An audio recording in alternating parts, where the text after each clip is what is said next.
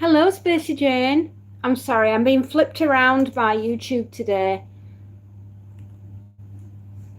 Mm.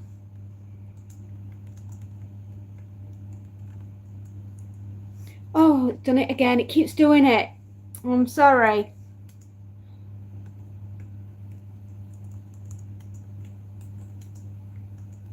I don't know why it's doing it. It's a really weird setup at the moment. Everything's good your side. How are things this morning? Or this evening where you are? I hope everything's a lot better than what it was yesterday tea time.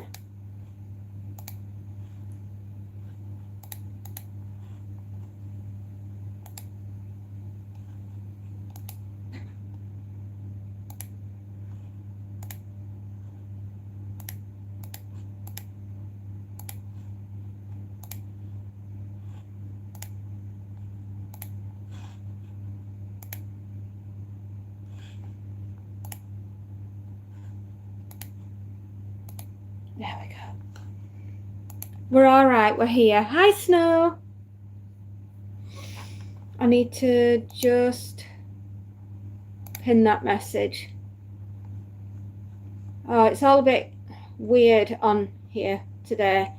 Hello, Snow, darling. How are you doing? It's been a decade. It feels like it, sweetheart. It really does. I'm running behind with everything today.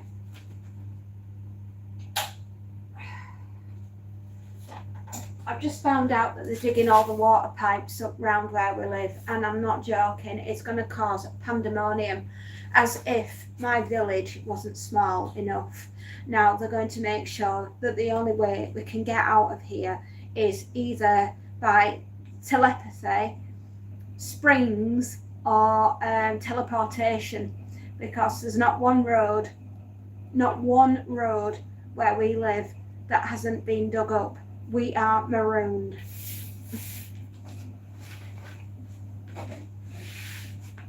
Got 2 new tyres changed, one of them, and get the other one fitted and balanced tomorrow. Oh, bless you, darling. What a night.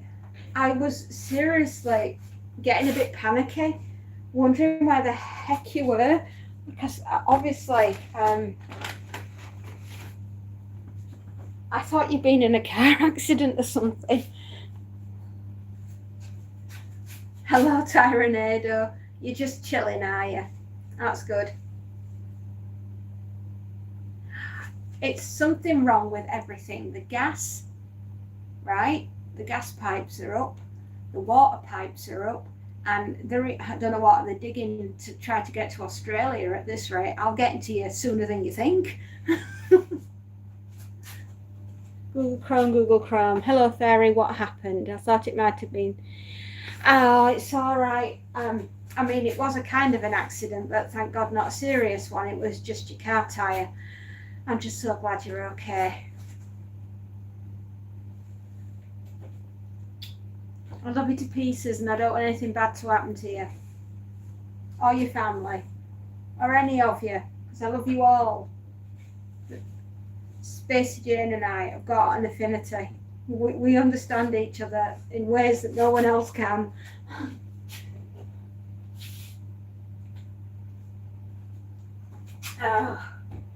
So yeah, they are digging for gold, methinks. There's gold in them there hills.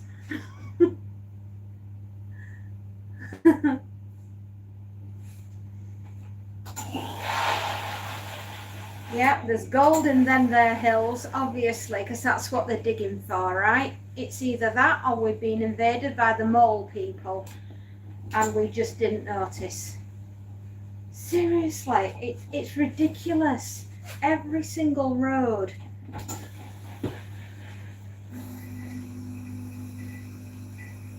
We're going to have to get pogo sticks to jump out of the village. It's the only way. We'll have to run the gauntlet and leap over the massive holes in the road.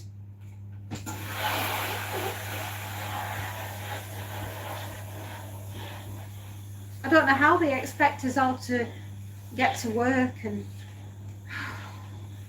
Nightmare.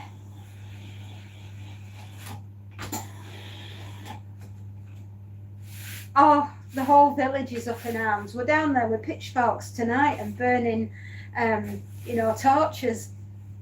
We're very Victorian round here, darling.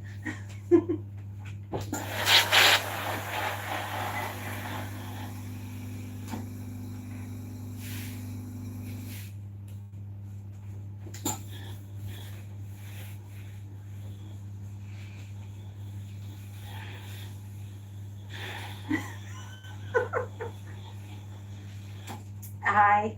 We're real Yorkshire about how we deal with stuff like this.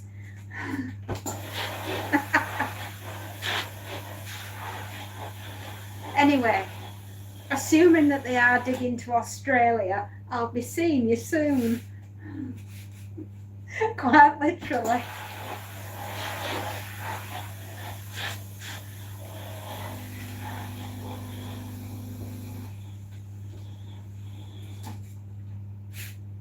Yeah.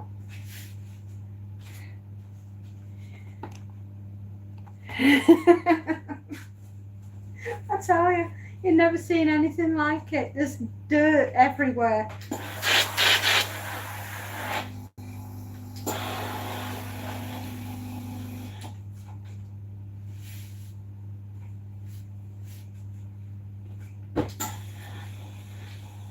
That's what's been going on, Tyranado. We've reached the end of our tether. We can stand no more. No more roads. We've got nothing left. We don't even have any pavements. We've just got the vague hint of what it once looked like. I'm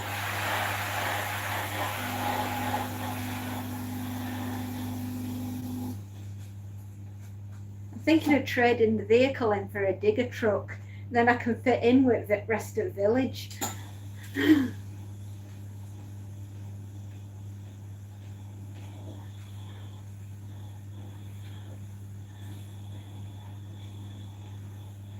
No. Where was it based? Probably based on us.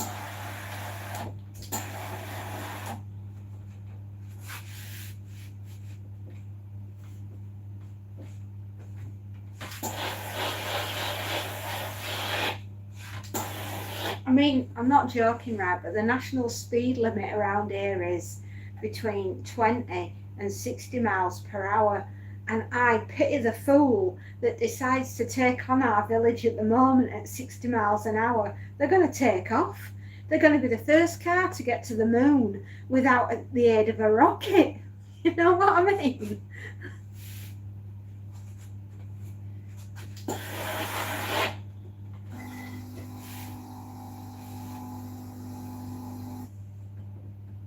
All right.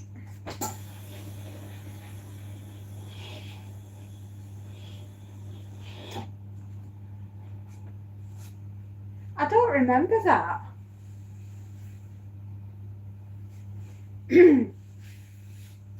How can I describe how we are?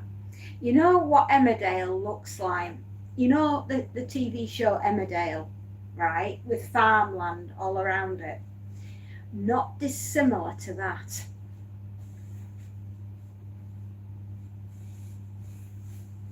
That's kind of like where we are.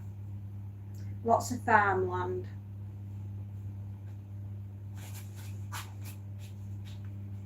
You've never seen Emmerdale? Oh, okay. Well, we kind of look a bit like that one. We don't have that. Oh, babes, you'll have to look it up on YouTube because that will look very similar. Sorry, I've just had a message.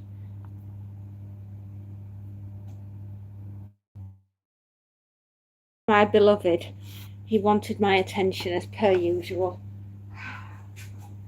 Honestly, men, why can't they get through the day? They can't, can they?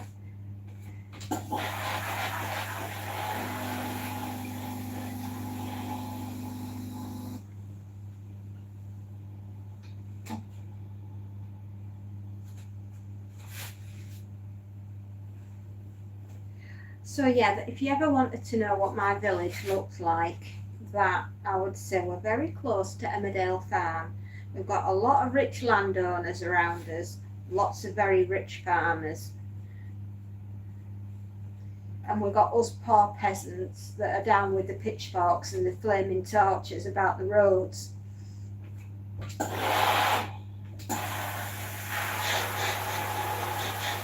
So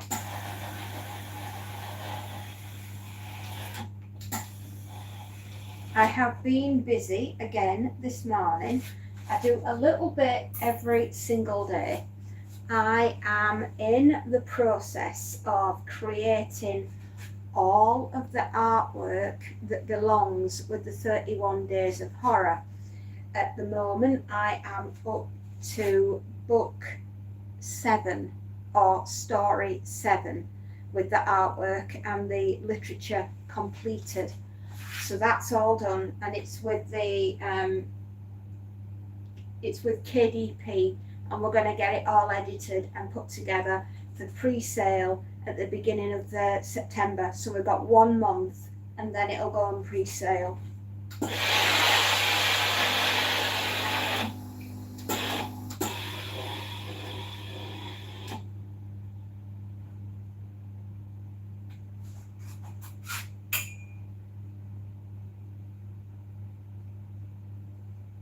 It's all really very exciting and very tiring as well, because I'm having to think of when you edit, when you do the artwork, and when you edit, and when you're doing all the presentation and all the publicity, and it's exhausting.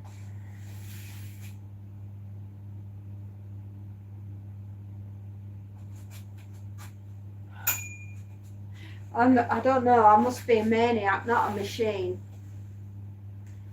But I do a little bit every single day. I wrote all the stories last week. At least I know that everything makes grammatical sense. It's all been spell checked, and it's all presented how I want it to go into the book.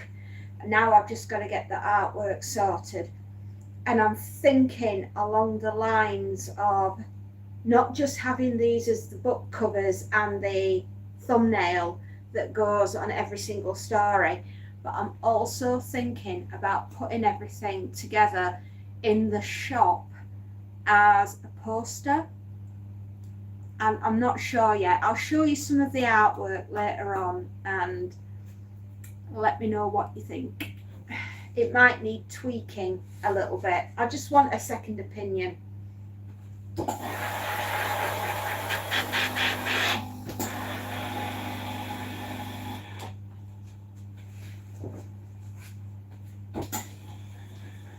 Plus I'm doing all the ironing as well, and making sure the house is running and making sure dinner gets on table. I tell you, it's out my brain and exploded, I don't know.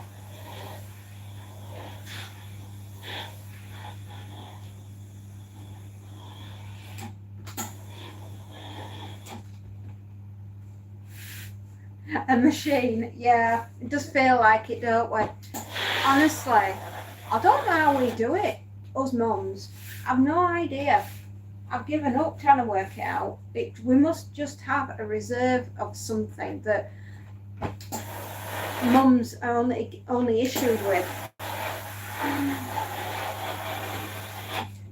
I mean, you're working full time, right? You're raising your boys, you're supporting your husband with the business, you're doing everything else, you're doing all the running around, and you're sorting out all the meals, and the mental load of that alone. And to top it off with running a business at the same time. I don't know, honestly, how do we do it? It's insanity.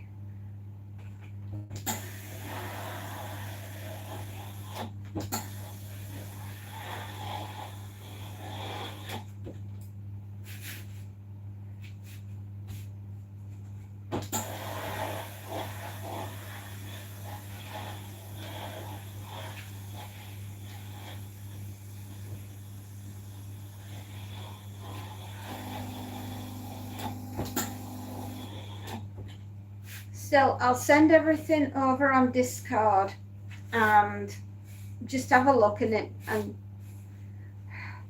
if make notes. If you think something needs changing, let me know and I'll make sure it happens.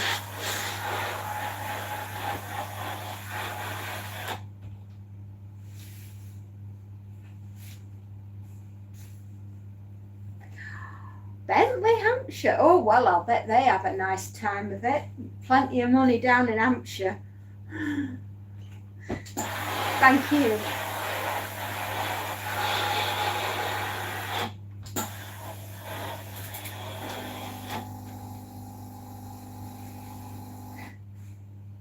TV series about the life and times of the villagers of Bentley. Ooh, Hampshire. So much money in Hampshire, it's unreal.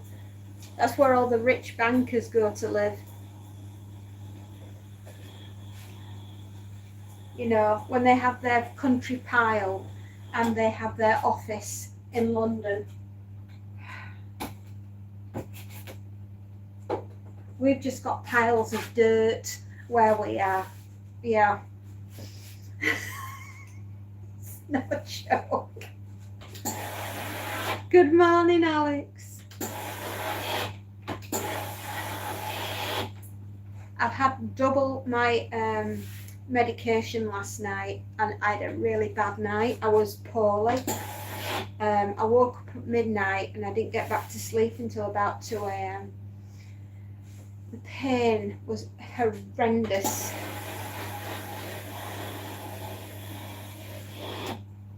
And I think I know what caused it.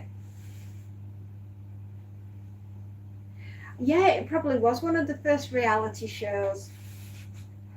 I don't think they'd survive the TV crew if they came up here and did a village in Yorkshire. It's a bit like, have you ever heard of a comedy show? It's quite dark. It's borderline horror. It's very, very strange, and it's called The League of Gentlemen.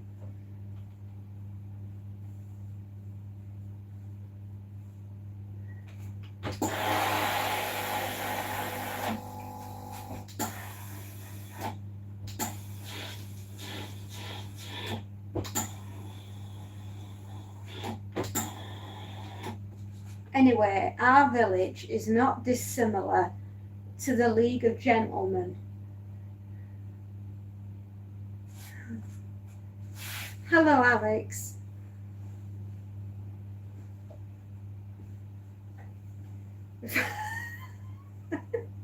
Alex, your one-liners are legendary.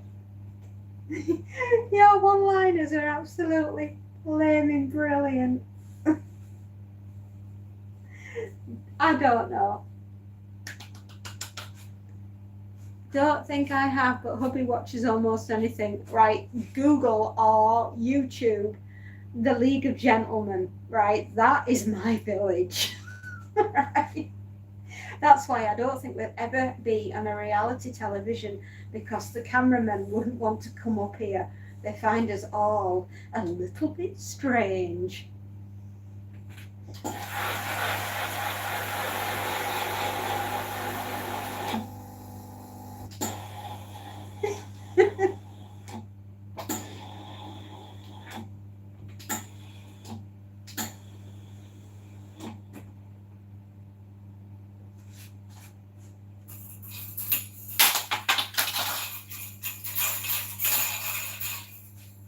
Throwing hangers everywhere. Yeah, early 90s. I swear to God, it's a docudrama on where we live. They came up here, oh gosh, who wrote it?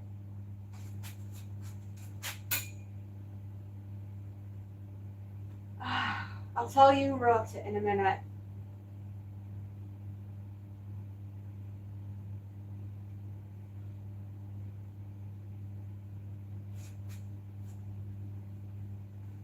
He's a really good writer. I love his work.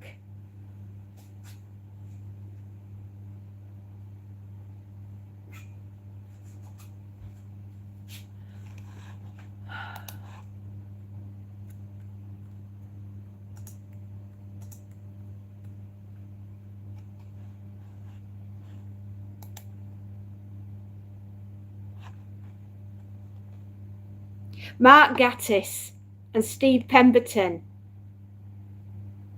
And it's dark surreal. Oh, thank you very much, Space Note. Yeah, Mark Gatiss, I absolutely love his sense of humour.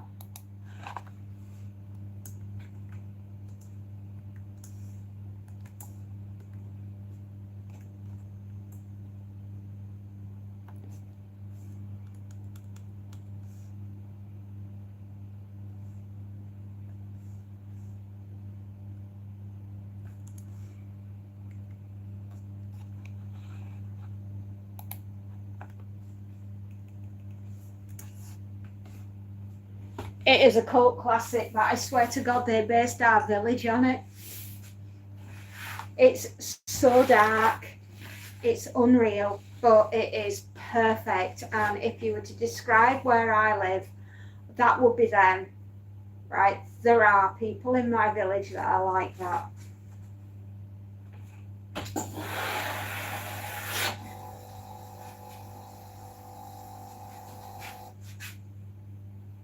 It's extra hard if you live in a small Yorkshire town. Oh, it does. I swear they did a docudrama. It wasn't meant to be a comedy. It was meant to be a real story.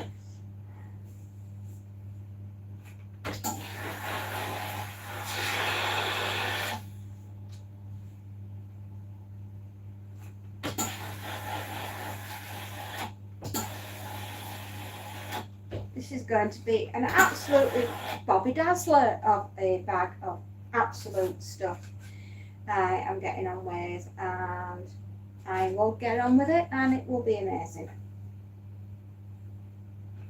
There we go. It's a kimono that I am doing at the moment. One of my local ladies. Hello, Red. How are you? You'll have to have a look and, you know, once you see it, right, find my character, right, because I'm in there, I swear.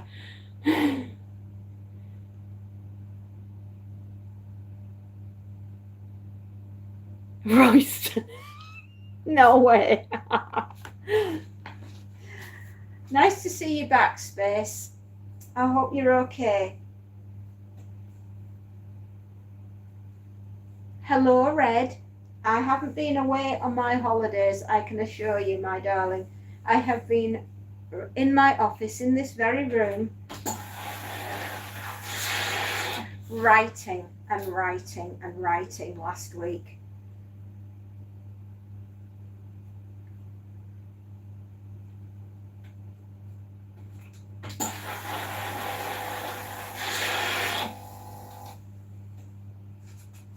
Writing like my soul depended on it.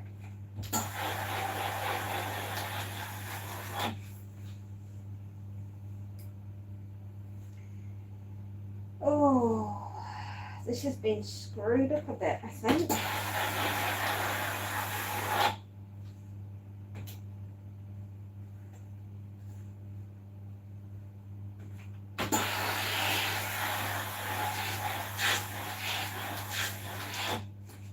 Oof, that took some doing.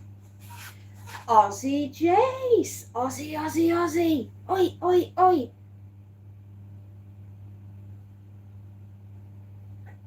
Oh my God, no! That is the most wonderful news. What was it in the end? Sorry, I'm fannying around with this thing. I am so...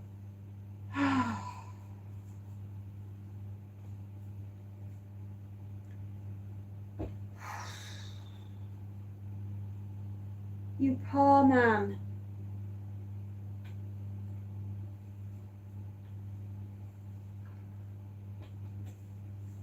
Good day, fellow Irish people.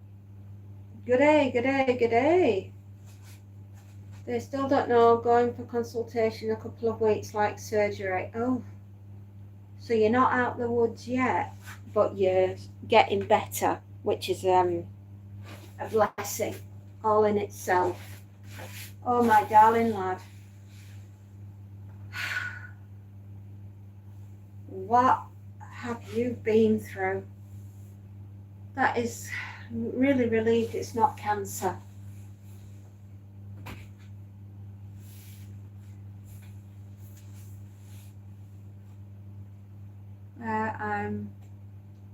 I'm voice testing, so some words might be confusing, might come. Oh, voice text. I thought it was voice tasting. I thought, how do you do that?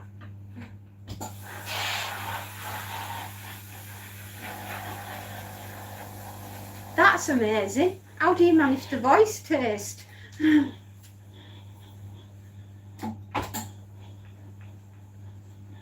Did he go into remission? There's a lot of things going on at the moment. We both of us had a big cancer scare this year. Mine was in the colon and the lower bowel and all that. And Space Nuts has been somewhere else in his body. The pair of us have been quite poorly this year. So, I mean, I'm just in awe that they haven't made a mistake, have they?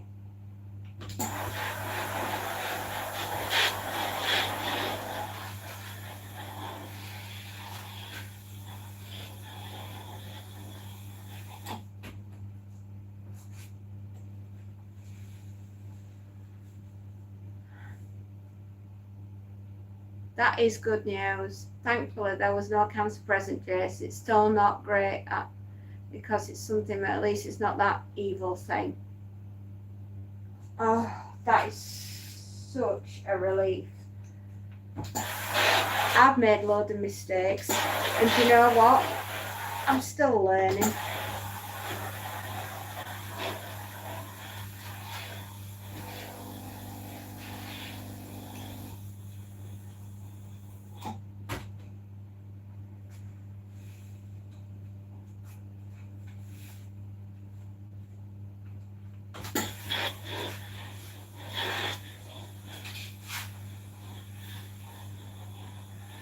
I'm so relieved. I really am. You've no idea. And I bet everybody in the nut house is absolutely overjoyed as well. They're just going to have to try a little bit harder, the assassins. Clearly, they can't keep doing what they're doing.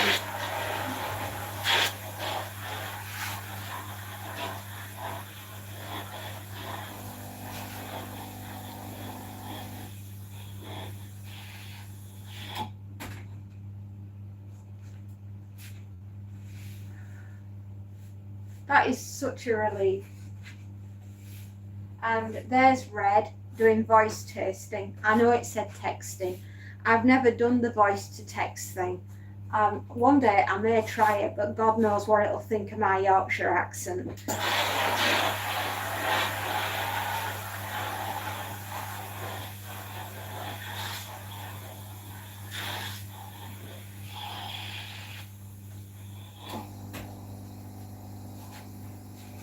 Got a goal, guys. I'm on my way to work and I'm just on the motorway. Ah. You mean you've got to go, not a goal. As in, he shoots, he scores.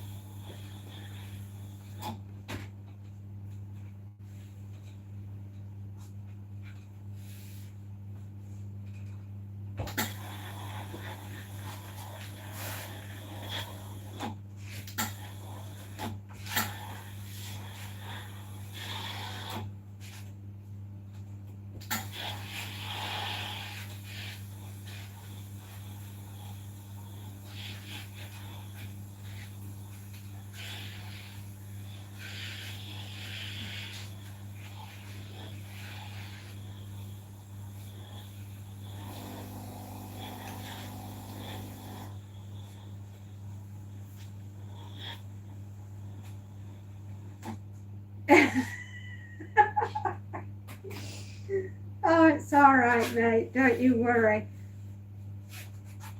Do you know what? You are, if anything, absolutely cheering us on today.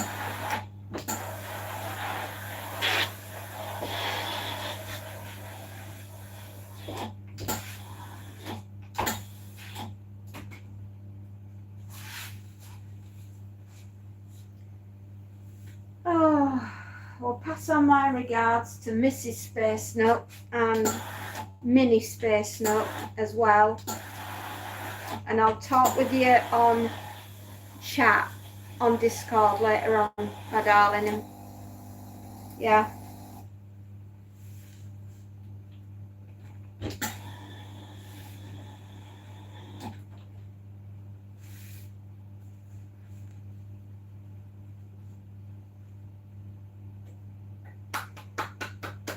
Alex, I love your sense of humour. No worries. He's all right.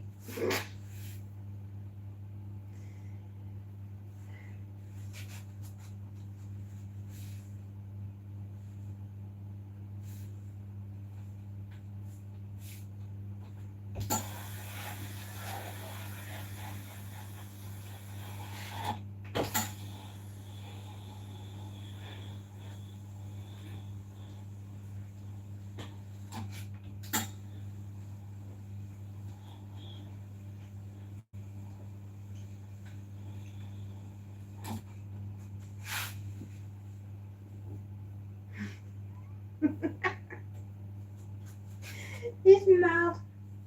Your sense of humour, Alex, is remarkable.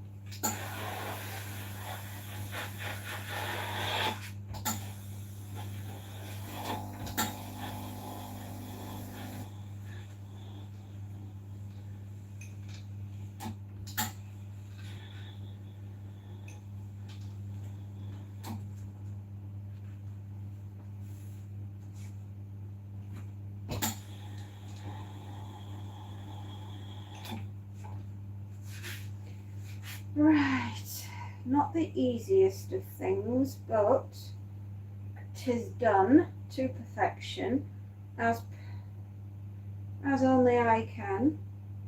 That is one beautiful silk kimono finished. Very nice.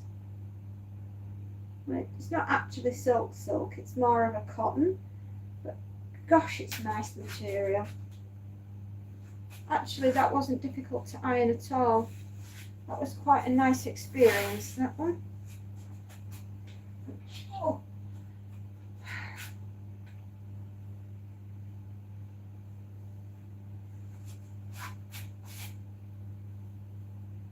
And it folded like a dream.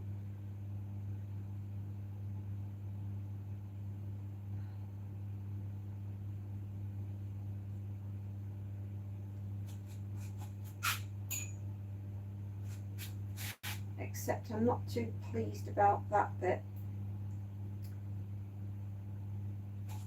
Okay, I'm just going to turn that over just there. That way then I don't crunch it. I'd hate to crunch. Yeah. Fine. Next.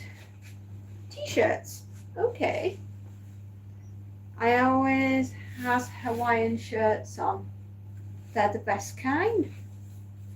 Dr. Hawkeye Pierce, famous for his Hawaiian shirts. Benjamin Franklin, Hawkeye, MASH.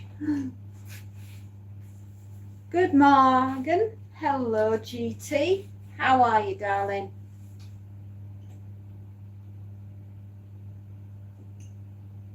Oh, Milton Jones. Genius. That guy, Milton Jones. My favourite one he ever did was The Great Catastrophe. It might be on Radio Sounds, but anyway, it goes on about a cat food company for a cat competition where all the cats get catnapped. And it goes like this: Funky Chunks. Funky Chunks. Your cat will get used to it. Funky Chunks. Fear the smell. Right, you have to hear it in its entirety. But my Lord, there wasn't a dry eye in the car. The family were all listening to it, and we were in tears. It was that funny.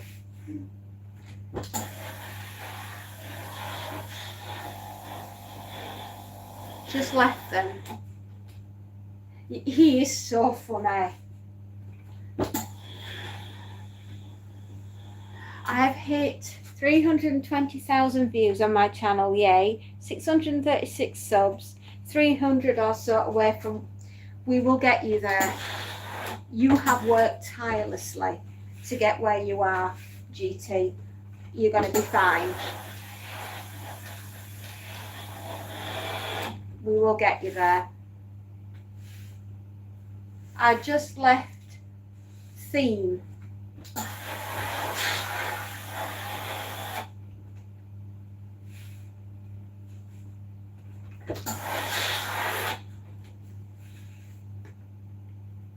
Whose line is it anyway? Love that. That's oh my gosh, the dude that did it, did he die?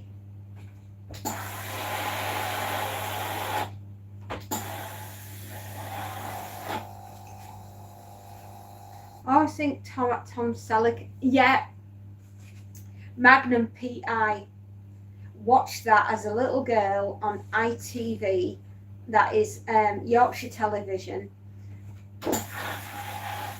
on a Tuesday night in the 1980s, and we absolutely adored Magnum. You know, back when there were proper things on telly. Decent stuff worth watching. The moustache is legendary.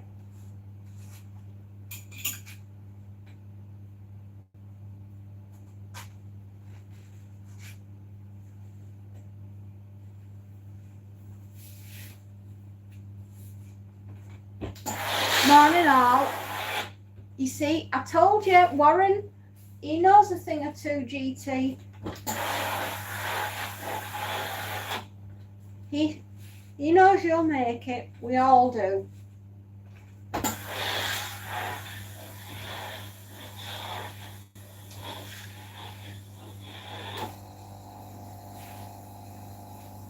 you know, I put 2 loads of washing on this morning. Emptied dishwasher, made the bed, sorted Monty, and this is on very little sleep. At the moment, I am surviving on 1 cup of coffee and a slice of toast.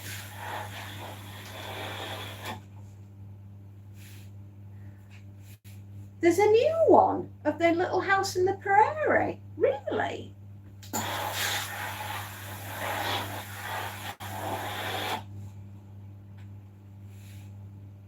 You will get strong support, absolutely.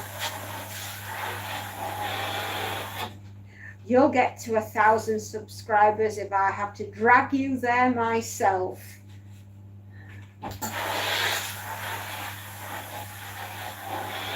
Given with such threatening love. It's not bad. Laura Ingalls, that's who wrote the books.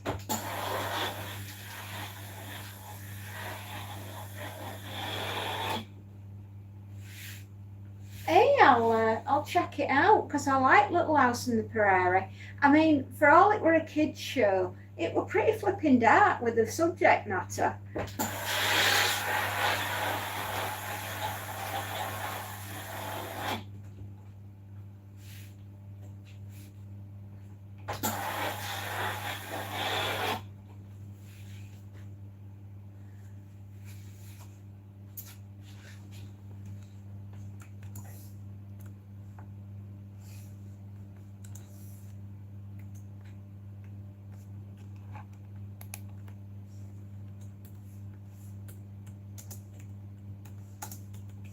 Thank you, Warren. Thank you very much.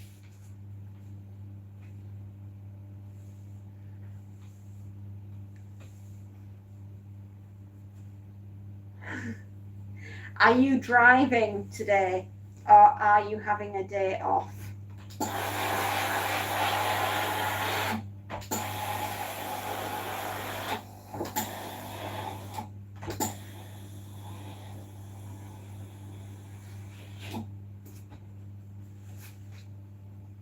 It did. Yo.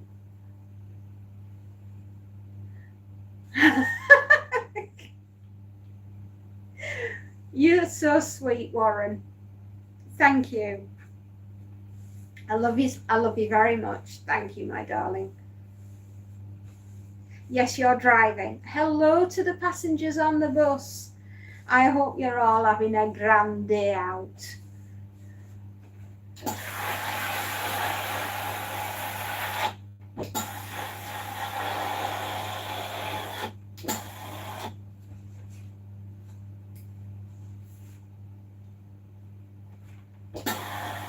Now, the main question of the day is, were you on time for work, or did you stop for a coffee? And have you run over anything today?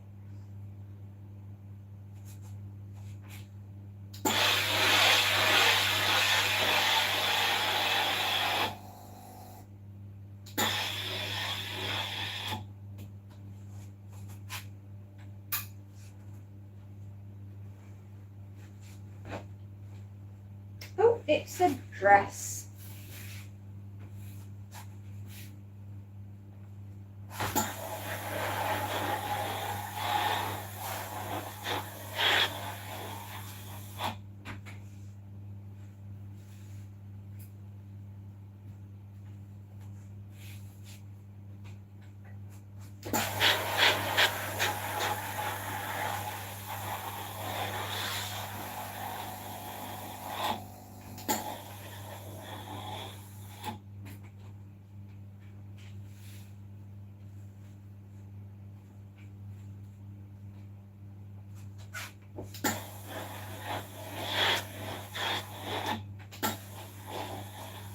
This is very nice. It's a cotton dress. Don't mind this one. It's behaving itself.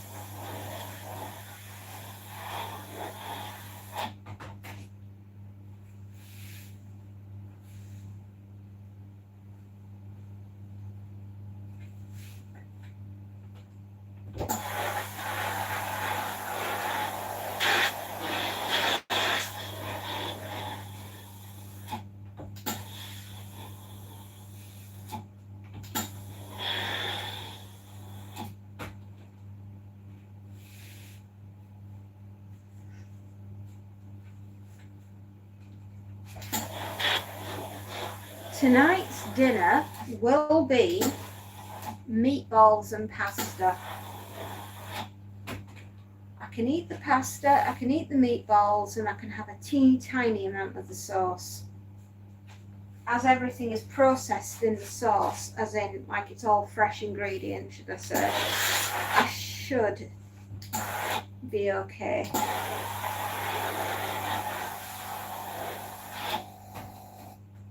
And we're not putting any onions in it, so I might be even better than I possibly was last night. We will try. If I don't like it and it doesn't do me any work, then I will be as poorly tonight as I was last night.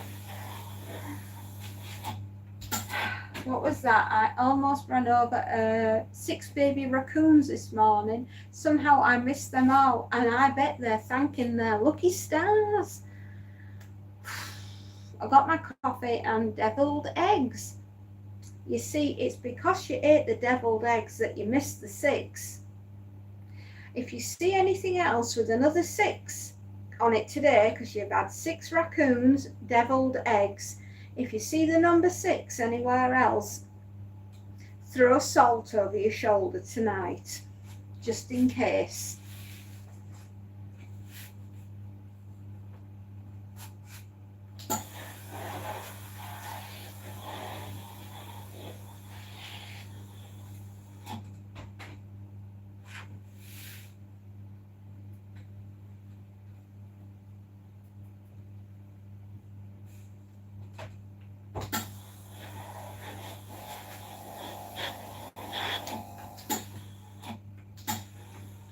Is anybody else looking forward to Halloween?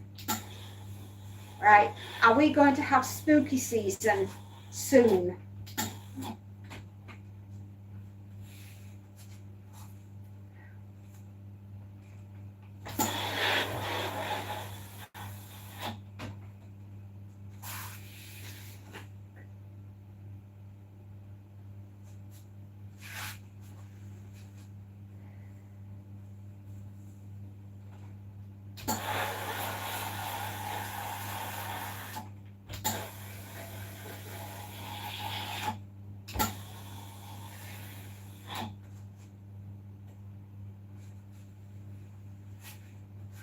Hello, Ozzy. When you said you left them, what have you left, honey? I was a bit confused with your message.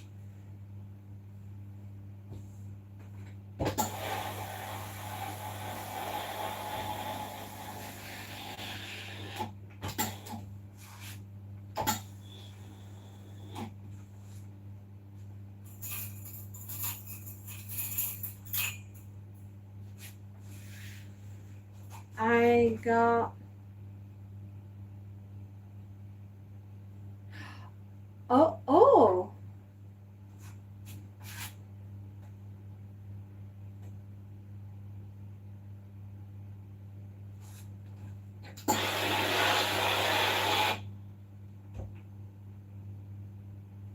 Right, this is a very long dress, so like the kimono, we are going to fold this in half and then over again and then lay it on here and pop it on a hanger that way, so it doesn't drag on the floor and get ruined, because I would not like that to happen to it. Oh, trousers. Yeah, trousers. You live next door to the pub. Okie dokie. Well, just remember, sweet pea, I sometimes have kiddos on here. Okay.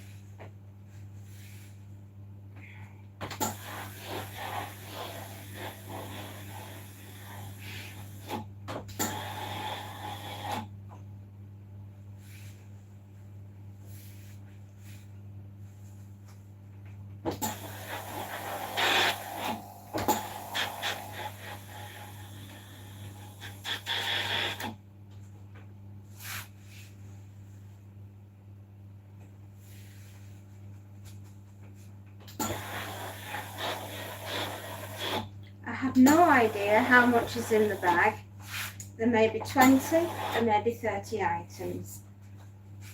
We will find out. I drive on Route 666 every day on my run while in the town of Sheffield, so I deal with such things all the time. Oh, you must have shares in salt then, chucking them over your shoulder. You must have a pile of it behind you.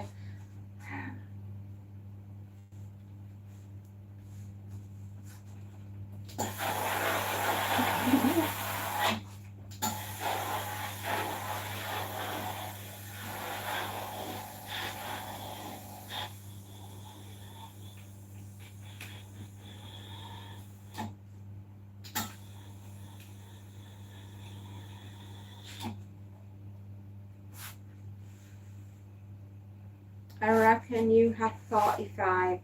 You might be right, sweetheart. We will find out.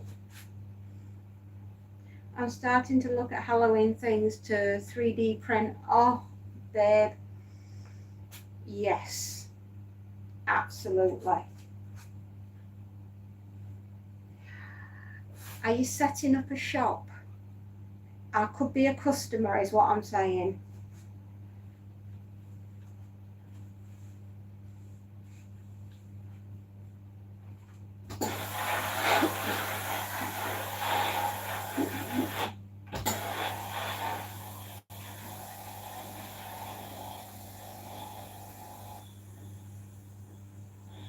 I cannot wait for Halloween. I am beyond excited this year. There is a lot happening. I was going to go away and have a little bit of a break in September, but I just don't think that's going to be possible now. I've got too many things that are happening. So I'll do it this way. I think in April next year, I might have a break.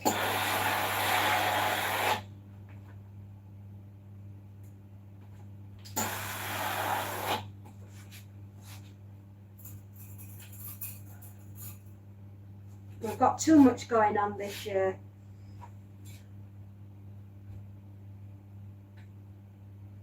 If I manage to get anything, it'll be a weekend away in November.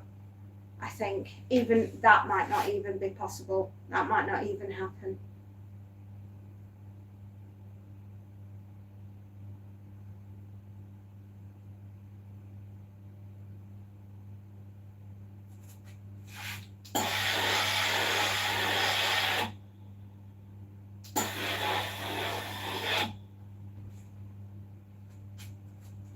I certainly know that it ain't a summer holiday time this year. We've got too much to do. Everybody's doing the great move, and it's going to be hard work. Mary, hello, darling. Maybe a holiday to Australia. I don't even think the plane will get off the runway. I am that busy.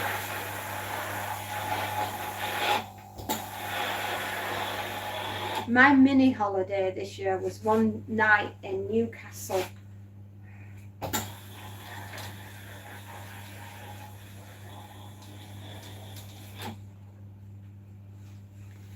Halloween is coming up. Oh, it is. What do you think of them coming out with a new Nightmare on Elm Street? I will have to sell my prints soon so I can buy more materials and print more. Nightmare on Elm. They're rebooting it again. To me, all right, I'm a big horror fan, as you know, and Sean S. Cunningham, Wes Craven, Tobe Hooper, John Carpenter, right? George Romero, those are my horror gods. You know, Tom Savini for special effects. Stephen King, obviously James Herbert. I'm a girl of the 1970s and the 1980s, and my heart firmly belongs in that time for the horror that we got in that era. We were blessed, right? And I would really, really like them to come up with some new characters. We've got new, fresh directors out there and new, fresh ideas, and we're just not producing anything.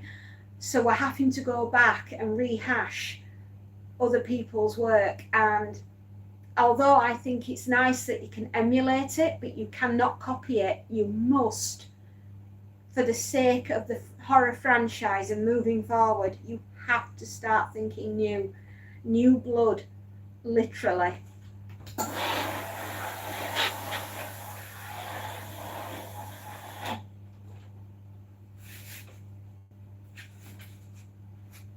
Hello, Lake. How are you, my darling? Hello, Mary Sharp, my darling. They say they're going to follow Craven's scripts and concepts.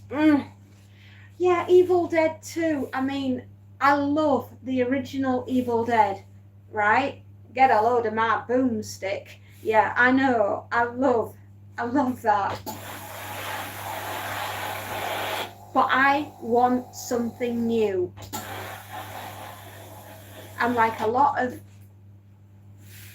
We grew up, didn't we, in the best of times. We had the best music, the best fashion, questionable, the best horror, the best movies.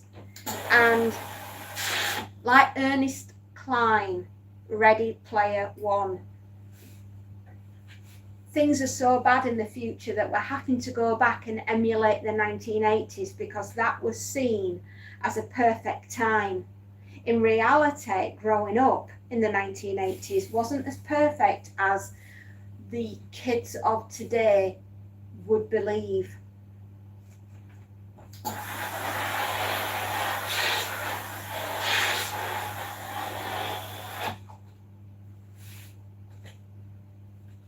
I want the youngsters to have a fair crack of the whip, right? I want them to be imaginative. I want them to write a script from up here. I want to see a concept of a horror from them. We did. We had Walkmans. We had disc. Does anybody remember the Discman? Do you know they put one in the Smithsonian Museum last week? Do you feel old yet?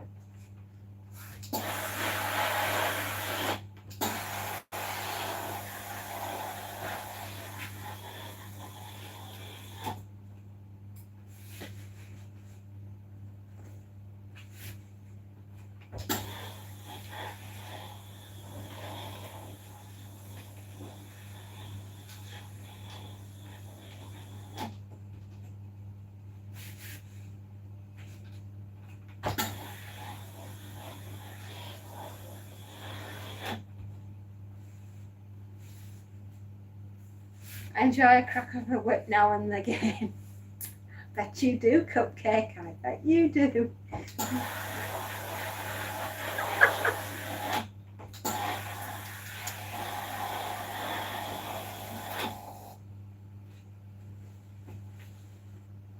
No, it's when I found out that they put a Sony Discman in the Smithsonian Museum, and I thought, blimey. And apparently it's museum worthy now.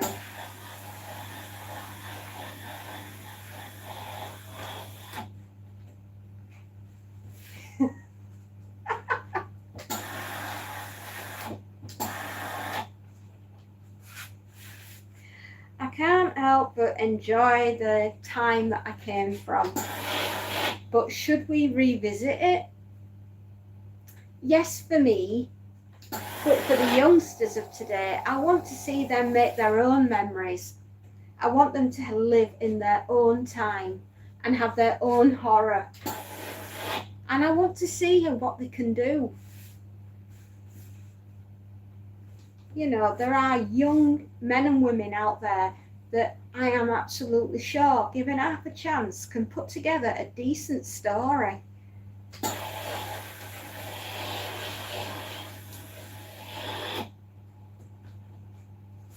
Yeah, everything is a remake. I mean, how many times do we have to remake Chucky? You know, Child's Play.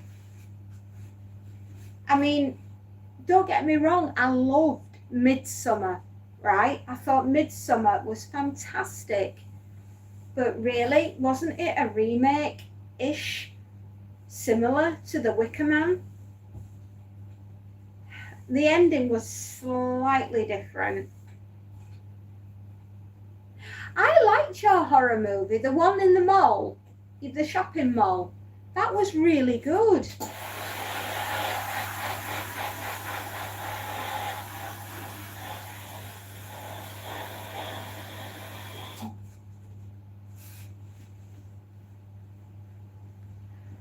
I know, have you ever seen the movie Ready Player One?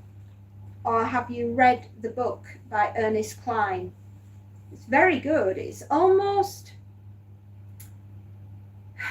it's not exactly Neuromancer from William Gibson, but it pays a great homage to it.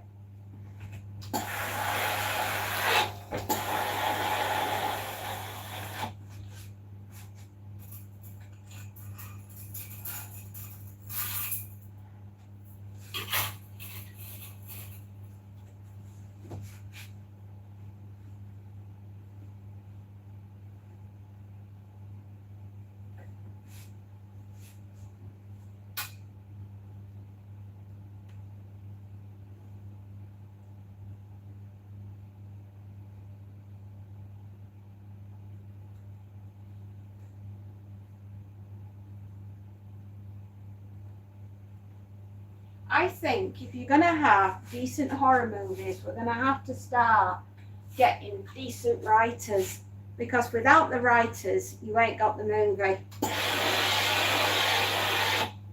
Right? We want some originality. We want some exciting things.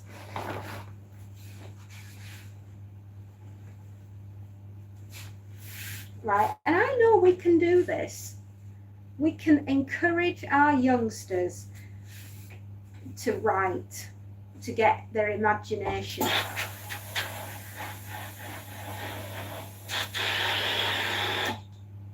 At the moment, there's a great big push on Gothic fantasy, which is very good, but not everybody wants Gothic fantasy. Some of us just want...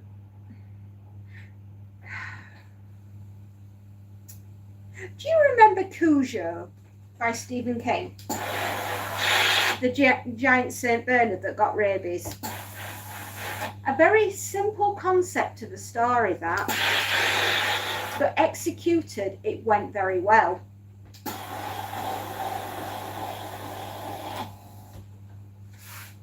Terrifier. Now, my jeans are so creased. Well, you have to get them on the board, and look what I'm doing with these trousers, and copy. Just don't put yourself on the ironing board and try to iron them whilst you're wearing them. I didn't like the Terrifier, and I'll tell you for why. It was more gore than original concept thought. You can have horror, right? But don't get me wrong, there's a place for goriness, right? There really is. And then you have to marry it with a decent storyline. And if you can't marry it with a decent storyline, it just becomes torture porn. And no, that ain't my bag. I don't like films that are gratuitous when it comes to gore and pain and Hostel, right? Hostel and Wolf Creek. Eli Roth. I know he didn't do Wolf Creek, but he did do Hostel. There was no storyline there. There was nothing. Just a bunch of people running around screaming and getting dismembered. Right, that was Hostel. The other one had a kind of a storyline, but for me it was just borderline too gruesome for what I wanted. So I didn't enjoy it, and I ended up switching it off halfway through. Yeah, I just didn't think that there wasn't enough there to keep me interested, and if all they were doing was running around and chopping people up, then that's not for me. I think as I've got older, my tastes have changed.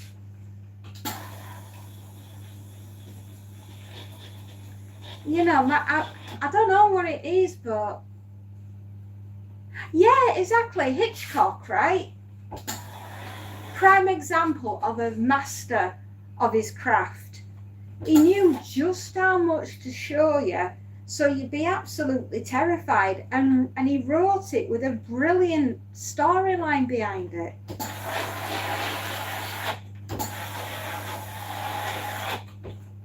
And you've got, if you want to scare somebody witless, do it with Creeping Dread.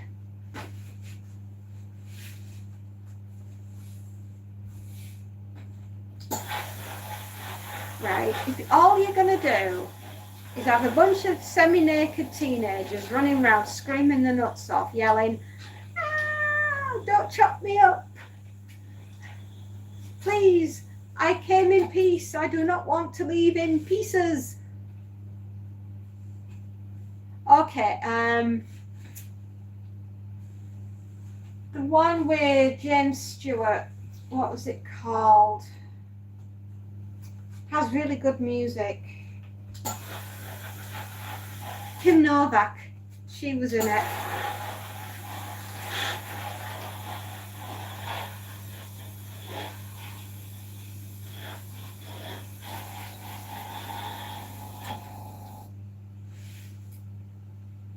Wasn't he always looking out the window? The Rear Window.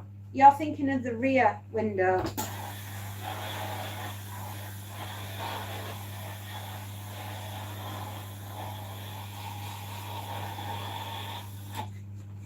Tension. Yeah.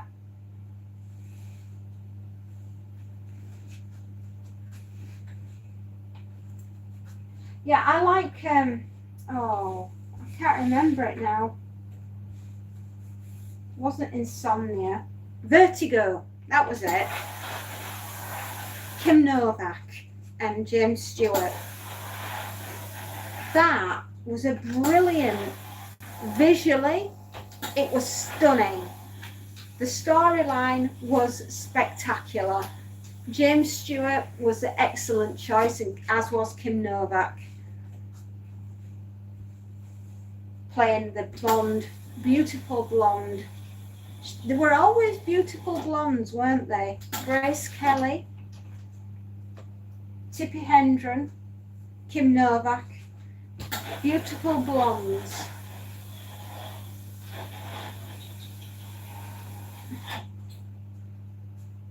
The Birds was disappointing. It's Vertigo. Yeah, that's the one I'm thinking of.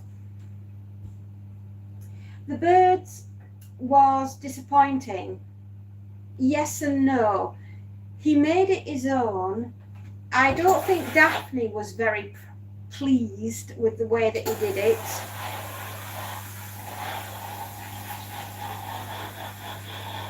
Because obviously Daphne's story was considerably darker and set in Cornwall.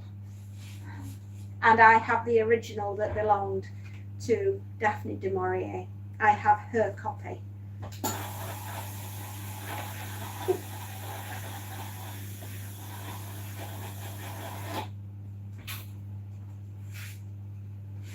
Tippi. Ooh, well, Alfred was absolutely infatuated with Tippi Hedren, and he was prepared to leave his wife for her, and he made a move on Tippi. Basically, it was in the back of his car, allegedly. I like to say allegedly with everything. And he made his feelings known, and Tippi did not want anything to do with him.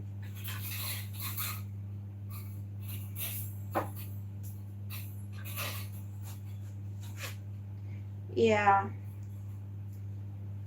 So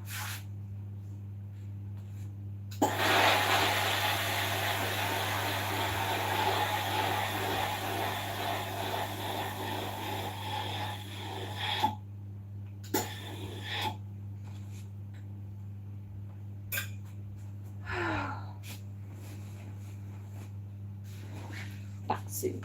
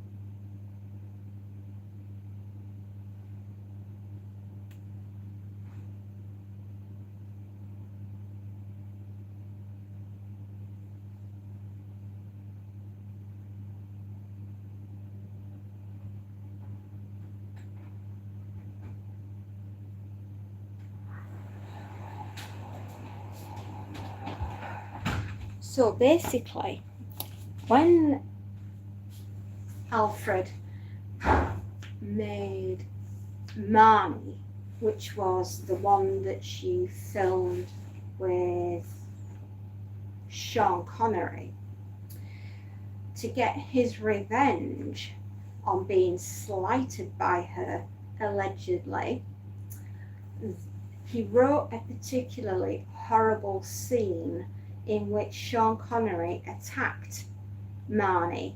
Yeah, you know, Tippi Hedren had to go and act out this scene, which was particularly offensive to women. And the final scene on Marnie that you see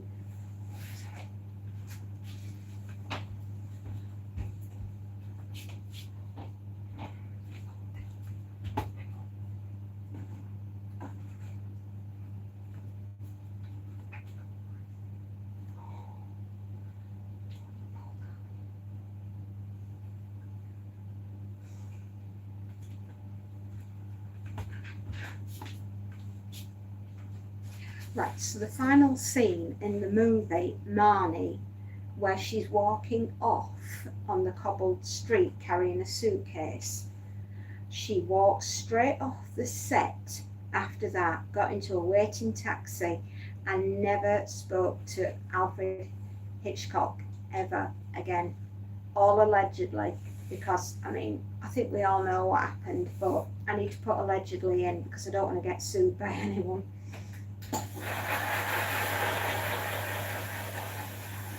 Yeah, he would have done anything for Tippi.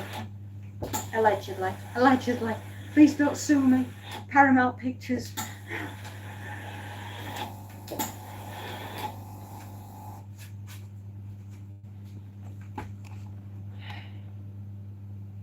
You threatened to run a creation, didn't? No, he didn't. But he did do Tales of the Unexpected, which were very good. Yeah. So, yeah, that's what happened between them. I keep saying the magical word, allegedly, because I do not want to be sued. But the original, The Birds, originally was set in Cornwall, and it has a very dark, depressing ending.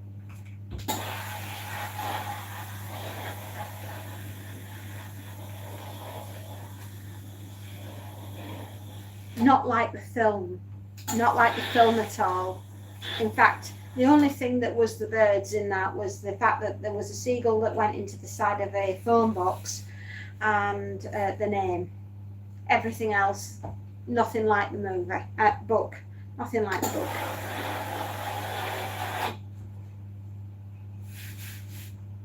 Yes, he did Psycho, which was written by Robert Bloch. I have some of his work.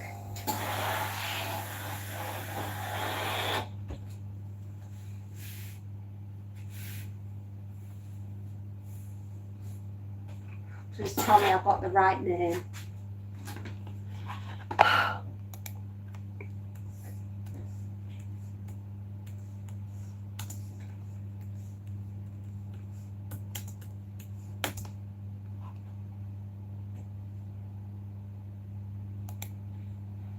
Robert Bloch, I was correct. Yes, I have some other works by Robert Bloch, and I love his work.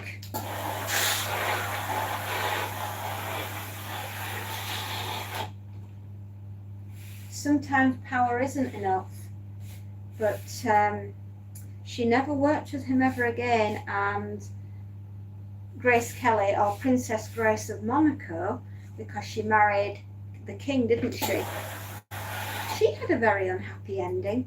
She was driving along the coast and her car went off a cliff. She died. And that was the end of Grace Kelly.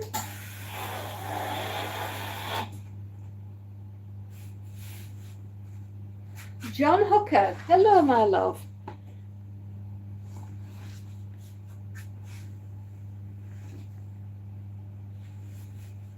Chupacabra.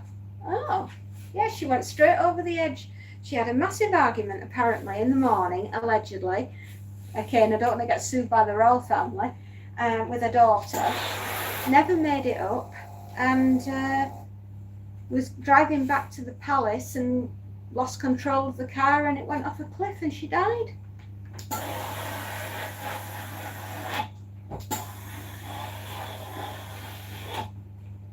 Yeah.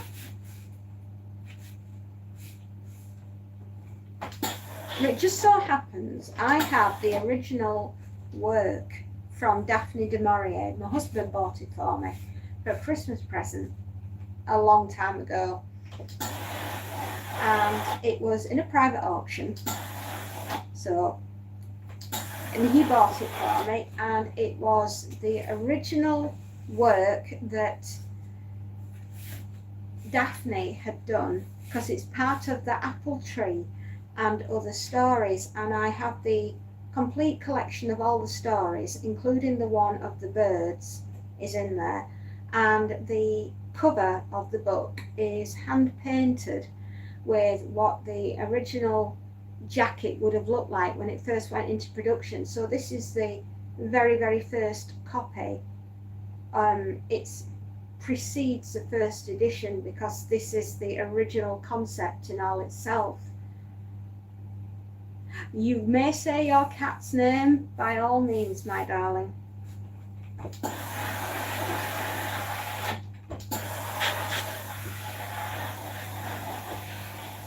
And one day, when I am no longer on the planet, someone is going to have to become a custodian of all my books.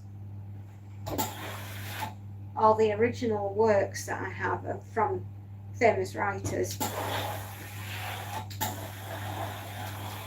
And I wonder who wants to have the job.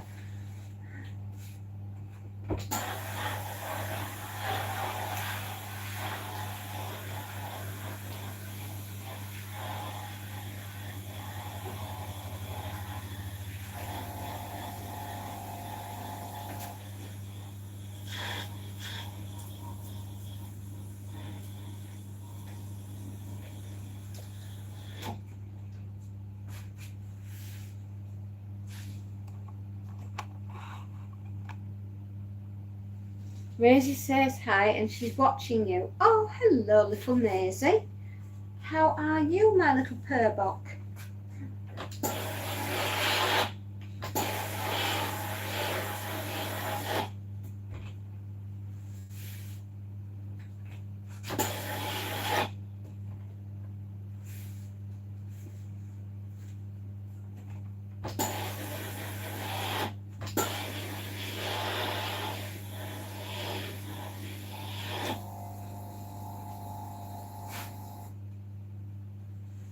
Maisie is a great name for a cat or mother.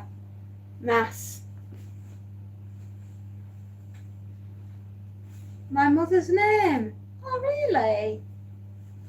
Oh, that is beautiful. So the cat has many owners and has many names that belong to the cat.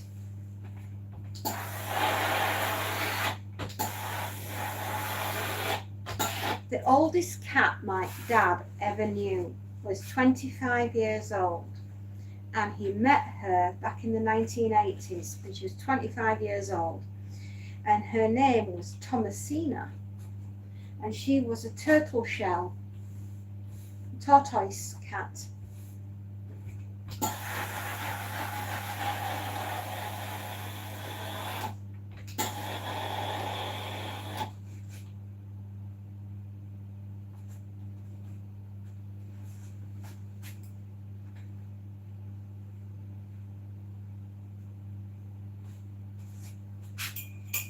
I think I would have been about 7 years old, maybe younger than that actually, because it was right back in, yeah, I might have been about 5 actually. So that's a long time ago, isn't it? 45 years ago. Say it quickly, don't upset yourself. But correction. She's a little tick. She's always on your side. Oh, bless her. She knows where it's good.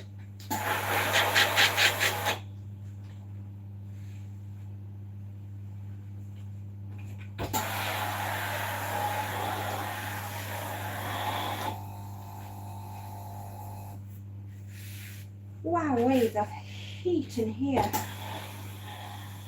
18 degrees, you wouldn't think it. It feels a lot warmer than that. Tortie cats are pretty.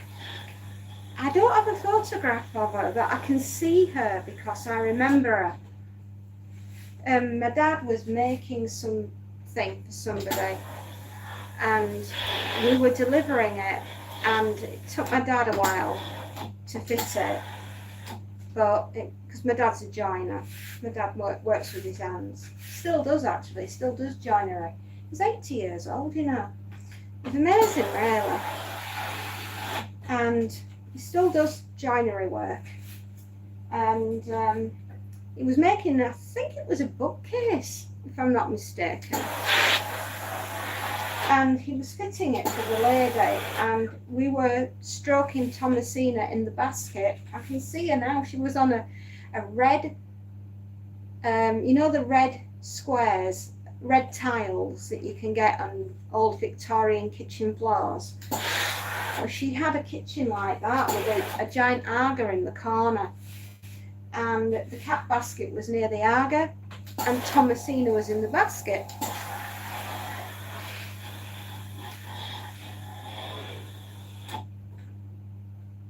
I got here too early. I'm still waiting for the two monkeys to turn up. Oh no, you're too early.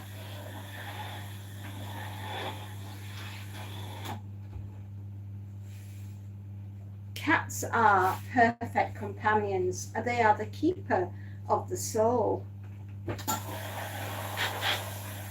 I do believe that if you have a cat or a dog near you, then bad entities cannot take over.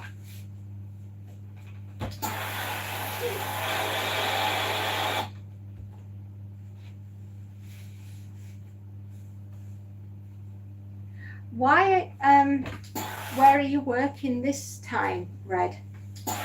Why do you need a monkey?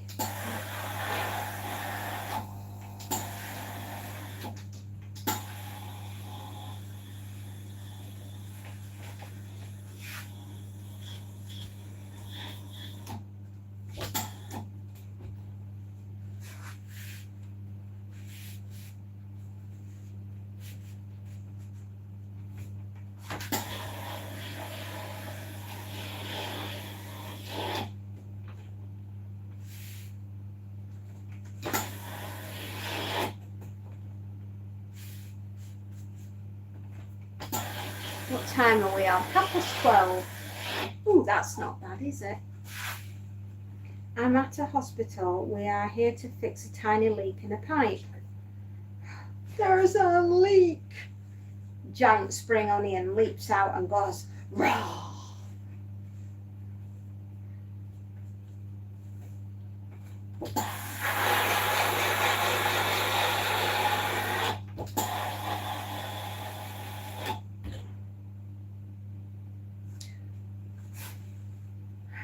In the sterilizing department.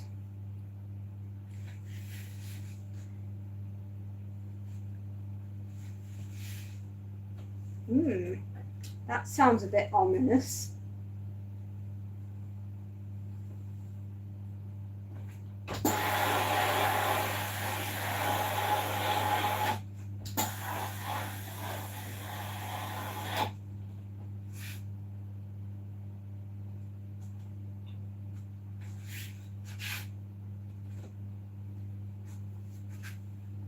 I hope it's laughing gas that's leaking. Oh gosh.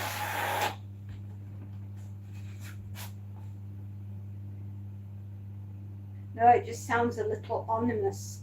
When you say sterilization, I keep thinking something else in my head. It's just not, it's not computing well.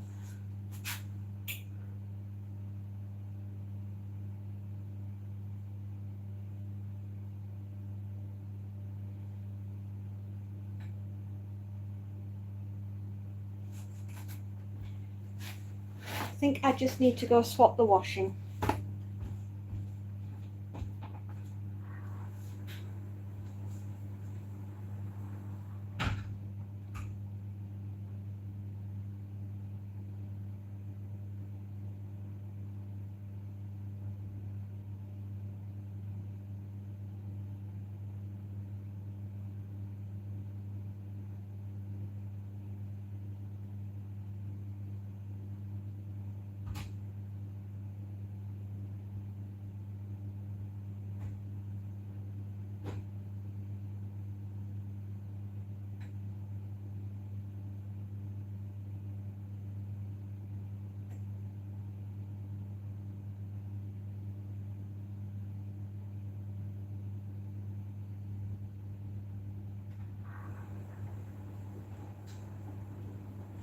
Here we are, all sorted.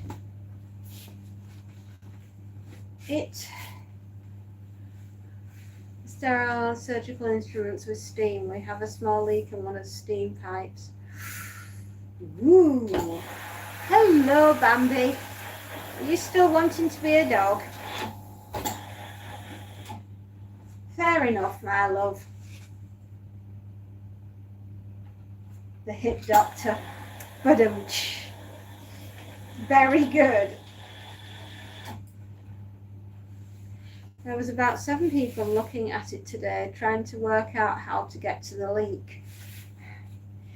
You'll never get my onions. I bet that's what he's yelling.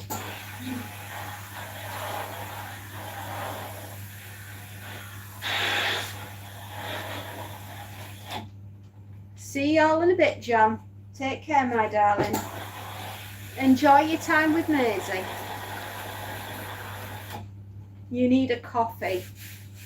You're a good dog, are you, Bambi? Oh, bless you, darling.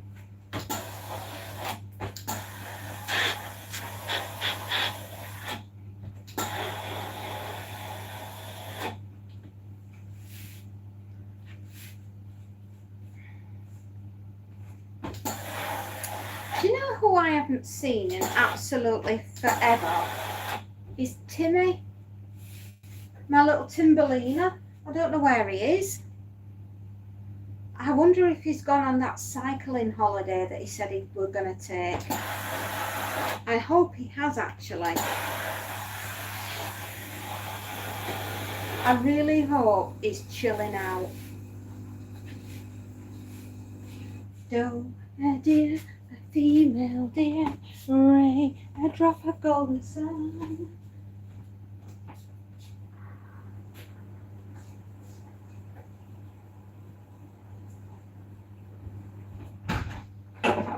Ran out of water.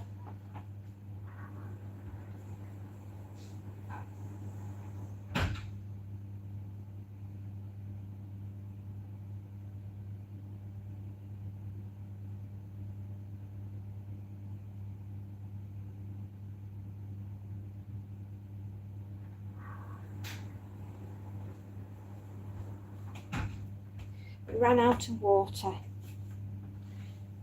Me, tea, I drink the slice and bread. Me, a name I call myself. Far, a long, long way to go. So, a needle and some thread. Far, a knot to follow. So, tea, a drink with jam and bread. That brings us back to do, do, do, do, do. Good earworm for you. I just wanted you to know that I've seen The Sound of Music many times.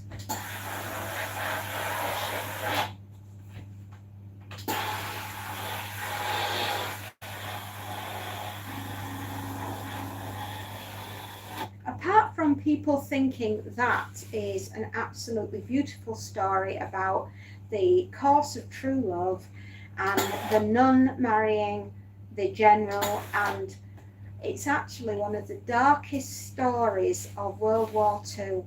Imagine, if you will, that you have been taken from your convent to take care of the Baron's children in the middle of the Second World War, only to find out that he has fallen out of favour with the Fuhrer, and they have to make a very daring escape over the mountains with the entire Von Trapp family to get to Canada and the safety, otherwise they'd have all been sent to a death camp. That's the real story, allegedly.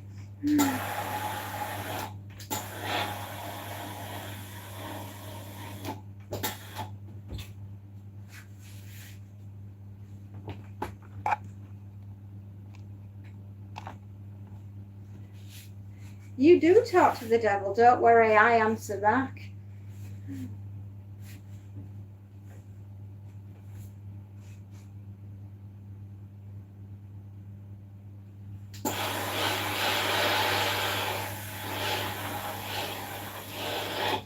What's that in The Sound of Music?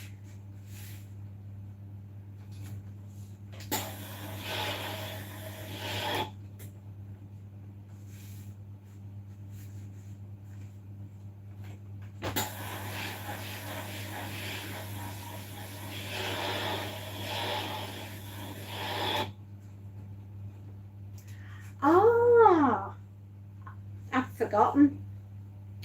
Can't have been paying that much attention to it, can I?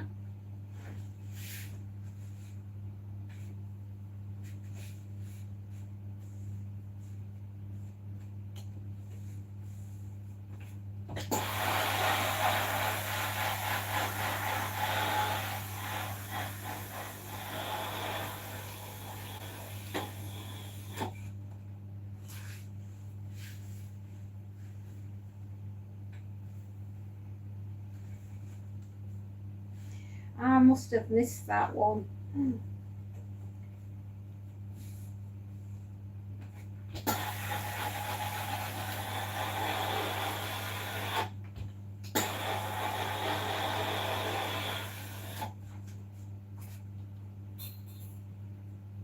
Has anybody been to see Steven Spielberg's latest movie, Disclosure Day? Has anybody seen it? I haven't seen it yet, and I'm wondering whether or not to go and see it this weekend.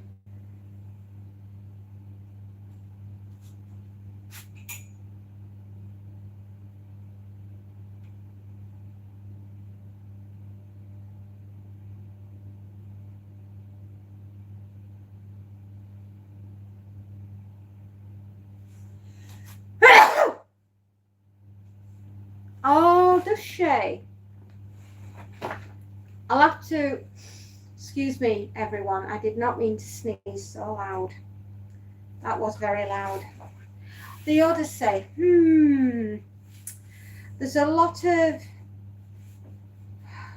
controversy about the Odyssey. I mean, don't get me wrong, I like a Christopher Nolan movie. I do. I think the guy is very, very clever. But has Christopher Nolan bitten off more than he can chew with the adaptation of the Odyssey? People have always said it's like Frank Herbert's Dune, unfilmable because of the amount of intricacy that has gone into the fabric of the story, and certain bits have been omitted, shall we say.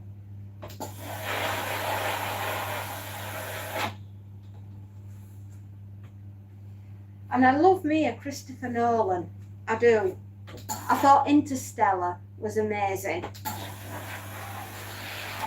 And now there's a guy that can give you a story.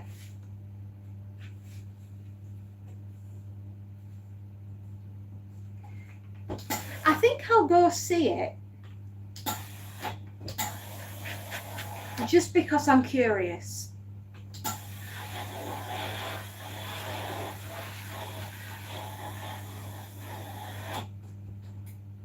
It's like this is our opportunity to go see Charlton Heston in Ben-Hur moment, right?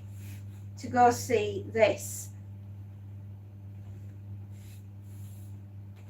I mean, it can't be that bad. Matt Damon's in it. In fact, there isn't anybody that we don't know who's not in it.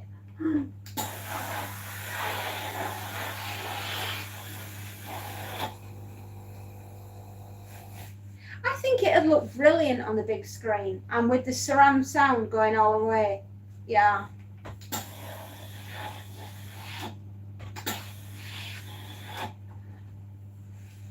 It's got Tom Holland, I think. I don't know if Zendaya was in it.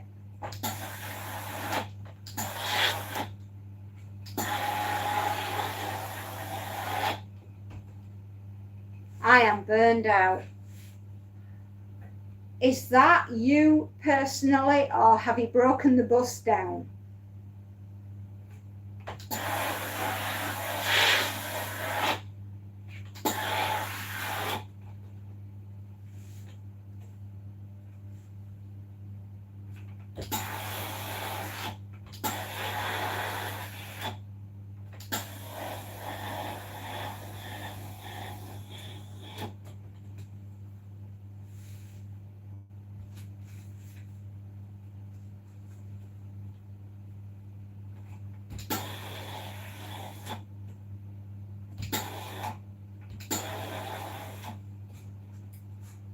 I'll be back. Okay, Annie.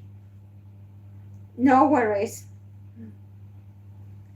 I have 20-foot screen for Outback, and I have not got a chance to use it this year, and it's burned out. Oh, it's bummed out, not burned out. The weather, of course, you've had it very cold. You can have my heat anytime you want, my darling. You can have the heat of the seat anytime you like. I'm sorry, I'll get my glasses very soon. I will not be making any more mistakes.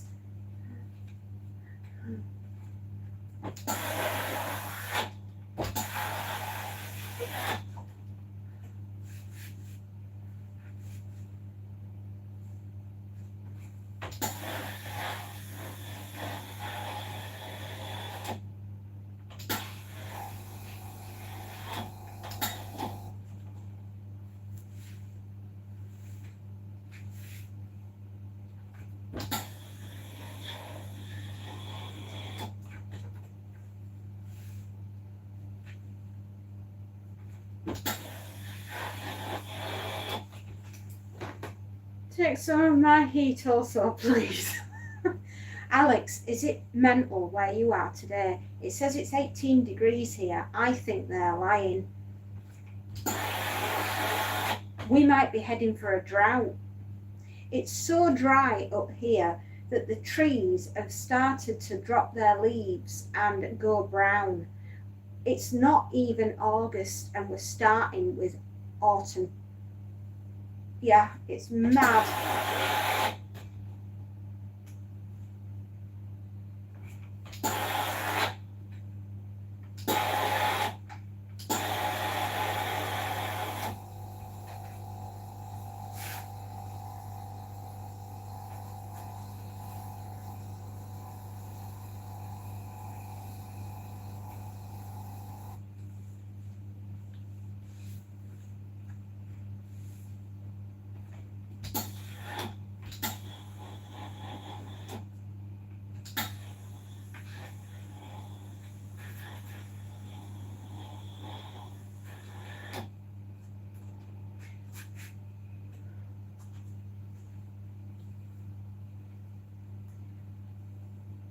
We haven't been able to use our garden this year yet. We need to do a major construction repair job. In fact, we need to take the whole staircase out.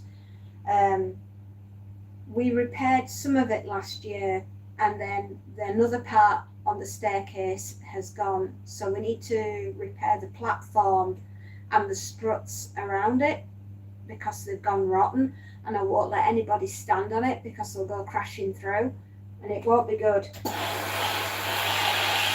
It will not end well for whoever is stood on it. I mean, I would load up the life insurance, to be fair. You know, don't stand on it, in other words. We have got a cutting list, and we're going to rip the old bit down and put a brand new part up. Yes. It's back again, Spacey Jane. Where have you been, sweetheart? Did you go for dinner? Was it nice? How did you get the car home?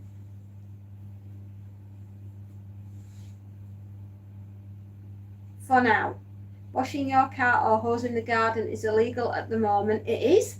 You can't water the lawn, you can't wash your car. The only thing you can do is wipe the bugs off the front and back of your registration and make sure your screens are clean.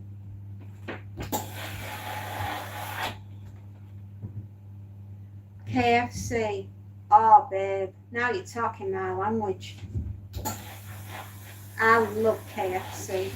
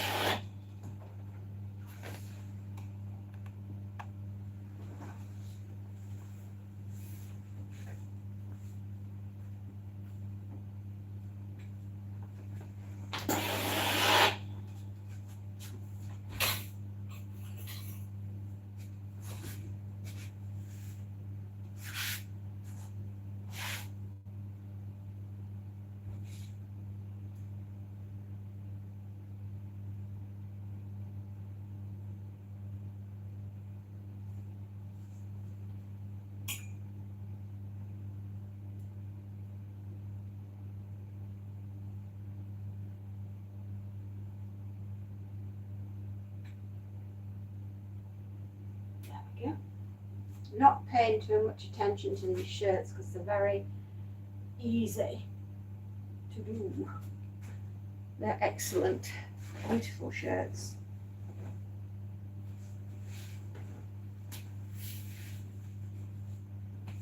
I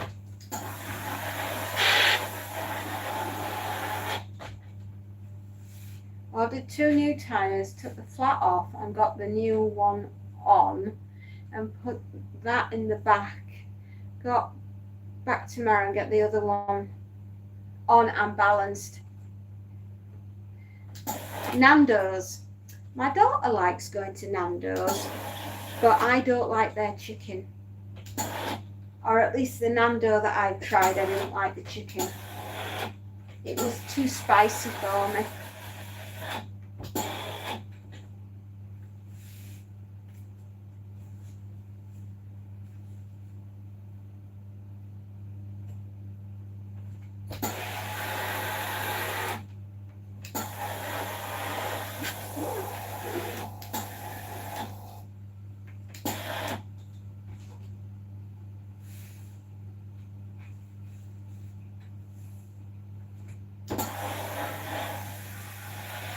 Oh, there we go.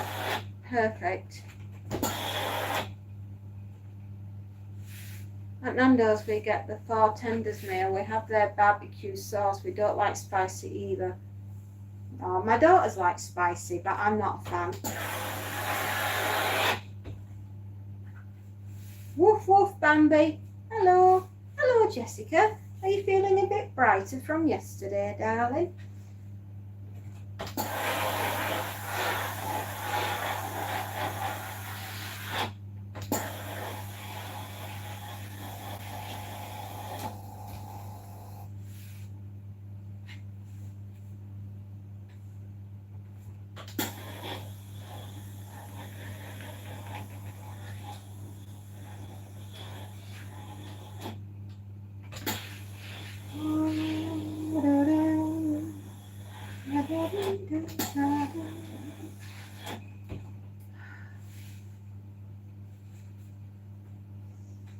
Scattered like the wind, yes, scattered like the wind, yes, wind, scattered everywhere.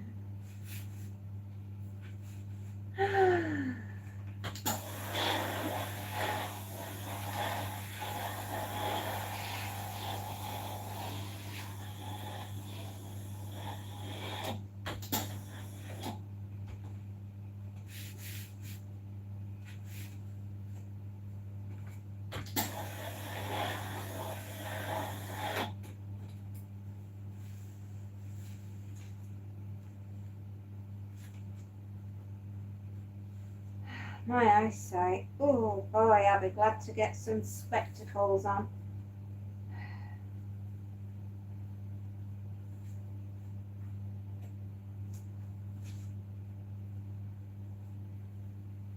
Oh, do you know what? I look at it like this. I'll soon be through the ironing. I'm back and taking your rubbish downstairs. Ooh. Okay, well that's good. You're being super productive and super clean.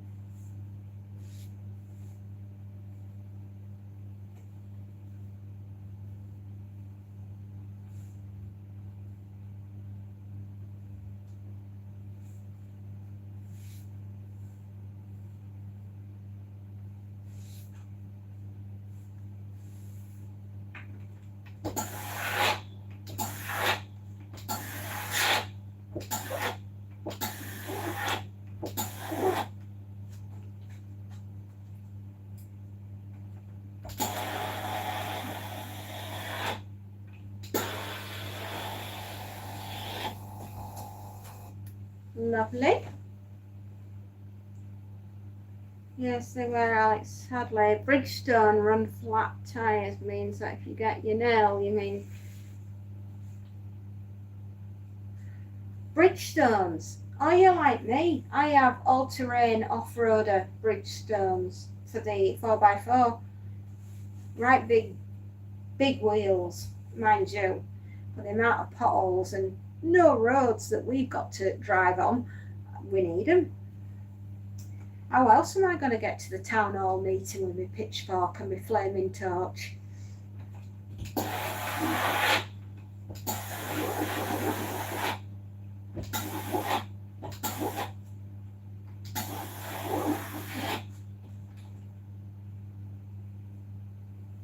I must admit, I do like a Bridgestone. They're very good.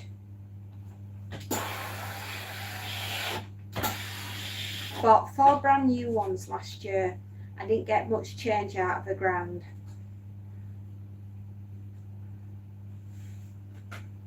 They were expensive. But then again, you're paying once for something that's going to be highly, brutal.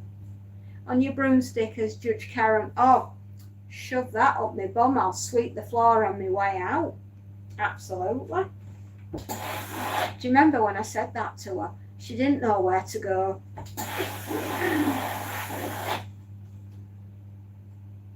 I know. They're even more expensive now, judging by what you've just told me. But you get what you pay for, and Bridgestones they're up there with Pirelli, and I love Pirelli tyres as well.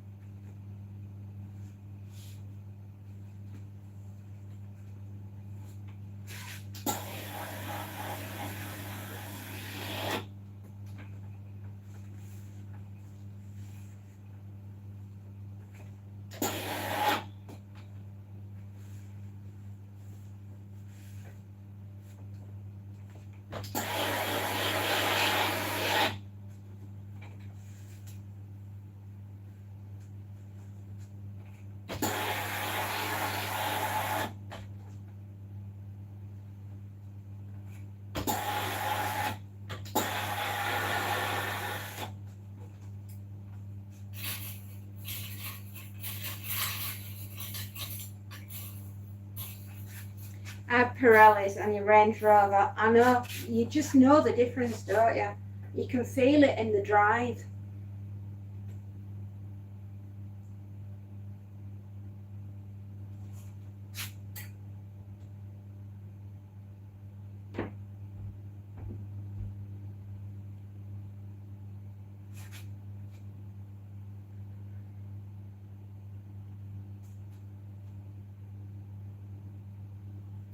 Oh, hang on, I missed a bit.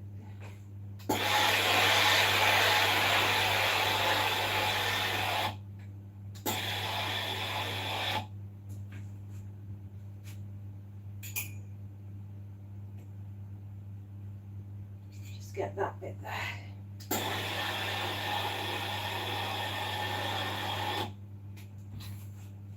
Right, check the back.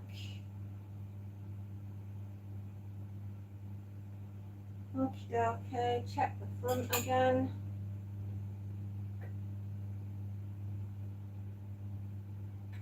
Yeah, quite like that. Ooh, fancy fancies. Had one said on for 42,000 kilometres. What's that in miles? Because every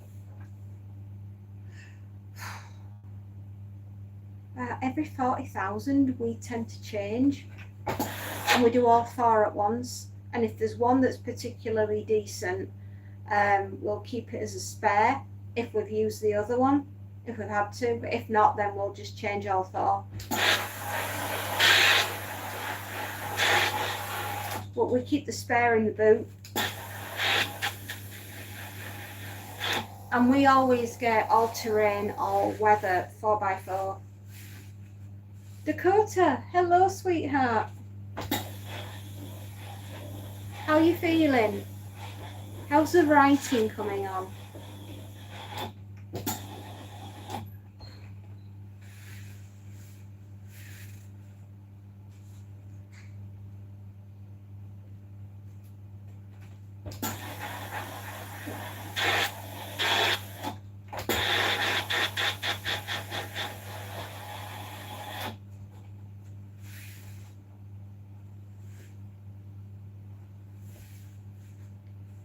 I am hyped. I was at a concert of one of my favourite EDM groups. It was awesome. 27,000. You change them every 27 then.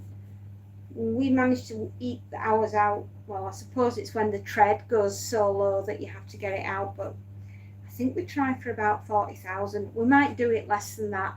I'd have to check with my husband.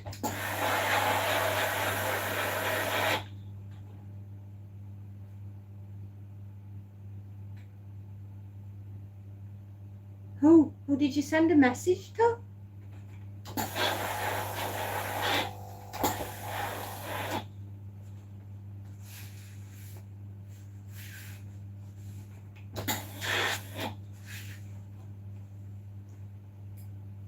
Oh, yes, Spacey likes a nice motor. I like nice cars myself, but I live in an area that requires a brute to do the job rather than a pretty thing. I don't live in a place that you could have a pretty car. You need to have a workhorse where we live. You need to be able to get out.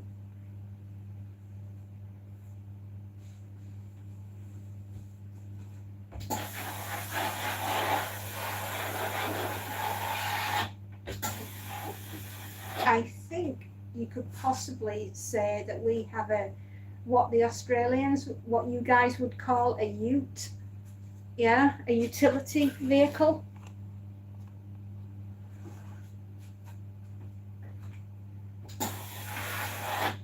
Something that can do 150,000 and it won't even have broken in a sweat.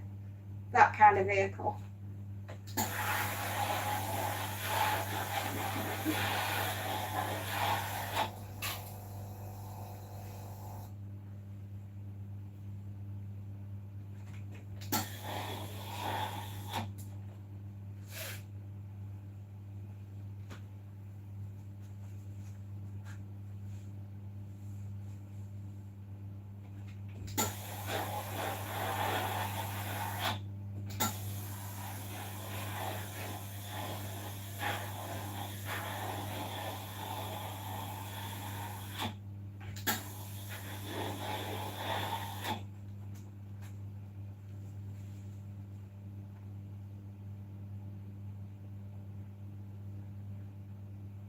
Yeah. You don't go too far wrong really with a Range Rover or a Land Rover, a Landy, or even a Toyota Land Cruisers. They're damn good. I like them. and I like Isuzu Troopers. And we've had an Isuzu Trooper before, and it was an absolute workhorse. It would survive, and you know what? I bet somebody somewhere is still driving the damn thing, and it had over 250,000 miles on the clock when it went.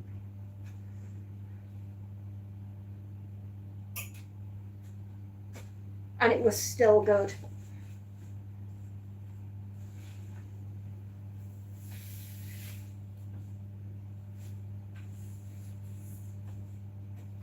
You can't go too wrong either with a Beamer or an Audi, because those tend to be quite nice, pretty cars, but they do functional as well.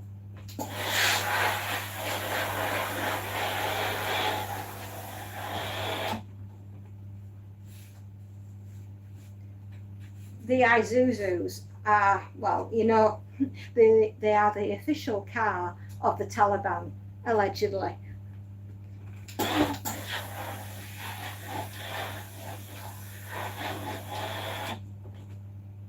You drive an Audi. Nice cars.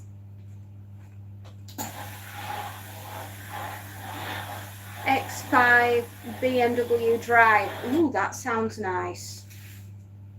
See, you've all got these lovely cars, and I've got a utilitarian one. Mine's got teeth.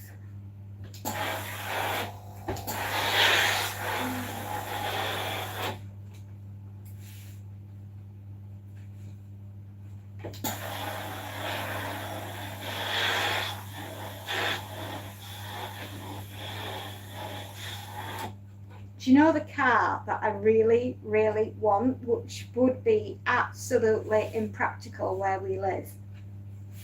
The Pontiac Firebird, the one that's in Smokey and the Bandit, you know, the one that Burt Reynolds drives with Sally Field at the side of him. That Pontiac, that very one. I want that car.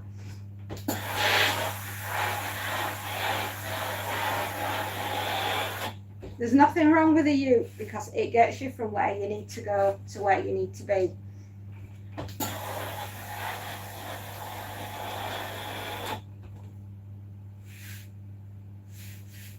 I definitely want the Pontiac Firebird. 79 Trans Am. Yes, please. Yes, please. My dream car.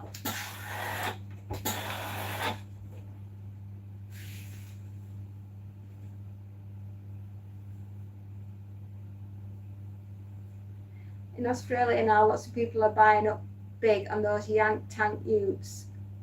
Is that your favourite car as well, SF Junior?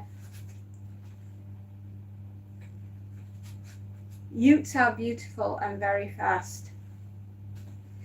They're also very practical if you live in an area that has clearly no roads like we have. Honestly, it's so funny, it'll make you cry. See you soon, sweetheart.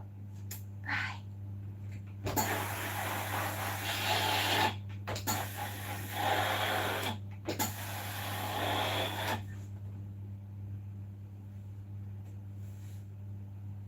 Your brother made a model of that car. I flipping love Smokey and the Bandit. I love, love, love that film, and I love the car chases, and Burt Reynolds is amazing.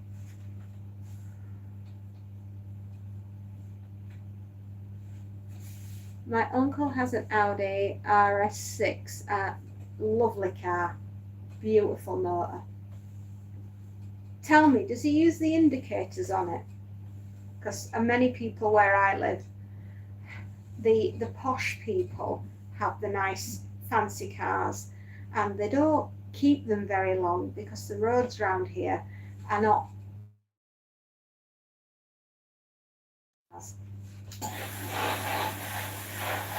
They keep them for Sunday best.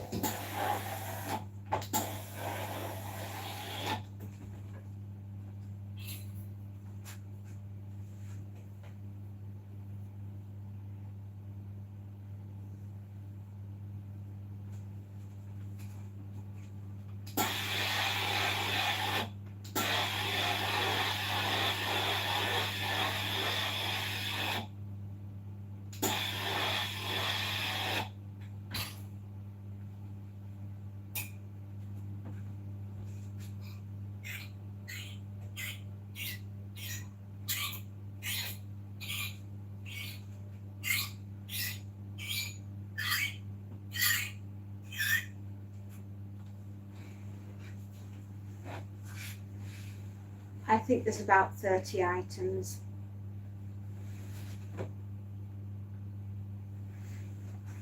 Oh, we've been ironing for 2 hours.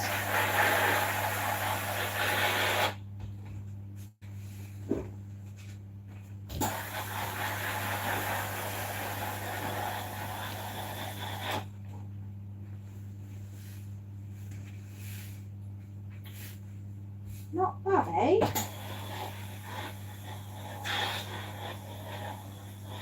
Just keep pulling stuff out of the bag. I don't quite know, but I know he doesn't really respect the speed limits. Right. That's pretty damn fast. I know on your driver's license it says tear along the dotted line, but they didn't really mean that you had to do it on the road. I mean, you know, should a policeman finally catch up with him, his first words out of his mouth might be, "Were we having trouble taking off there, Wing Commander?"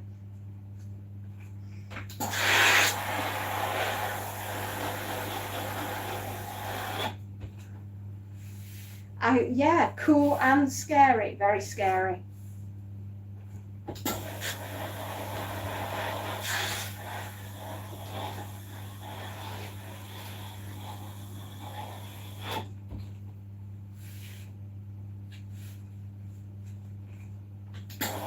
I would suggest that your uncle doesn't do that ever again, because he will get his collar felt once they catch up with him.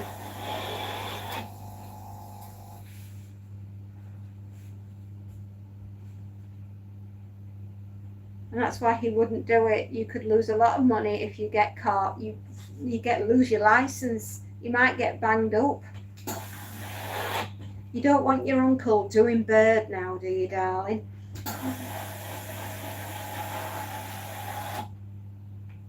Yeah, exactly. Dakota's uncle is currently doing porridge.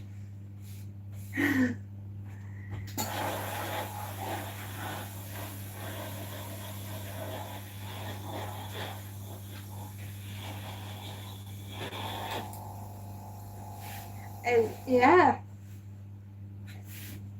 exactly. SF Junior, hello. He's a cool guy.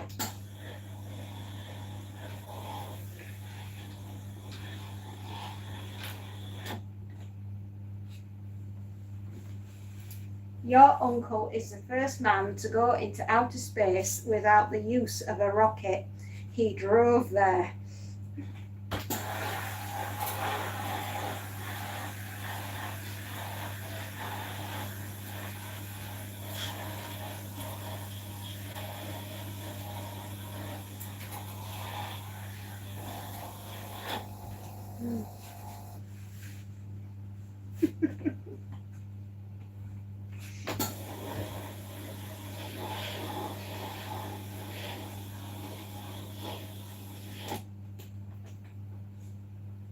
The cemetery is full of cool guys. That is very true.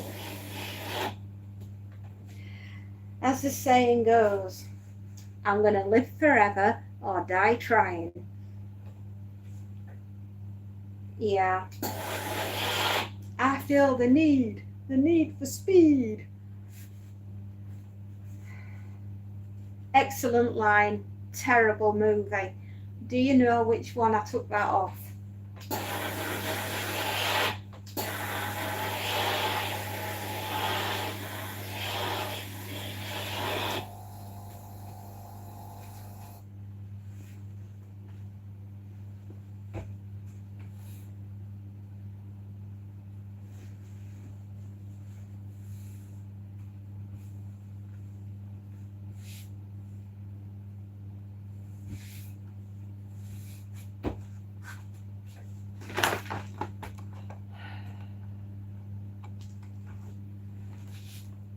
I know.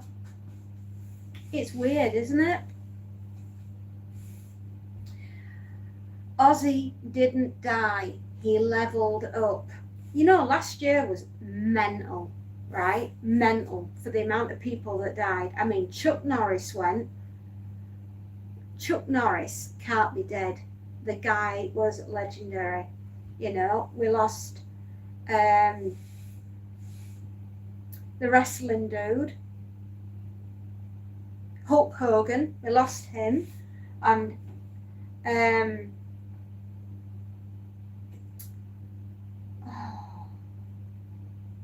I'll remember her in a minute. Famous lady, worked with chimps. Not Diane Fossey. She died in the 1980s. She was murdered, allegedly. Was Diane Fossey.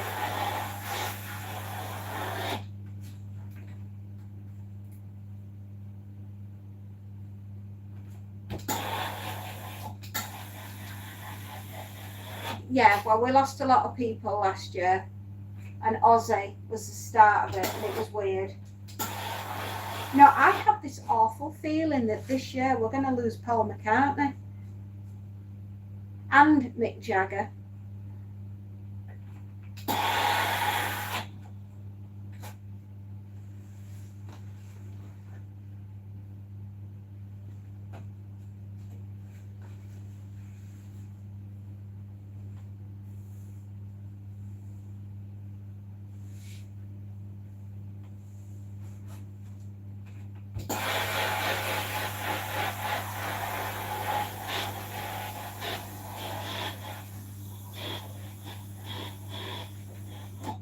Yeah, I bet Billy goes as well. He's very poorly. Billy is very poorly. He's got advanced Parkinson's, hasn't he?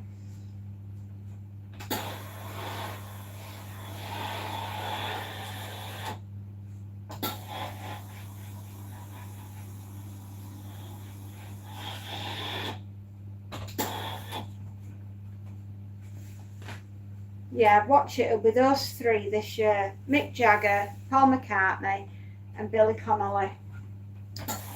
And I will be heartbroken. A brilliant comedian, but very, very poorly. The big yin. And I will miss him. He's a big feature in my life, if you like, as he will be for many people that of my generation. I'm just trying to remember the lady that died, the chimpanzee lady. It's bothering me now.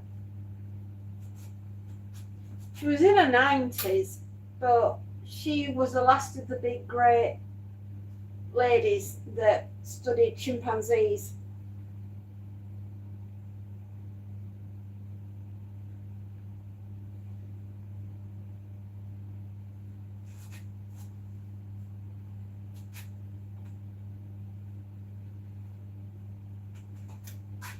Oh, bothering me.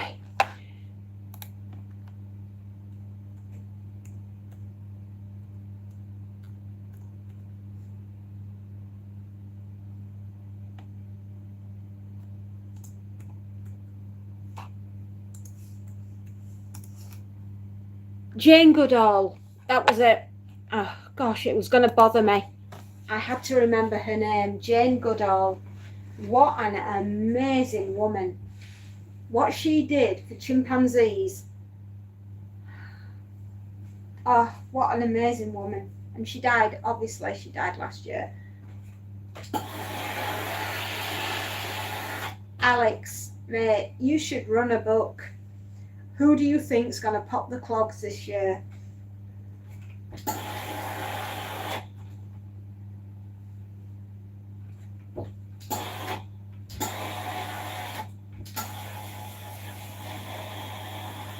And the actor Charlie Sheen, he's going to pop off and all. I have this feeling.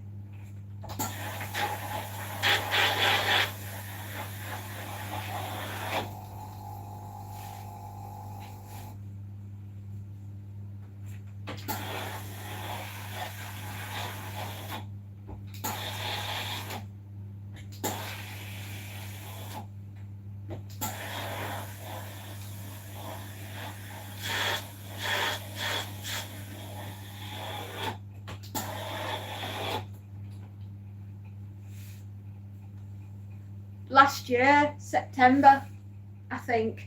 I'm pretty sure it was September.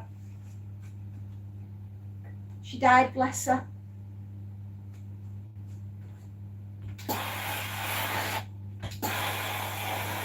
And it was the one I was trying to remember, and my brain just wouldn't let me. Since I've been taking this medication, I swear to God, my brain's gone for a walk.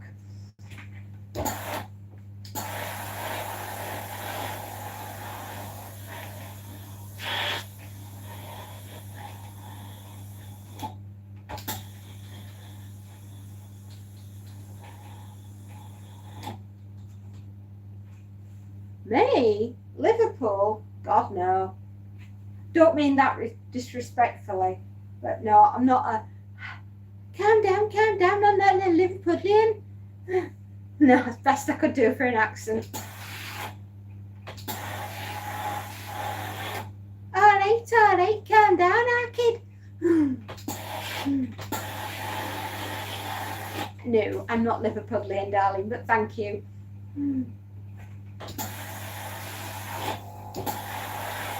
Ook, Luke, kook and book. That's the best I can do.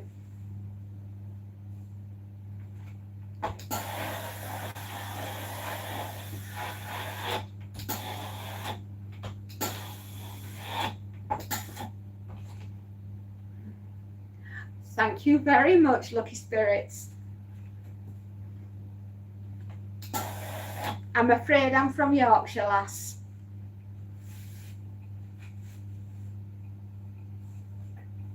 Everything's A up, whippets, and do you want a cup of tea with that?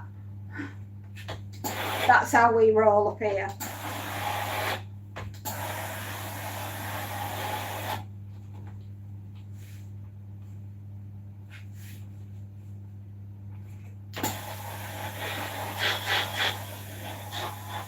Our cup of tea, that's how you say it, yeah. Aye, lass, that's how you say it.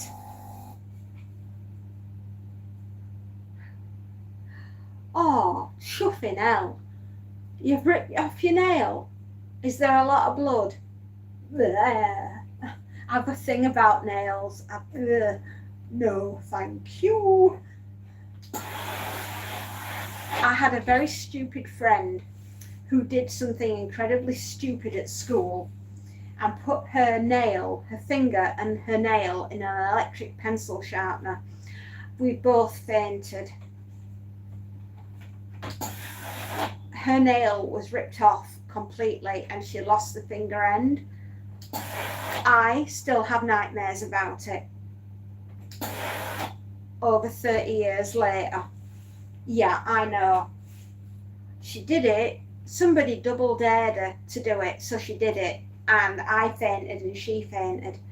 And there was blood everywhere. Honestly, the memory is so clear. And what was wrong with her? We've never worked that bit out. I mean, she'll be in her 50s like me now. The last I heard, she's gone to live in Normandy with her French husband, and they run a cattle farm. It's a very pointed finger, yes. Very well done. Honestly, there was blood everywhere. I remember fainting and waking up in sick bay in school.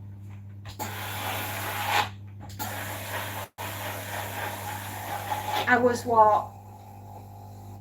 15 years old at the time. It was high school. Blimey, the school I went to was so bad they ripped it down.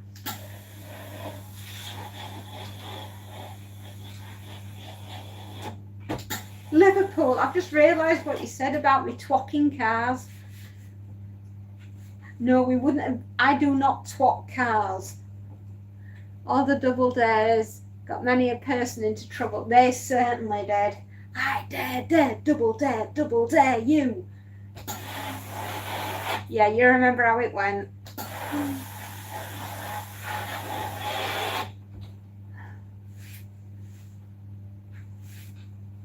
I'll probably encounter stuff like that in my future job.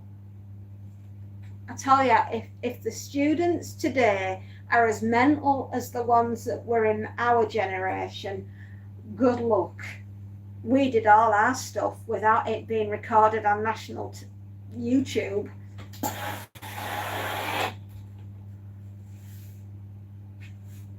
That combined with recorders, the one that we were talking about yesterday, Alex, what possessed the government of the 1980s to give every kid in Britain a brown and cream coloured recorder and then get everybody at the same time to do a really bad version of Three Blind Mice? What was all that about?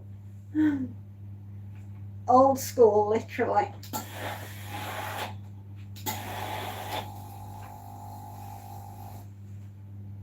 Oh, you've seen some stuff, babes. You ain't seen nothing. Get in a time machine and come with me. I'll show you what the schools were like in the 1980s. Absolutely mental we were. I don't know how we're all here still, grown up and holding down jobs.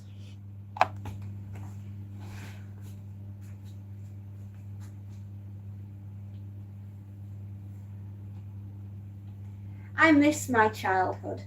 I miss even the mice ran out. Yeah, they did. Just please don't play Three Blind Mice anymore. We're begging you.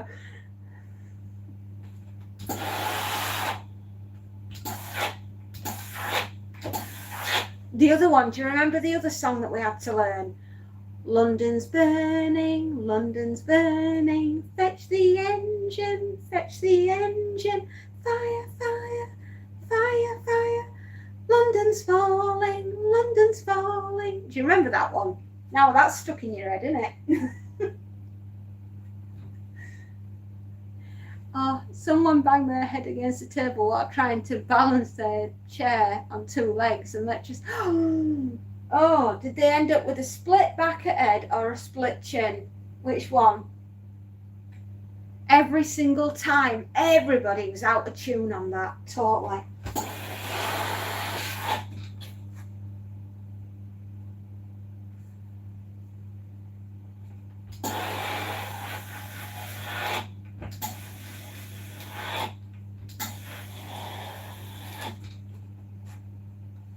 Alex, we lived a wild ride. We really did.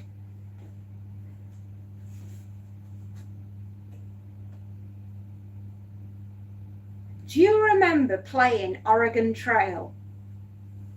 Right, that computer game that was on the old BBC monitors, the old computers. Because you either had Amstrad at school or you had the old-fashioned BBC that was wheeled in on a trolley because it was that flaming big, and you got to play the game Oregon Trail if you were really, really good. Right, they had it in America and we had it here in Britain.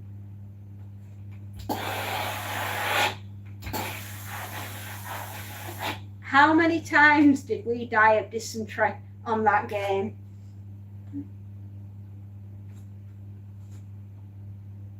Back of the head, it was bleh, nice.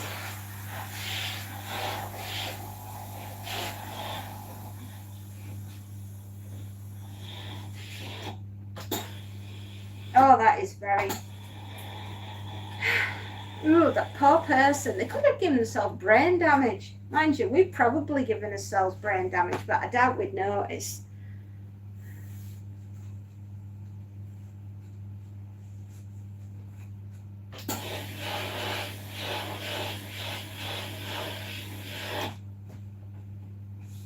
They did. Oh. Well, that's why we always said don't balance on two legs, and we kept doing it, didn't we? Took 3 pupils to wheel it in. That was an endurance test in itself. You can see the computer. I can smell the printing ink on the laser printer that was at the side of it that took 9 weeks to just do one picture. Our teacher always said the same.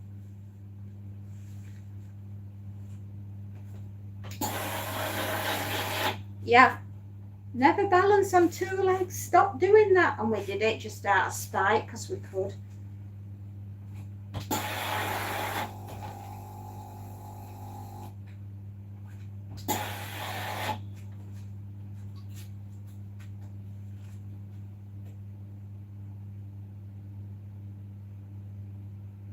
Oh, I do like reminiscing about school days. It was a Herculean effort to push that flipping computer in, for sure.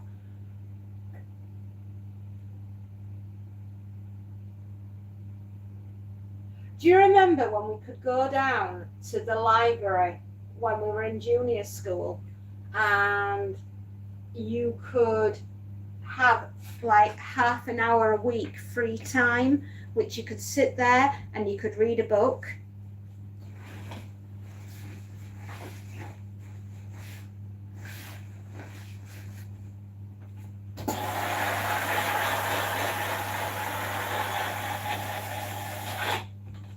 We were little sods, we really were. I can honestly say my school was not like, it was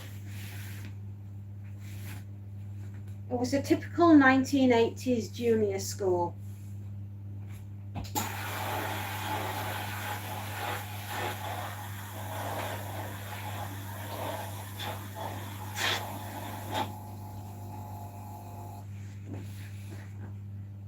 I did. No word of a lie. Do you remember all those girls that used to wear the hair right on the top of the head, right, with a massive scrunchie, and it went like a palm tree? They were ridiculous, but we thought we looked so cool. And the amount of clips that we used to stick in his heads. I mean, what were we hoping for? A giant magnet to come over and pull us off the ground?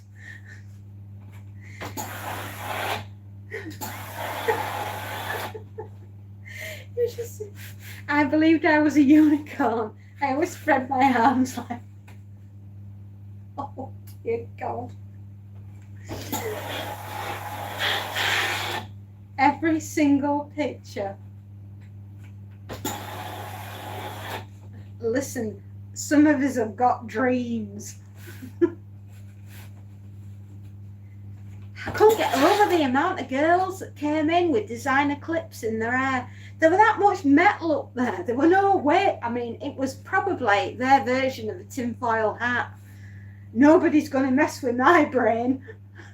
Exactly.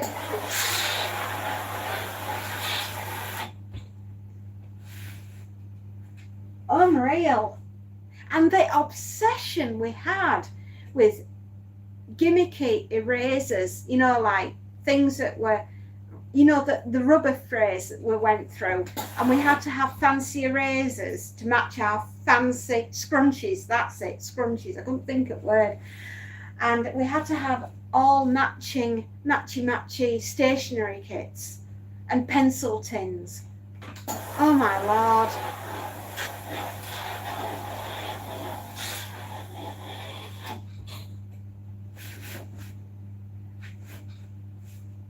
I mean, every one of us, right, in class, apart from the boys, had his hair up like that. I mean, what were we thinking?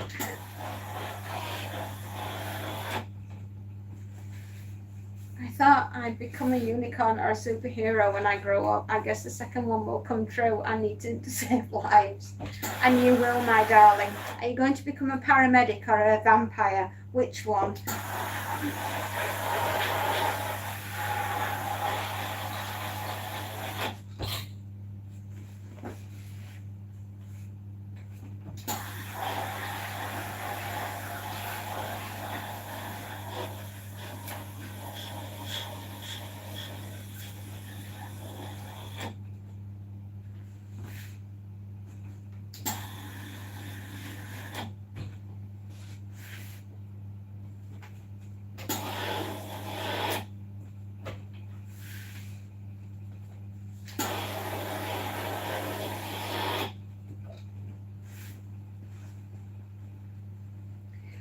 Dakota, I think you, my darling, are capable of doing absolutely anything you want. I know that whatever you do, you will give it your best attentions and the best shot you can. And darling, I think that that's a wonderful thing. Get your education behind you and you'll be able to be doing anything you like. You're capable of many great things.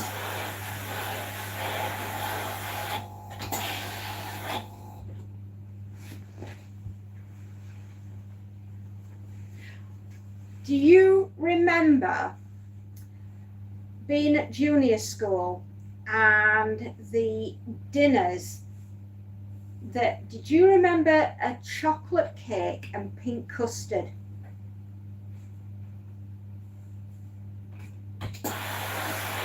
The cake was always rock hard and the custard was always like luminous pink. I always wanted to be a pilot until I realised I'm not fond of ice.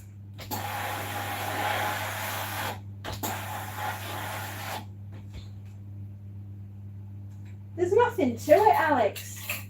Remember, there's two things about piloting that you need to remember. Takeoff is voluntary, but landing is compulsory.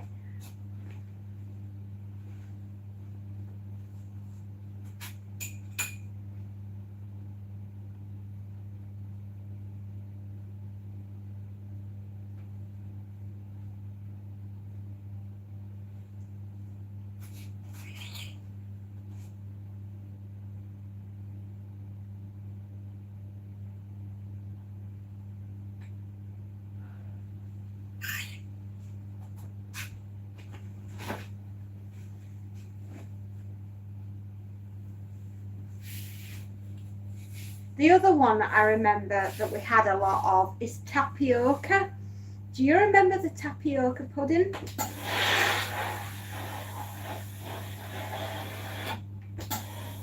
I'd hope, the one thing I ideally hope is that food at school has somewhat improved.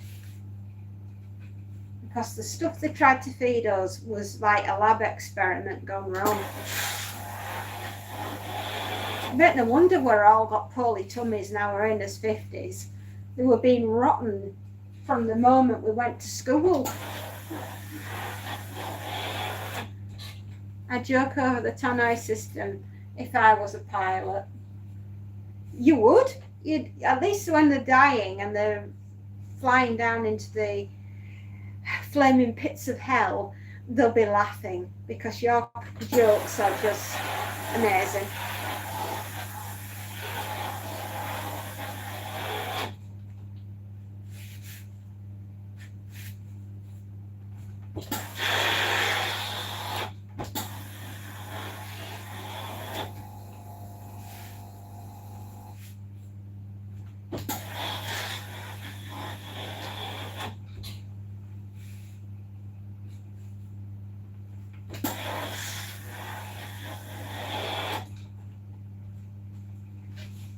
Keep moving me around, don't they?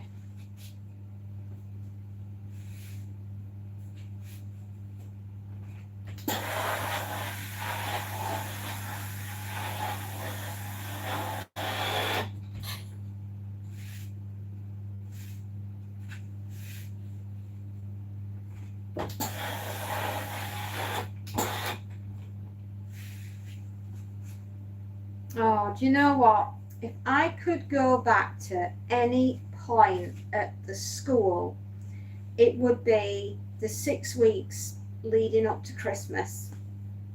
You know, when you were in the classroom and everybody was like full of beans and they were all excited about what we're going to be for Christmas, and you were doing art and you were making little lanterns out of cardboard, which you sort of crushed to make a Chinese lantern, and then you smothered it in glue and got pieces of coloured cellophane like reds and blues and greens and golds, and you'd stick them on and you'd take it home to your mum and dad and you say, stick that on the tree, mummy, because it looks fantastic. And really, what you've presented to your parents is something that looks as though you've jumped all over it in the middle of the classroom and called it art. Although I have to say, my darling daughters have gone and done exactly the same when they were at school and brought stuff home and said, and I still put them on the Christmas tree at Christmas. I do. I wonder if my mum still puts anything that I've made up. I don't think they'll be still here. I don't think they'll have lasted that long.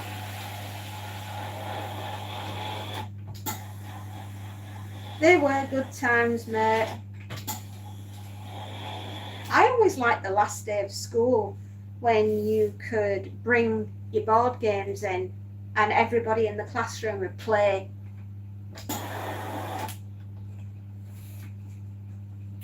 That was always a lot of fun.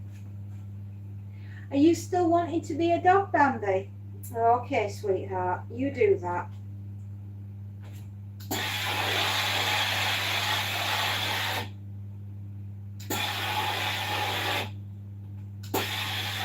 I swear, right, if there is an alien species watching down on us right now and they're following the length and understanding of this live that we're all doing, they're going to think that we don't want to go with them to their planet because they don't think that they can handle us.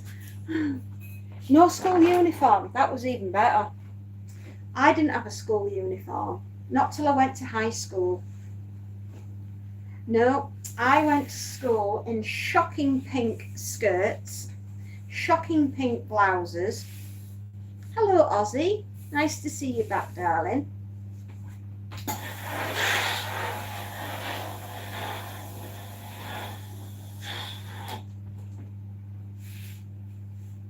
Hello, Bambi. And voluminous leggings and jumper dresses like Tiffany. And I had my shocking pink leg warmers on with my hair up like it was with all the clips in. I must have looked a picture.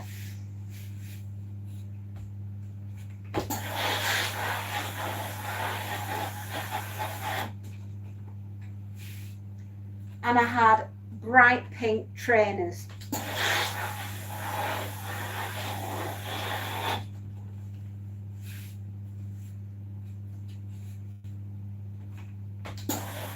Oh! Are you feeling okay, Ozzy?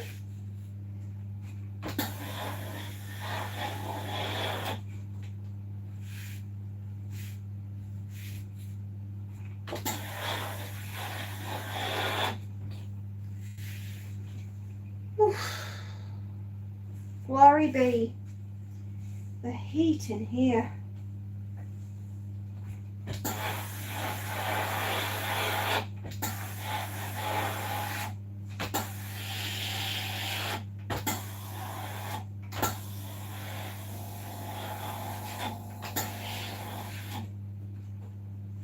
Oh my Lord.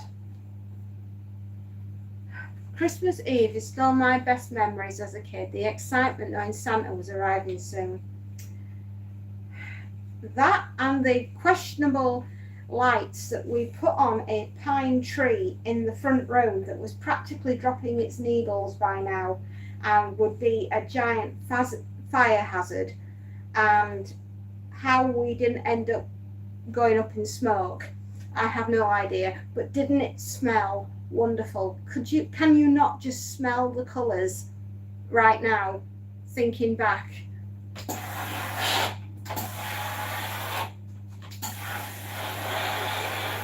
I was always excited about Christmas. I still am. You know, I still get excited about Christmas.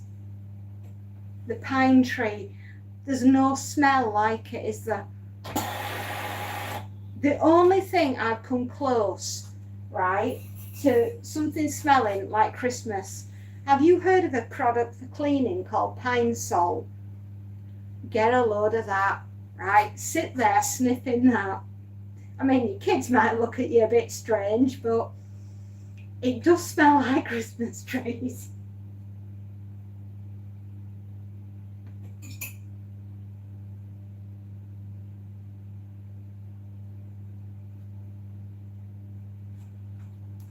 I love Christmas.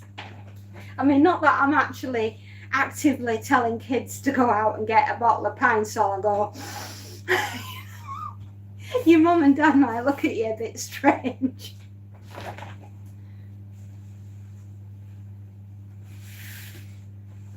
But the fairy told me to do it. Don't you dare drop me in it.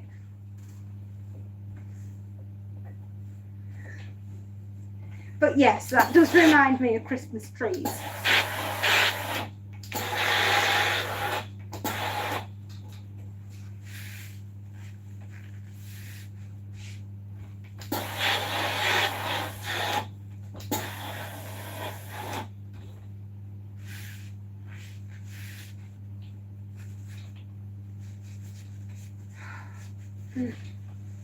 Right.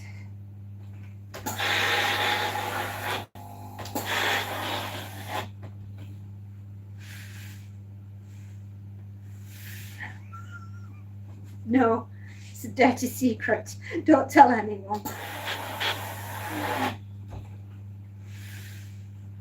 Santa is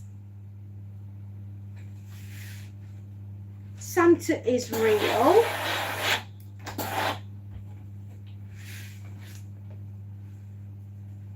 Honestly, don't say things like that. I have children on here. I am 50 years old and I still believe in Santa. I'll have to believe in him this year. The price of things in shops is going to have to bring everything I need for Christmas.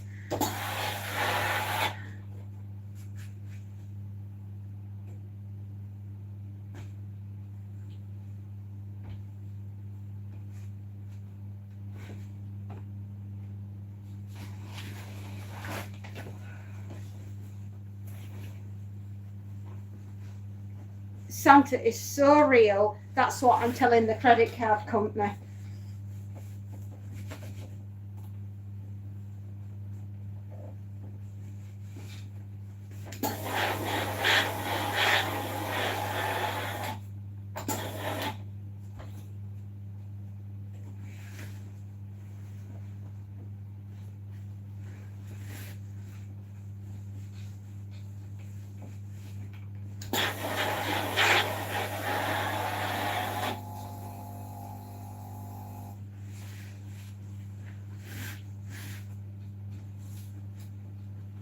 Blimey, these are fancy pants.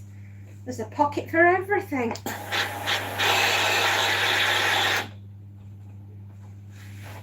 I saw Mommy kisses Santa Claus underneath the mistletoe last night. Yes, and that's why Daddy and Mommy are going to relate to try and get their relationship sorted out, because she should be only kissing Daddy and not Santa Claus.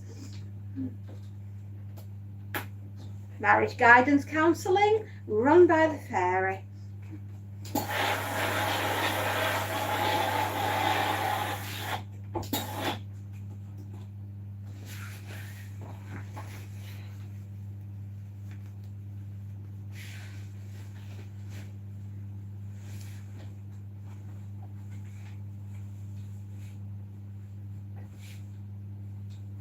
Don't you worry, Mummy and Daddy won't be talking through lawyers before long.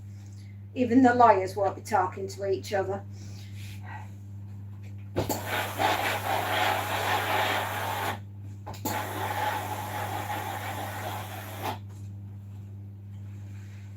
You can tell I'm from a broken home, can't you?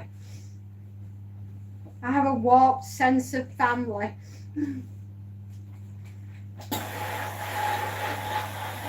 You know, you fell out of place, right, in the 1980s if your parents weren't getting divorced. Daddy will see you at weekends from now on, absolutely. You know, keeping up with the Joneses, blimey, that took on a bit of an extra dark meaning, didn't it? What do you mean your parents are still together? Oh, you're so common. Get with it. The new look is mummy all week and daddy on a weekend.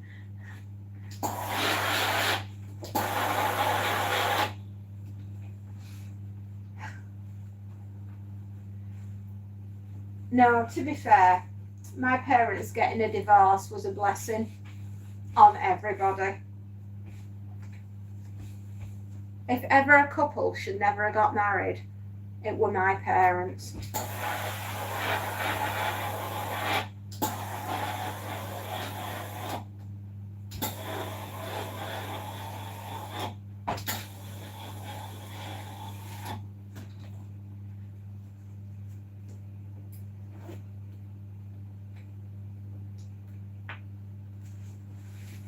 You don't like what? We're just laughing about our lives, Ozzy. You're so lucky, Alex. You were one of common ones. Your parents are still married.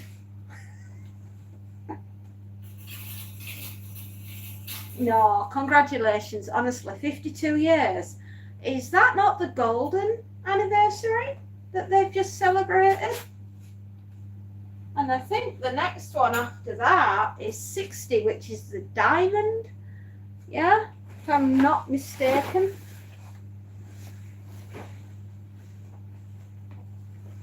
I mean, I've been married to my husband for 24 years. Lord knows how.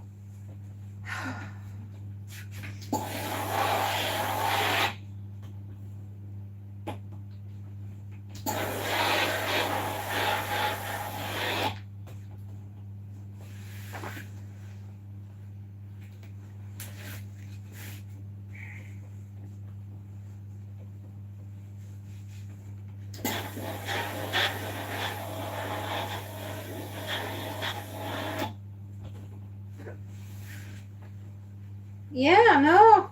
To be honest, I know I joke, I jest. It was a very difficult time. I got to the age of 14, and my parents decided that was when they were going to divorce. You know, there you are, flipping high school, going through the worst possible time of your life in your early teens, and your parents suddenly decide that they don't like each other anymore. I mean, you've been noticing odd things for years. You know, like dad would hide the bread knife and mum would say, "Where's the bread knife?"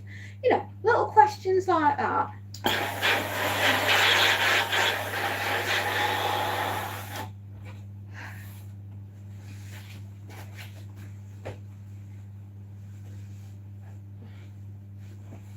That's probably why most Gen Xers are completely unhinged.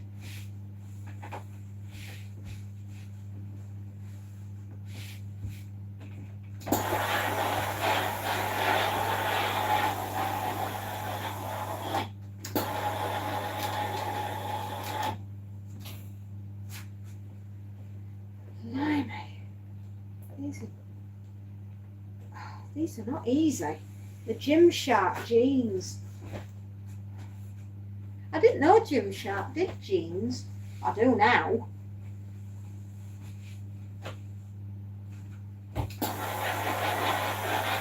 The buttons are a bit tough on my fingers.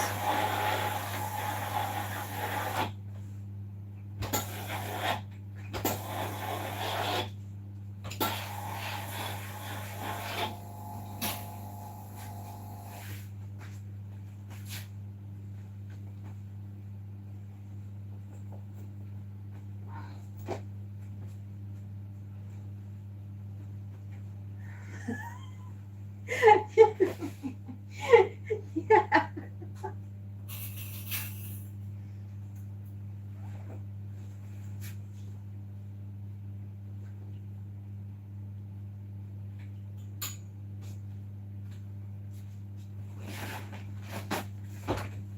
What have we got? That and that. Oh, guys, I think we're almost at the end of this bag. Plastic bread knives, just in case you get a manic moment. Collect the set.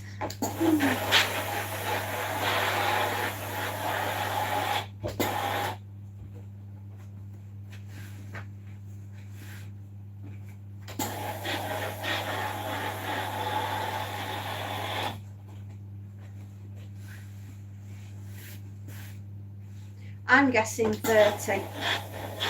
Right? We'll find out in a minute or so.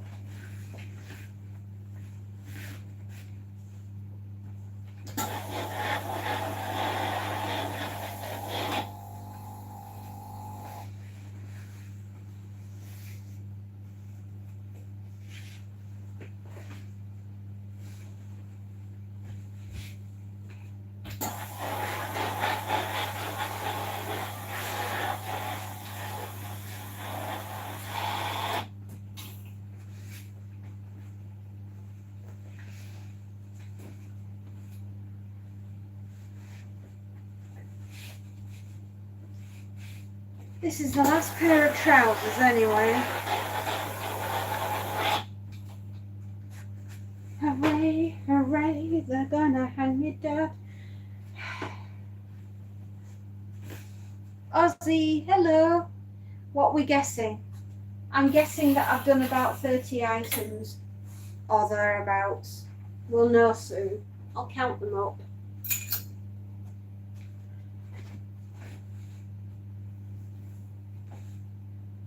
Oh, please tell me they've used deodorant and this one. The other one.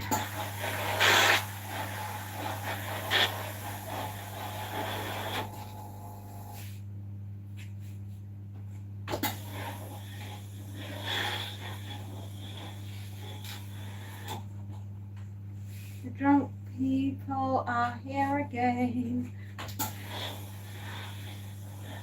Spreading joy wherever they go. Don't you know? There's a lot to be said. They've been knocked right in the head.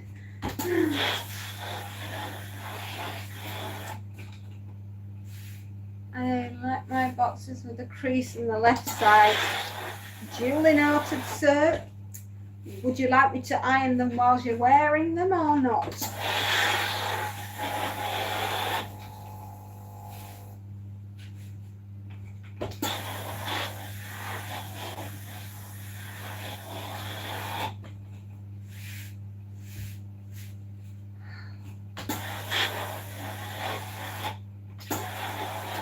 I honestly wonder how I've got through this week.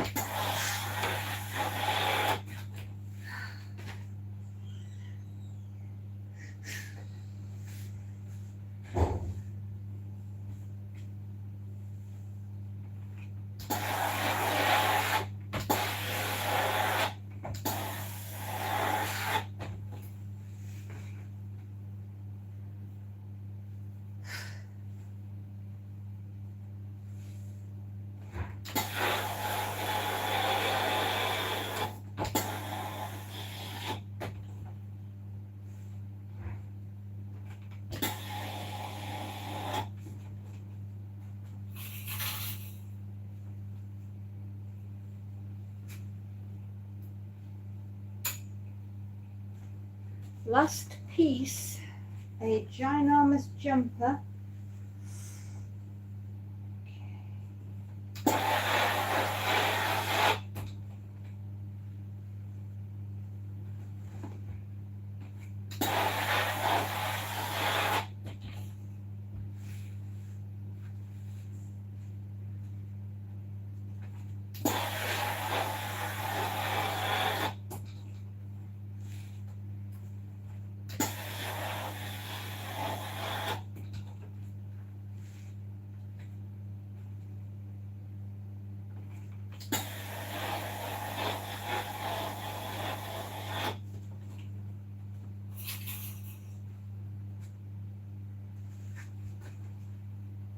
There.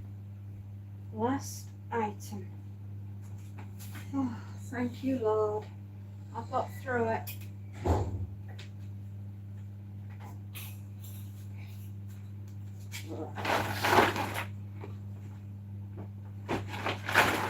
One.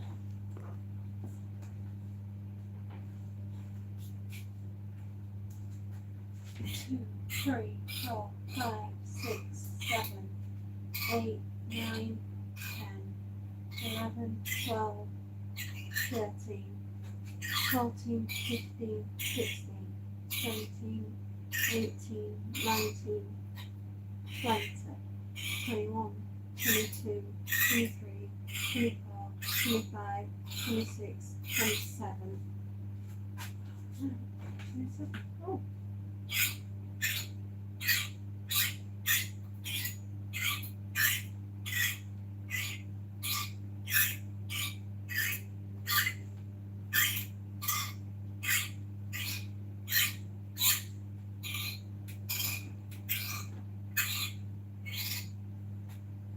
Okay, not as many as I thought.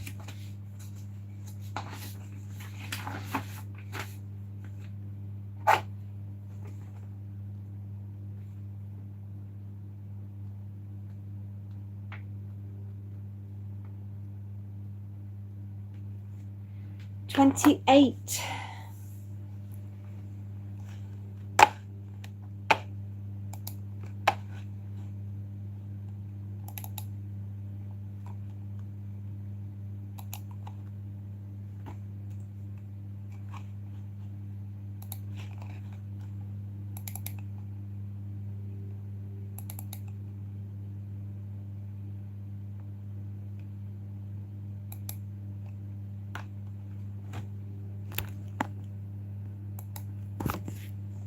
Oops, sorry guys. There.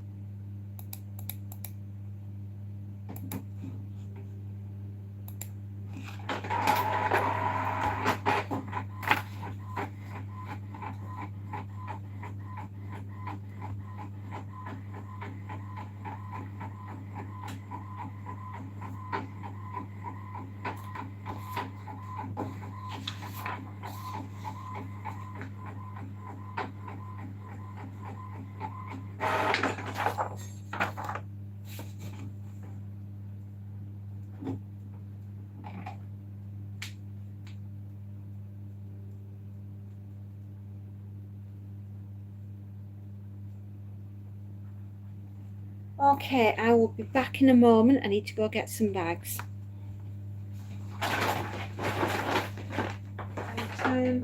There, I've turned it off.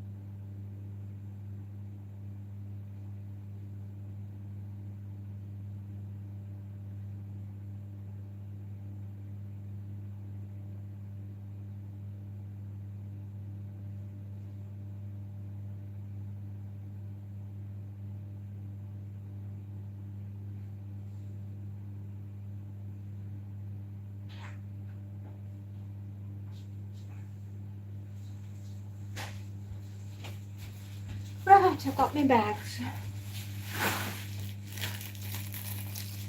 Okay, switch you off, press that, back up now. Come on. Okay, good boy. Aussie Jace, hello my lovely.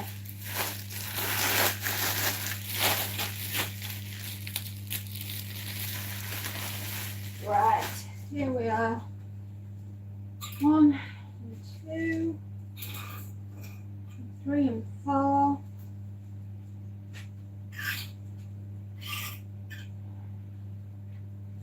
5,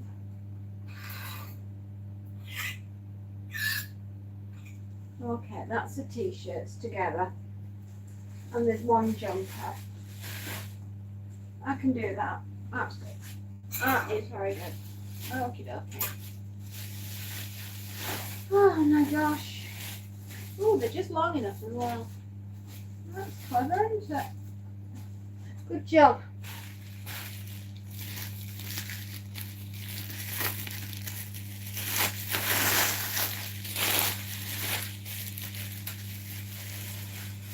Okay, 1 and 2 folded over. Let me see, where is the dressing gown? Haha, that's the one I want. 3, 4, and the spotty shirt to make 5.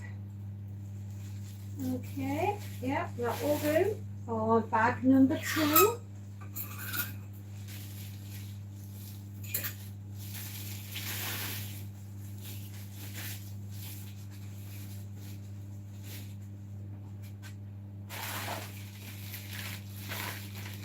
Okay, bag number 3. Oh, we've been ironing for 3 hours. Look at us. 3 pairs of trousers are hanging on these racks. 3 pairs of trousers. La la la la la. 4 pairs of trousers. Oh, what shall we do with 4 pairs of trousers? Enough for me and you.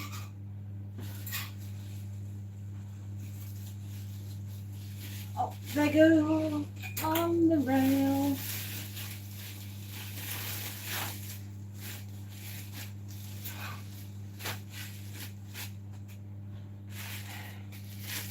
I am saying he does. He's been to the pub tonight, Alex. Bless him. He's had a few. Apparently. Apparently.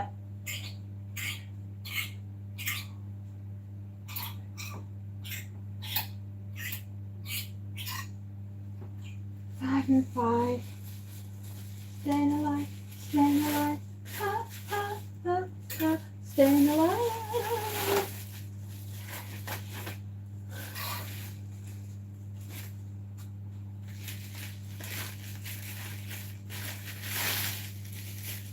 Plastic bags, that's where it's at.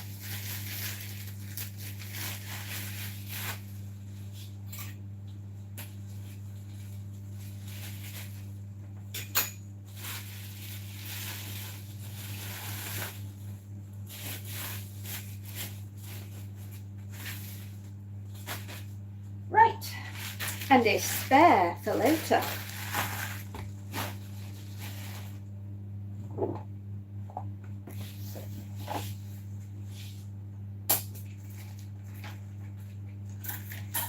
No, he's a boy. And what a boy.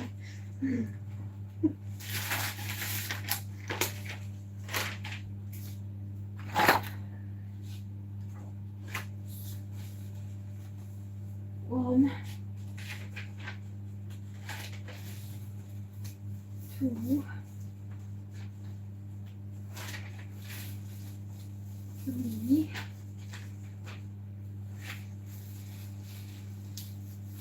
4. 1, 2, 3, 4, 5. Once I caught a fish alive. 6, 7, 8, 9, 10. Then I let it go again. Why did I let it go? Because it bit my finger so. Which finger did it bite? This little finger on my right.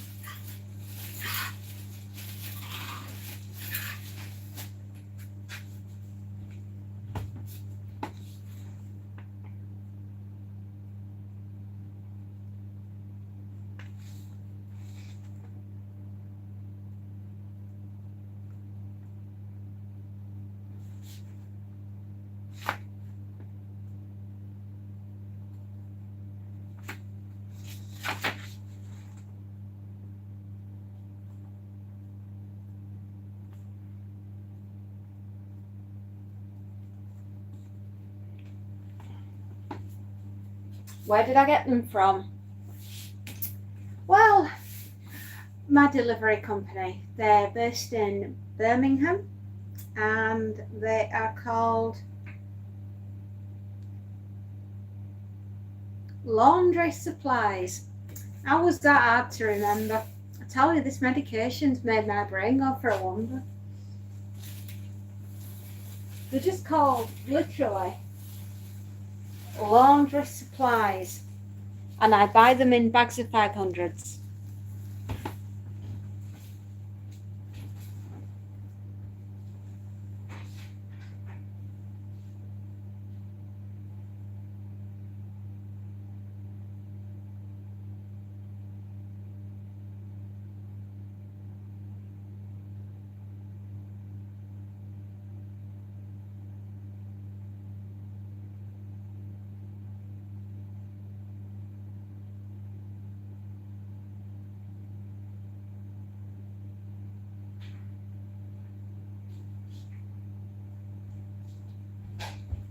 They're about £50 a roll of 500. Yeah, so they're not that expensive, really.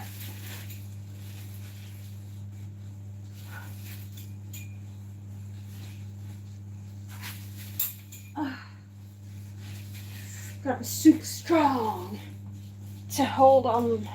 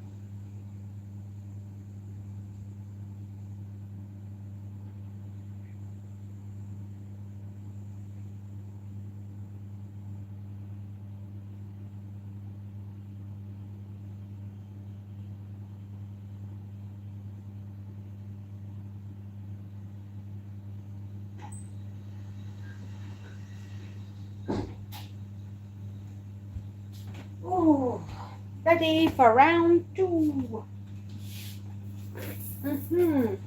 Hangers, check. Drink of water.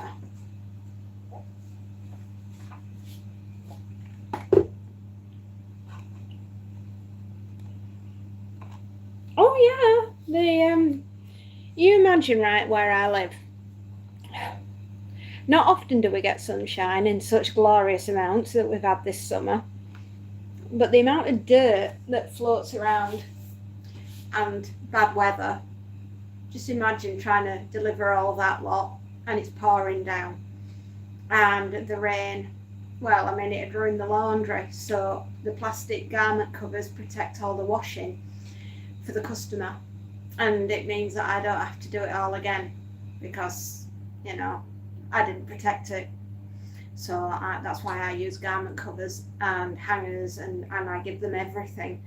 And with that, then they give me repeat business, and I'm never not out. I'm never not busy, put it that way. Well, I hope we look professional because sometimes I don't feel it. I mean, I am literally the only person in the world that would rock up to a board meeting wearing pink fluffy slippers. I kid you not.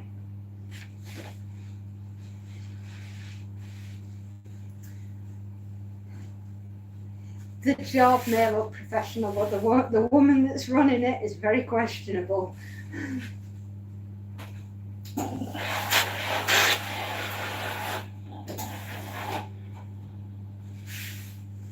I don't think anyone can possibly take me seriously, which is maybe not a bad thing actually, because I mean, who wants to go through life being serious? Mind you, there are times when you have to be very serious. Do you turn up to board meetings in pink fluffy slippers as well? Good on you, son. I don't think there's anything wrong in being yourself. And if that is you, if you like pink slippers, fluffy ones are better, then you rock up in those, sunshine. I think I've honestly got to that point in my life where you're in your 50s now, girl. It's the real deal. Stop messing about. Be yourself.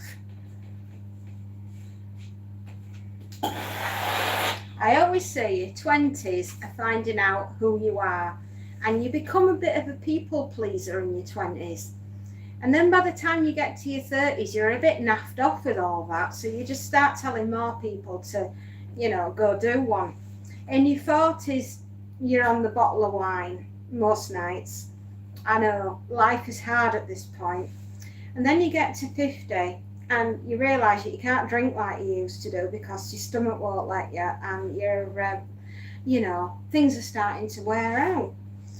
So, and you've also had enough of all the nonsense, and so yes, you will wear what you want to any board meeting. And if people don't like that, then that's, you know, let's put it this way, we've got a lot less in front of us than what we've got behind us. So if you can't be yourself when you're 50, when can you be?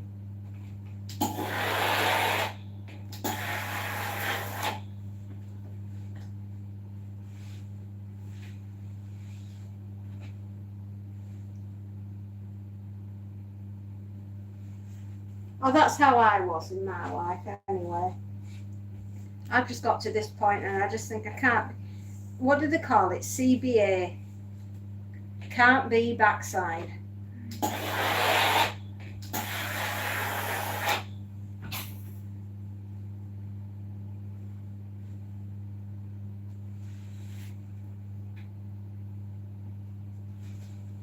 Do I have any major regrets looking back? Yes, I do.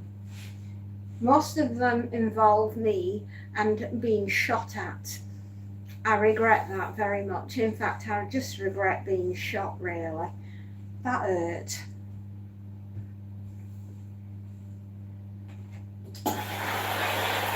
Mind you, it has made me the woman I am today, deranged. So there's a lot to be said for it. Aye, lad, I just didn't get out at weighing time. My own ruddy fault. I shouldn't have been on front line. Still, it is what it is.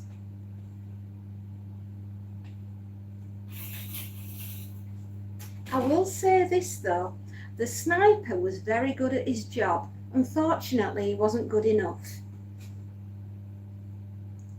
I bet he gets a lot of repeat business.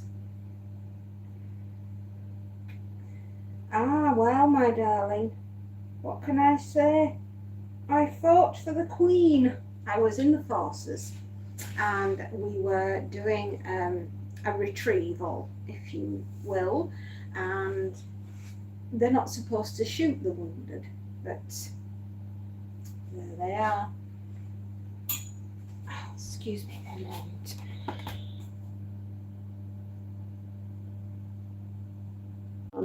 Crazy days indeed. You know what? We did all our mental stuff before we were on YouTube, so there you go.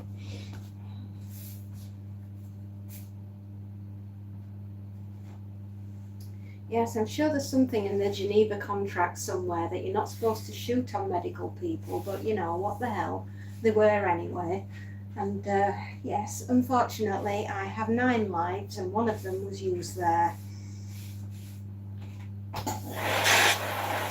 Go on then, what's the one thing that you regret about your life? That's one of mine. What's one of yours?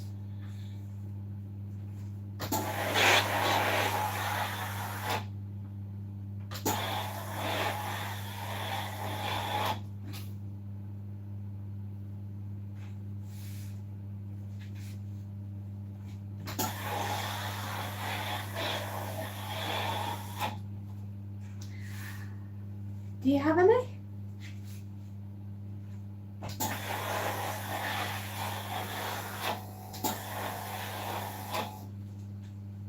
Not having kids? Do you really regret not having children? Would you like mine for a weekend and then tell me how you feel? Offering to a free home. You would have been an awesome dad. Did the opportunity never arise? Did you not meet Miss Right? You might have a child this year. You're still young enough.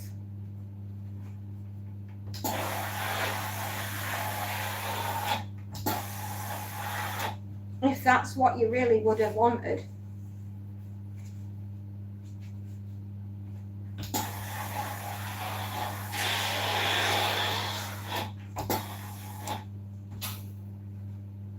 I've always been broody.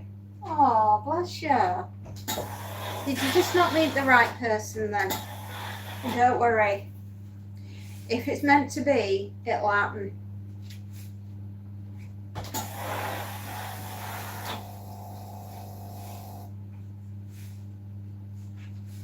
Oh my goodness, you have stolen number 1.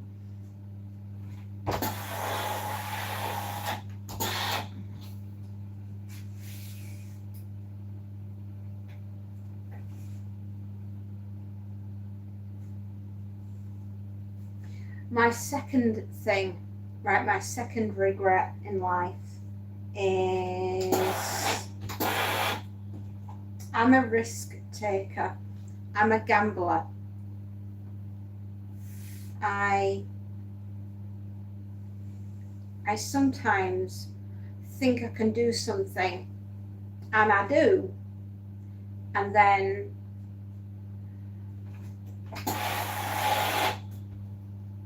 as in when I say I'm a gambler, as in life, I gamble like I can do this. No, not like with money, but I like gamble that I can do something, and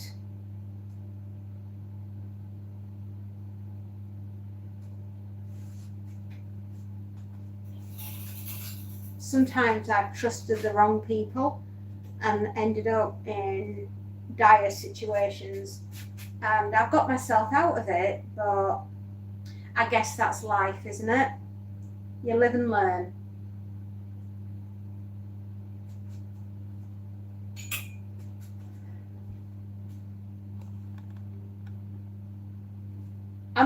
Yes, I am very spontaneous, and sometimes I don't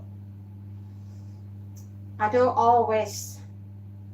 I do more now, but when I was younger, I didn't always think everything. I just thought, oh, I'll wing it. I'll do it. I'll wing it. Whatever.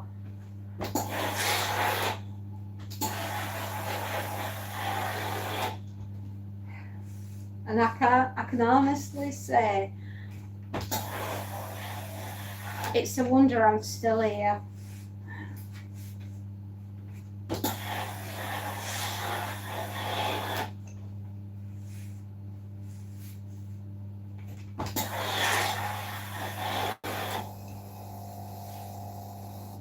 There's a lot of things that I would have made my life a hell of a sight easier had I not done it that way.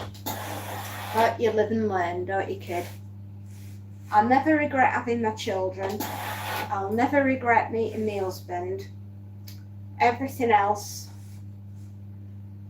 is made me the person that I am today. So to regret too much would regret the person that I am. Slightly unhinged and looking for a good home.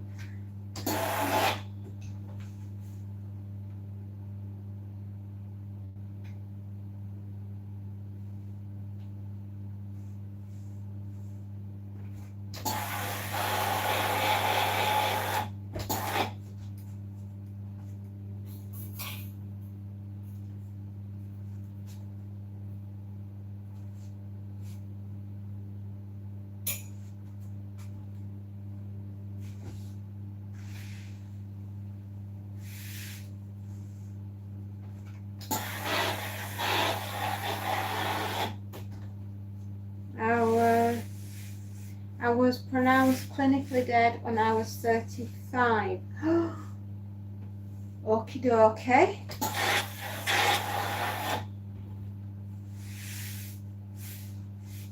Heart attack? Did you get the hearty starties?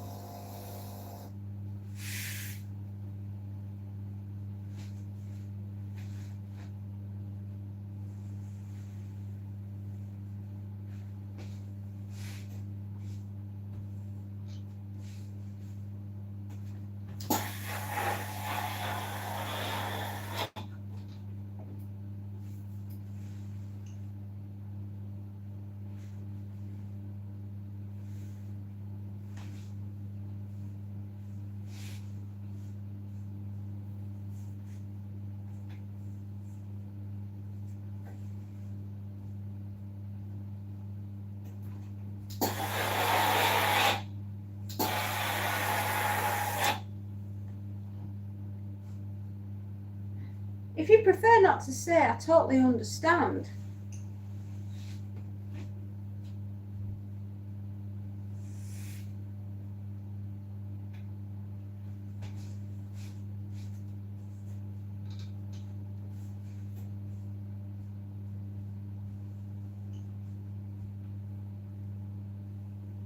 Proddy Mac. Hello.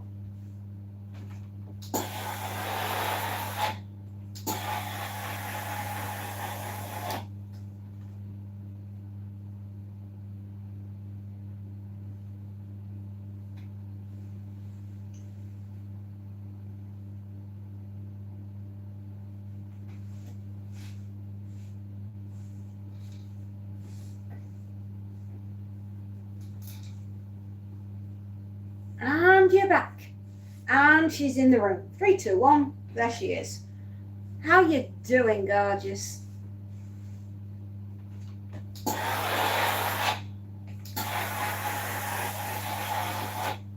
Have you been doing a bit of diamond painting?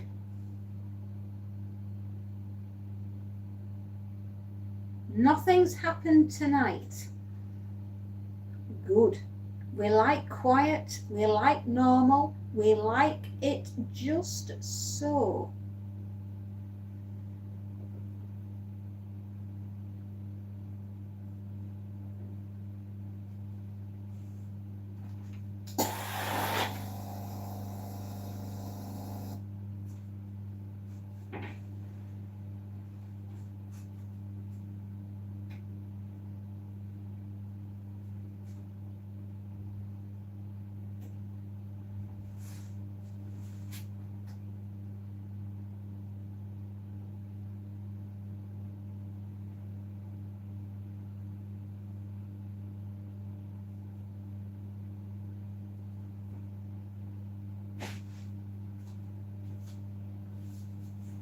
Alex has got number one.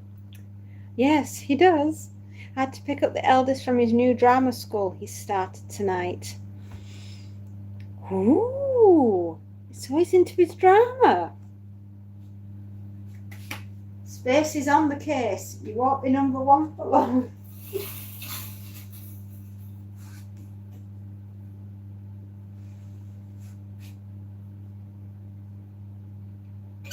Does he like drama then? That is so cool.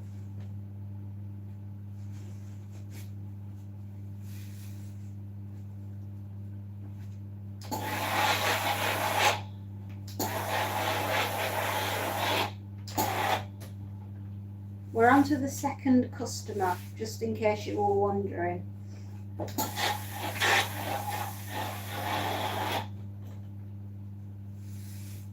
If you could read my mind, dear, you'd have nightmares.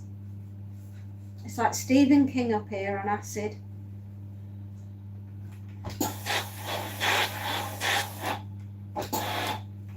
You wouldn't sleep if you could read my mind.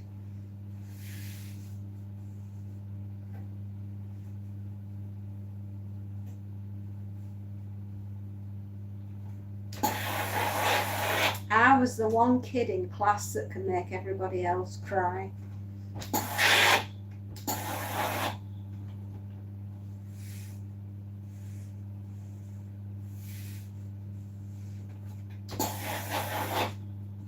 Monty is being the most Monty of Monties. He plays, he crashes through the door, he thinks he's Superman. The boy has no concept of danger, a lot like his mother.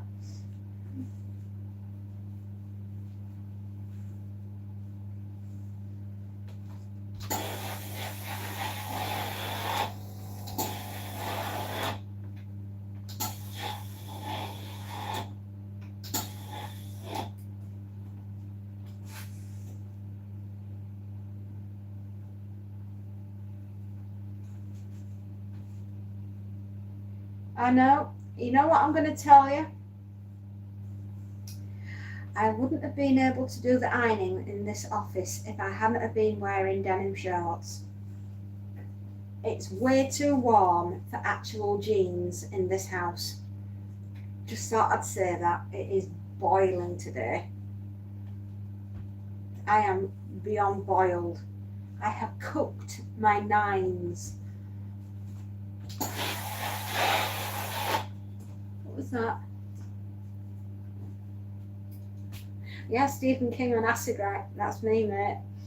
He wants to get into WAAPA, Western Australian Academy of Performing Arts. Oh, right, okay. To study either acting or stage management. He had trouble getting into the last couple of years, and he's not been.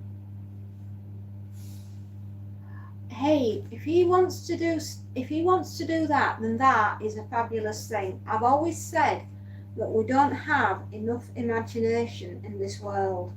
We really do not. And it would be nice to see the next generation come along and take the bull by the horns and give us some quality entertainment, absolutely. And if he can do that, well done. Everybody has to learn somewhere, and I think it's wonderful, and he's got my support.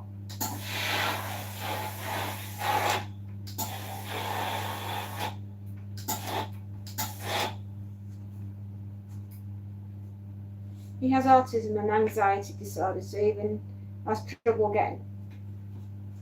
Do you know the amount of people that I have met that have got such a creative side to them, right?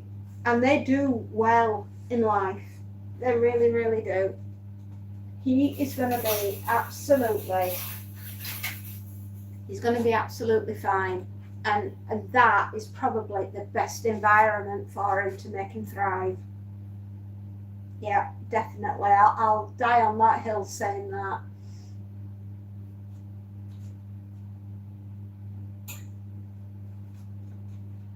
He absolutely loves musicals. That's his calling in life.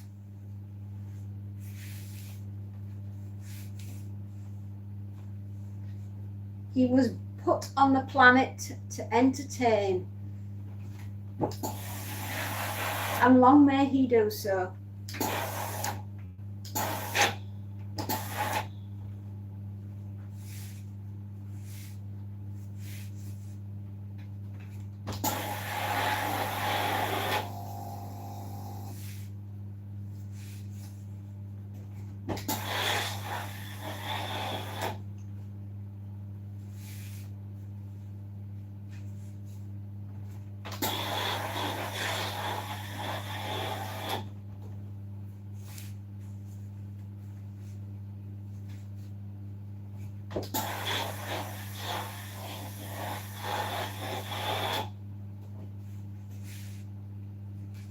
Right, everyone, we have been ironing for about 3 hours,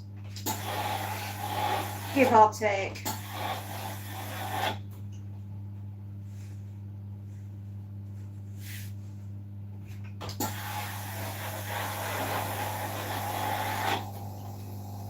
It is 2:30 in the afternoon. Do do do do do. 2:30 in the afternoon. Do do do do.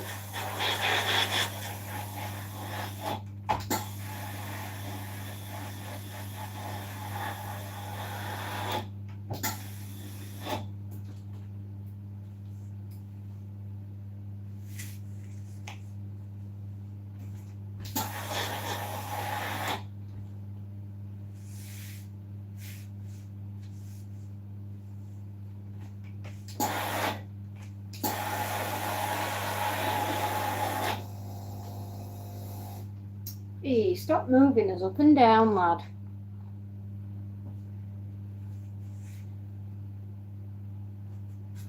So, you won't have got a lot of diamond painting done tonight then, my darling.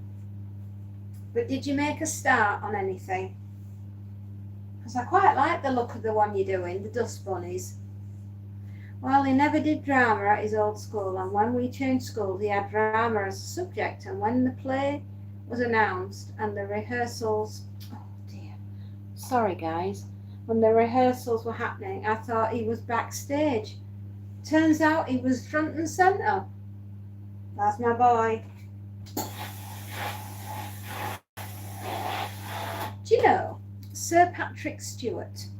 Right, I will talk about Sir Patrick Stewart. My husband's met him, by the way. Jean-Luc Picard. He lost all his hair when he was very young, and he had a terrible childhood. His mother was brutally assaulted by his father on many an occasion. And he grew up in Mirfield, which is not too far from Huddersfield. And he had a terrible, terrible start to life. Suffered from anxiety, never fitted in.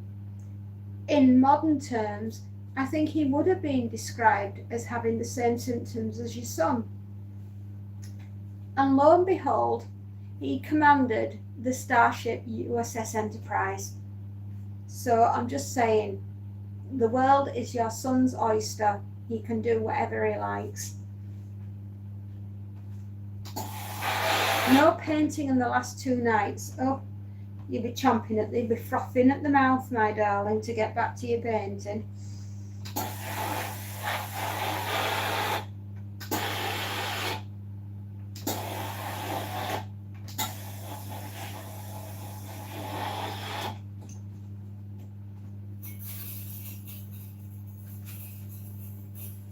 See, I always remember that story about him. Changing sets and all, but he was one of the main characters. And the next year also, I thought, okay, you've got some guts talking in front of people. Hey, believe me, it's not easy.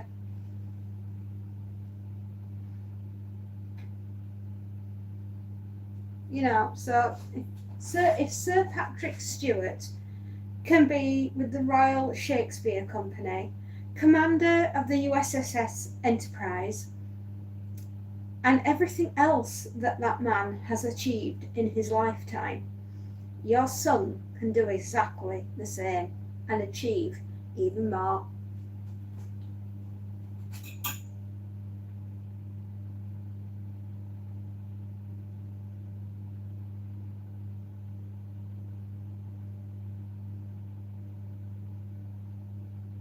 This is not easy.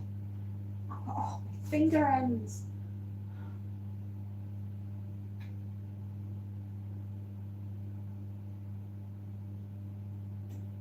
Oh, good gracious me.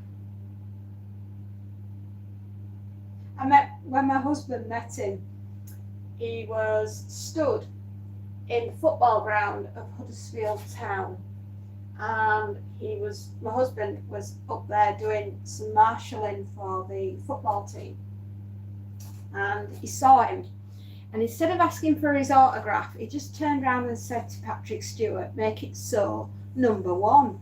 And Sir Patrick Stewart turned around and he burst out laughing, and he goes, "I haven't heard that one a million times." And my husband just got chatting to him, and he forgot to get me his autograph. I was like, dude, what? Even my husband? Your son is a gift to the world. He needs to find his own voice, and then when he does, there's no stopping him.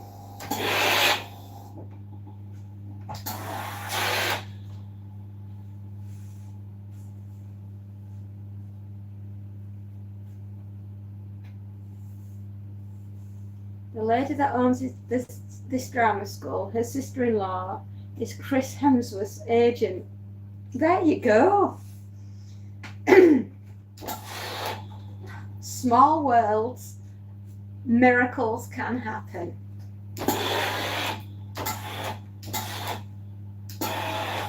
Exactly. Your son is going places. He is. His adventure is just beginning.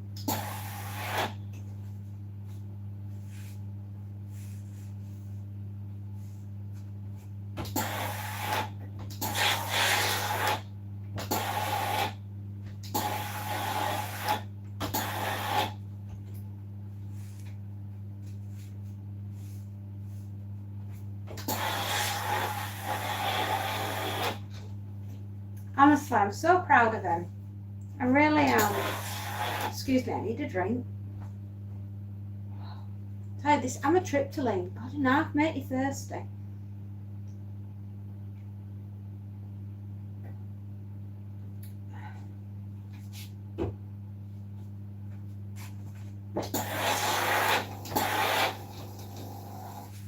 Oh, would you believe it? Betty's even telling me she's thirsty. Betty, you've run out of water again.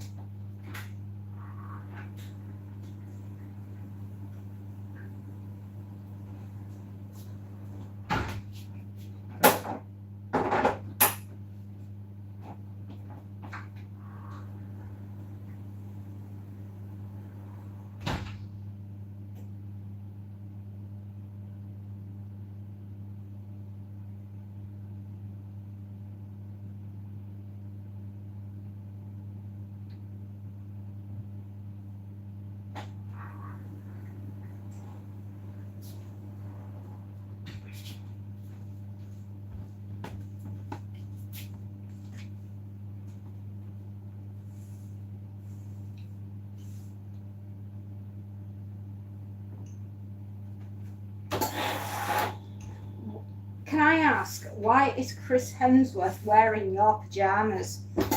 And what are you wearing if he's wearing your pajamas? Are we basically saying we're running around Dublin Win the Nicky Nacky News.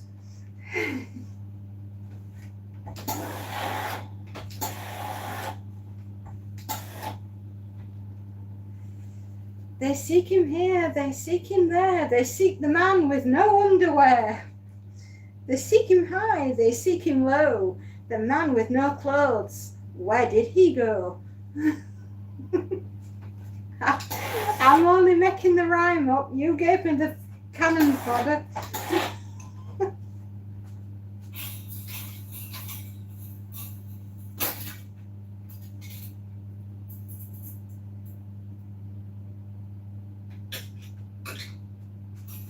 Ask him, I was baffled as well.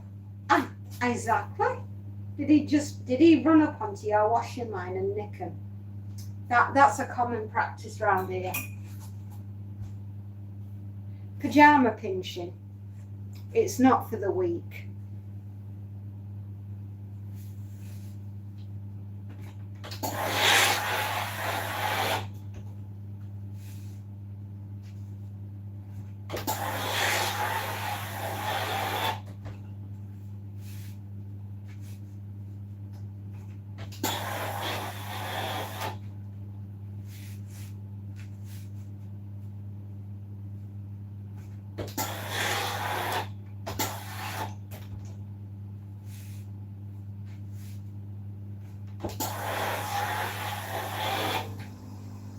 Betty, stop moaning. I'm giving you a fresh can. You've got a fresh tank.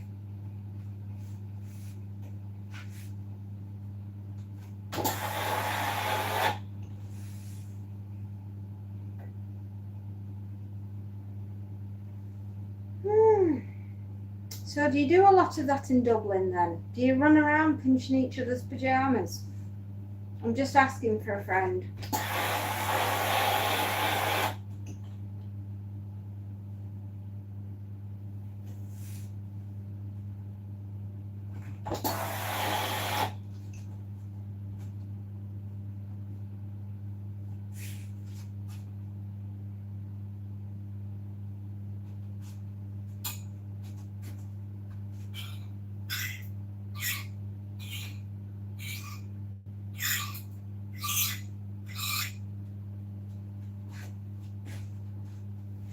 Kids wear pyjamas with their superhero on them. Whoosh. That's how they do it. So basically what you're telling me is Dublin has been invaded by Marvel and Dark Horse superheroes, and they all run around stealing all the pyjamas. Right. Well, that is good to know. Should go on a tour guide's instructions, you know. No, it's just you, is it? You are the pyjama pilferer. Right. You must be known as PJ.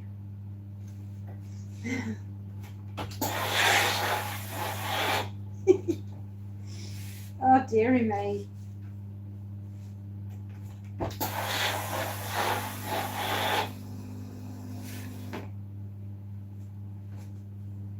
They seek him here, they seek him there, in Leicester Court, Trafalgar Square. He is the dedicated pincher of pyjamas.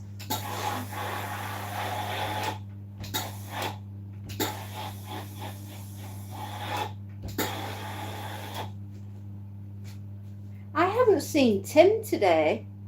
I hope Tim's alright. And I haven't seen Timmy for a long time, or Brad. I hope they're all okay. Just saying, I'm putting that out into the universe. I hope you're all alright, lads. By the way, just so you know, Tim Farris is going to have a birthday on July the 24th.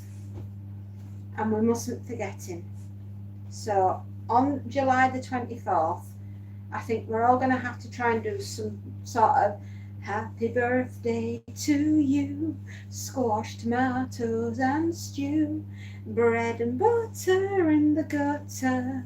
Happy birthday, Timmy, to you. Something like that. Oh, Schlepp. You're right. I've not seen Schlepp. But yes, it's Tim Farriss. It's his birthday. He didn't say how old, but a lady never asks. And we need to wish him a happy birthday.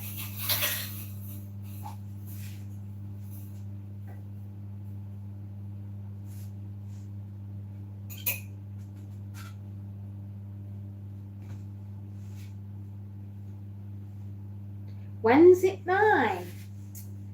In April.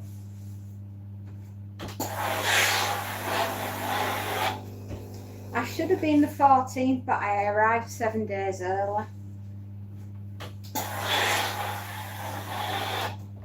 My mother drove over a speed bump and then I decided to arrive. That's the one.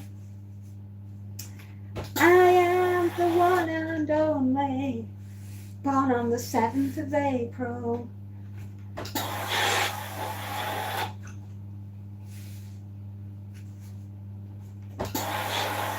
I think you were the 21st of September, if I'm not mistaken, Spacey.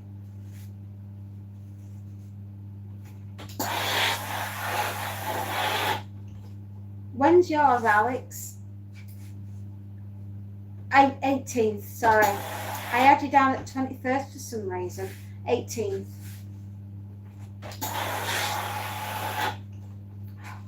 Do you know, my brain at the moment is absolutely shocking. I'm going to write that down so I don't forget.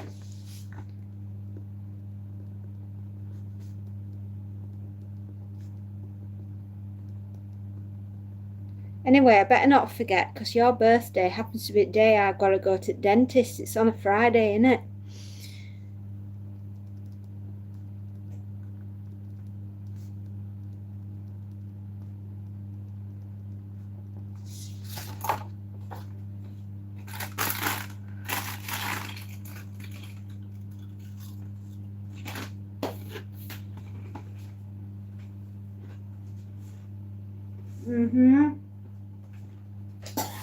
All right. Happy birthday to your dad. I bet you're really glad he's your dad. November 20th.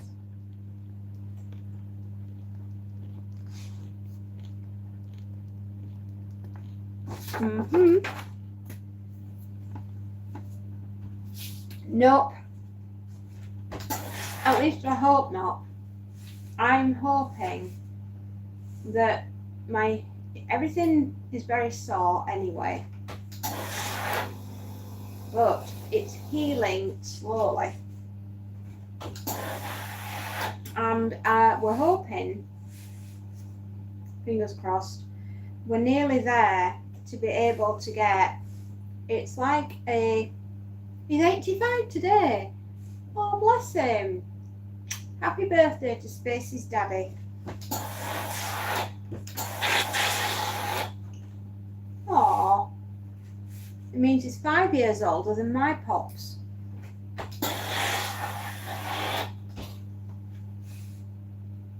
It's good, isn't it, that we still get as parents?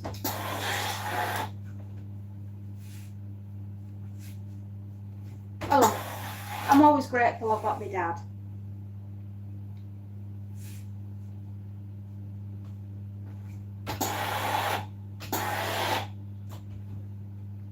But no, I'm hoping that the dentist is going to turn around and say, we've done it, we've cracked it, lass. Get ready for your false teeth. I'm having something made. I can't have implants because my gums are not suitable. Some people, dead lucky, and they can have implants put in and no problem at all. But unfortunately, that's not something that I can have. So I'm having the next best thing. And I'm having something made with a plate and some wires, which will gently wire into my jaw, and we'll be able to do that because that's a lot less invasive.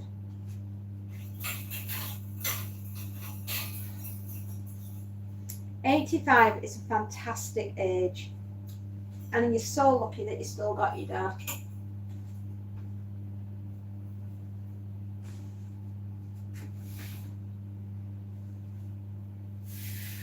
No, not a veneer as such. They are going to be actual teeth made out of whatever composite that they're going to make them out of, but they're going to be like on a wire. They're going to have like how do I describe it? It looks like it goes inside. It's like the same color as your mouth. It's a pinky color, and it's like a plate, and they slide in, and that's how they're going to do it. It probably sounds way more complicated than I'm making. Sounds more complicated than it is.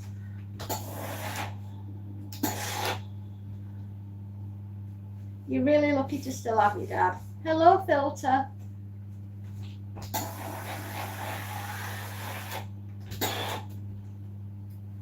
Anyway, basically, I can clip them in and clip them out again, with supposedly, so I can clean them properly, and then put them back in, and it looks like you've got a full set of teeth, and nobody would be any the wiser.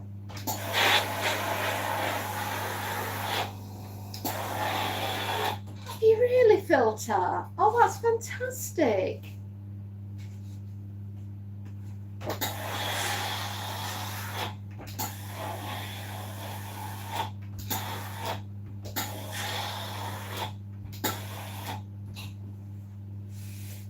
Well done, honey. You've worked hard for that.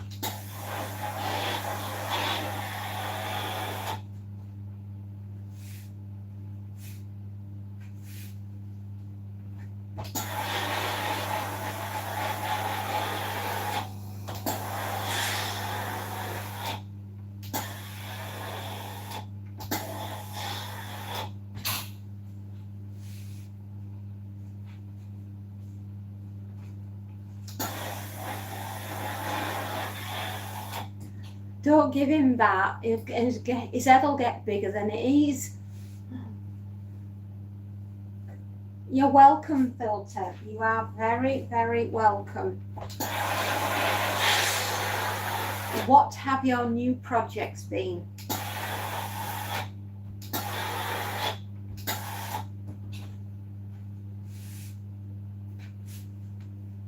Don't start telling my husband he's a lucky man.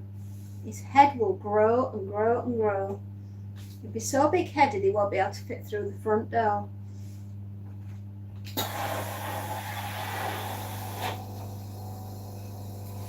The workload today has been not as brutal as Monday and Tuesday. I am so relieved. See you in a bit, Filter. Okie dokie, darling.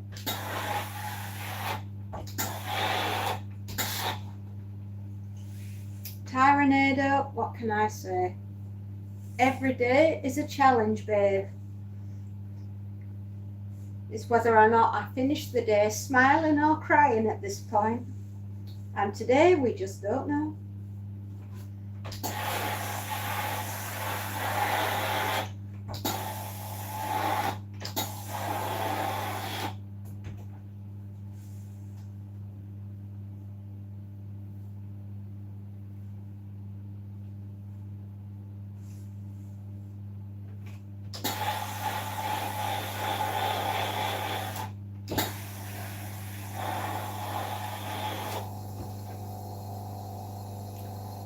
I had a rough night, mate. It was really poor. I was poorly last night. I got up at midnight and I wasn't very well. Part and parcel of me, innit? Any road. I was awake at 2 o'clock then, or maybe it was 1:30. I don't remember. It was late, and I wasn't very well. So let's hope tonight is a little bit better, eh? That's what I'd like. I'd like tonight to be a bit better.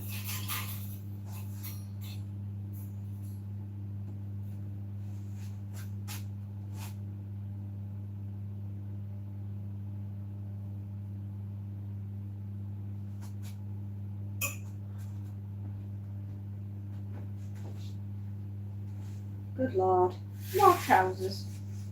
I think I'll have about 20 items in this bag today. I cannot win. But I believe I will. I'll be the last woman standing, but I will. I'll do something. I'll probably run out of loo roll before I get better. But there we go. That's the wonder of life. Will she have enough loo roll or won't she? Who knows?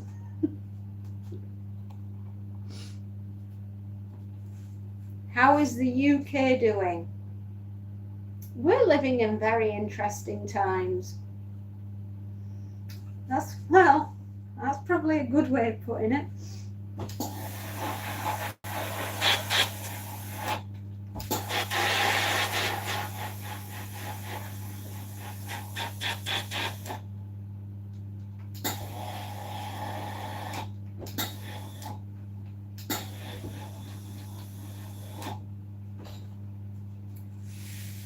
I wonder,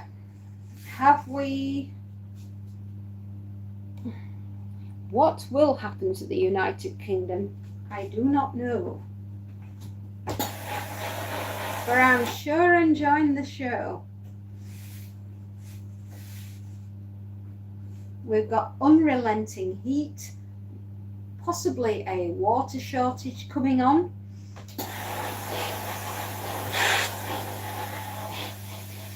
It hasn't rained for a long time. We've been suffering with an irrepressible heat.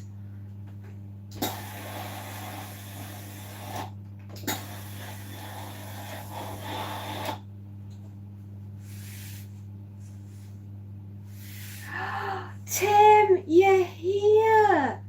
Oh, mate, I was wondering where you were. How you doing? Have you had a cup of coffee?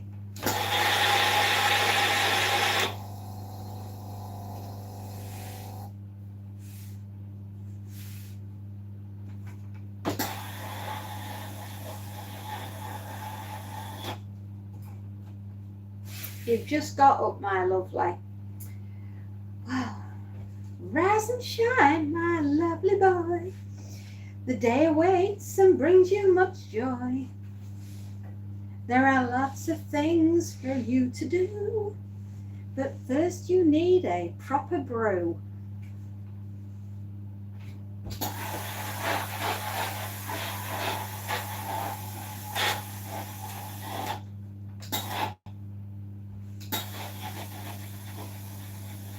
Oh dear, was it like boom boom shake your room? Or was it like whirlwind? Was it like Toto, we're not in Kansas anymore? Was it that kind of storm?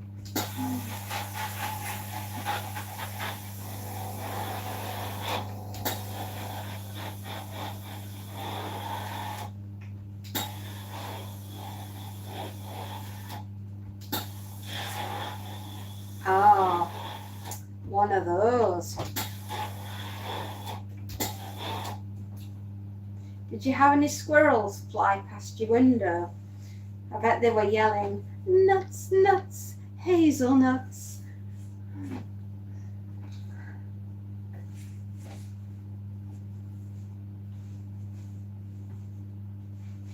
I've told everybody it's going to be your birthday.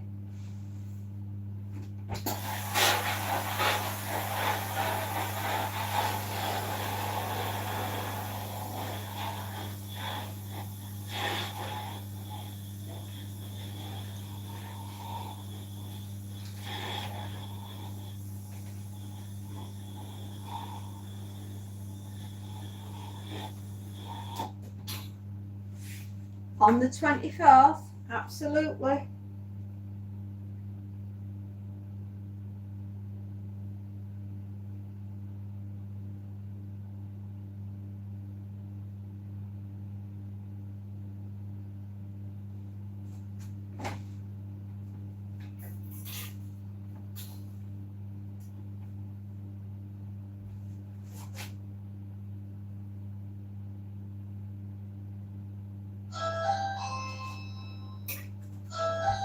Hang on, hang on, hang on, hang on. Hold on, my lovelies. Hold on. Hello, my dear. How you doing? Oh, you alright? Yeah. All right, well, you're gonna need it. I don't say so much stuff. Yeah, well, that's a bit after. Never mind. How are you?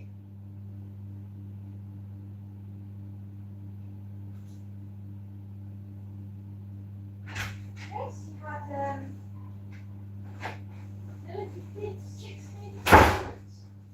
anyway, what's the underground? That's it. You've got no t-shirts, have you?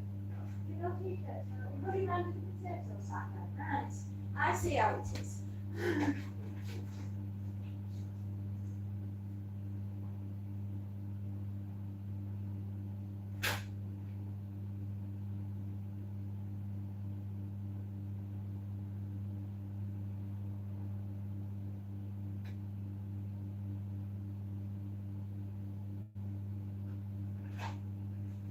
Did you find the flat yet? But they're going down to Berlin. No, not Berlin. They're going to this Friday, and they have a staff meeting. What's this thing now on Friday? What? We're going to have an actual staff meeting. Oh, that's good. Oh, and the sun, I really like it. Hello, where was it? Was it in nature reserve or sea otters? No, we didn't know. Oh. We're having trouble because his contract is a fixed term. Yeah.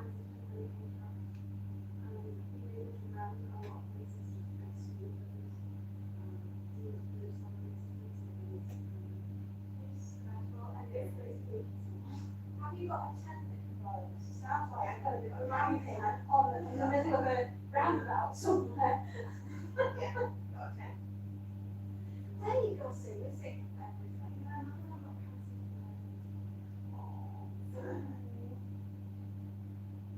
It's alright. Hang on in there, kid. It's not always going to be like this. It's not. Might be able to go live with Alvin, you know? Nottingham, Nottingham, yeah. It's alright. It's alright. Yeah, what's you?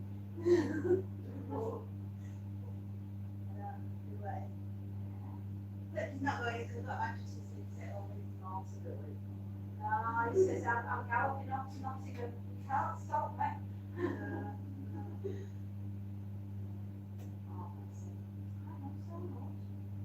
What's this with beard? And your moustache? Yeah, I'm looking at your little good there. Yeah, but I'm not seeing it in here. Oh, I'm really sorry. I'm afraid I'm not seeing it in there. Just wait for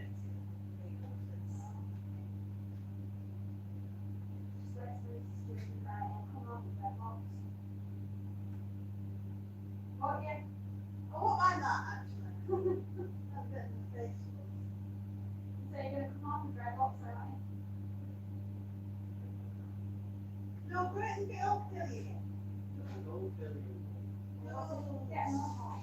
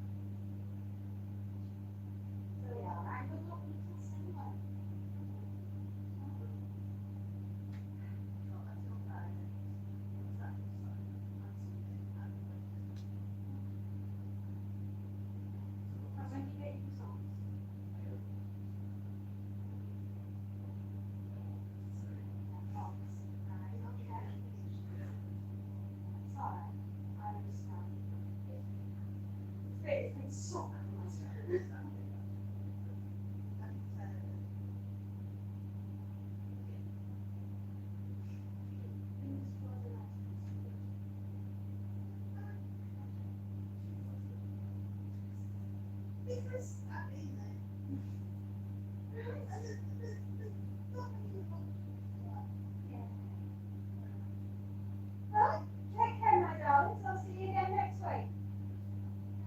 Bye.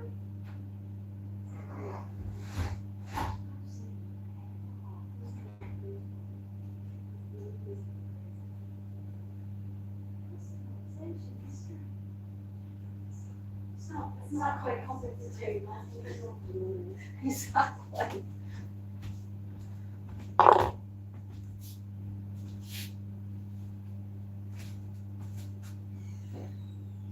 Oh, come on.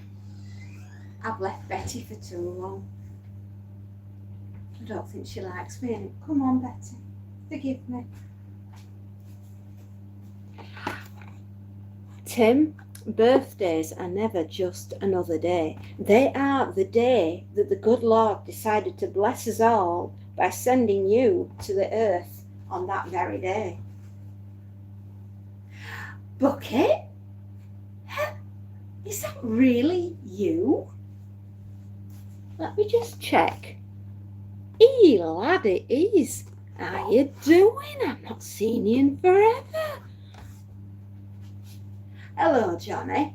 How are you doing, lad? How is your advert doing in Japan? Have I got the right country? How you doing, Bucket? Good lordy lord, where has everybody been? You've all come back to say hello. Oh, hello.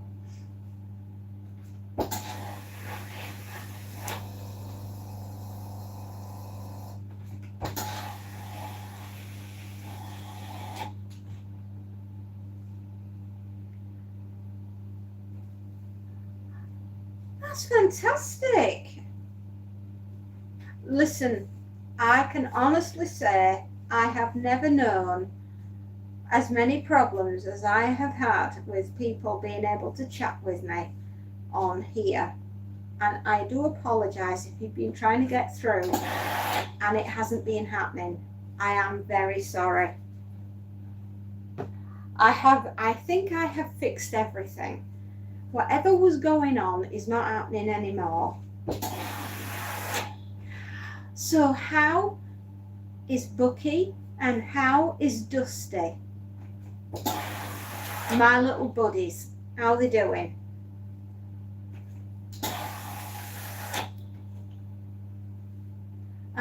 Okay, it's around the world now, Fairy. Can you send where I can find it so I can see it?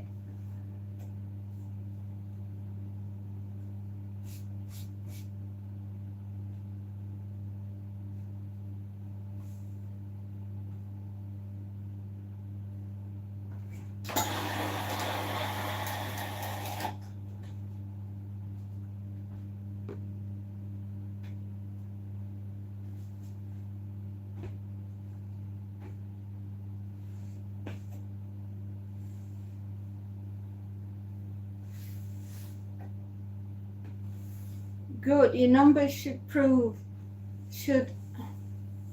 hang on a minute, let me read that again. Good, your numbers should improve too. We are good. Awesome. Oh, thank you. Thank you so much, Johnny. I'd love to see it.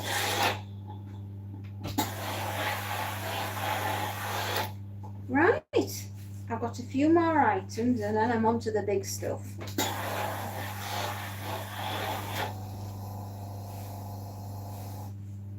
I hear that you got to 1,000 subscribers. Am I right? Bucket, did you manage it? I'm sure I congratulated you the other day.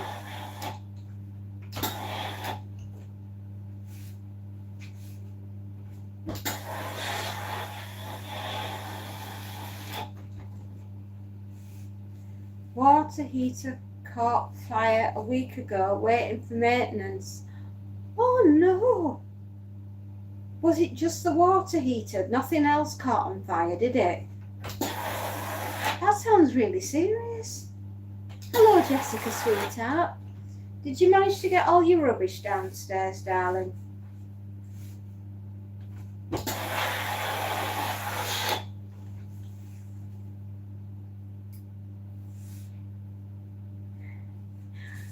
Oh, that's fantastic, Bucket. I'm so proud of you. Well done, son. You did it.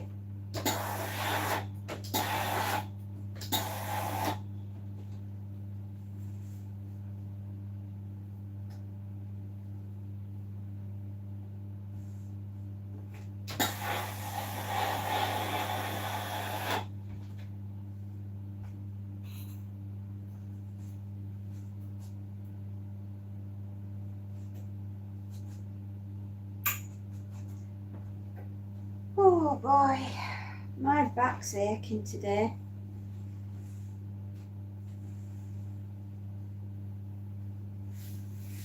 That's wonderful news. I'm so pleased.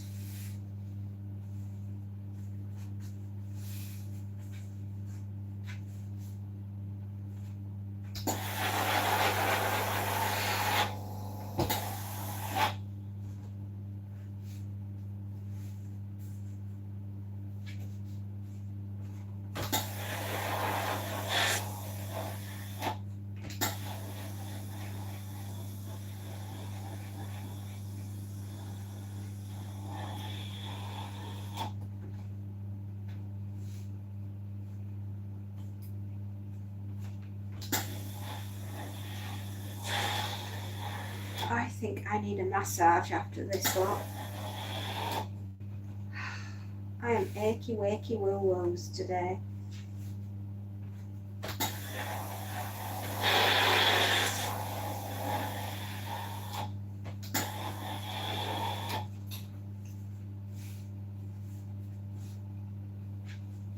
I'm also feeling incredibly worn out. I think I just may be running out of steam. I know, I just feel really tired, Jess. I just feel really super tired. I think it's because I've done a lot of ironing this week and my body has basically said, that's it, sugar plum fairy. You can't do anymore.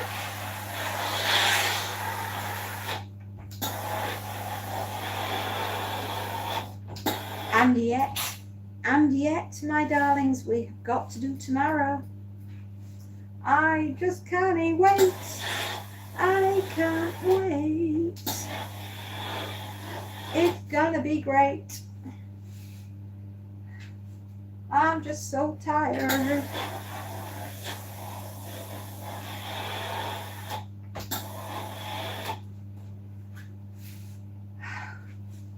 We're nearly through. I've just got a little bit of my own to do and then we're done.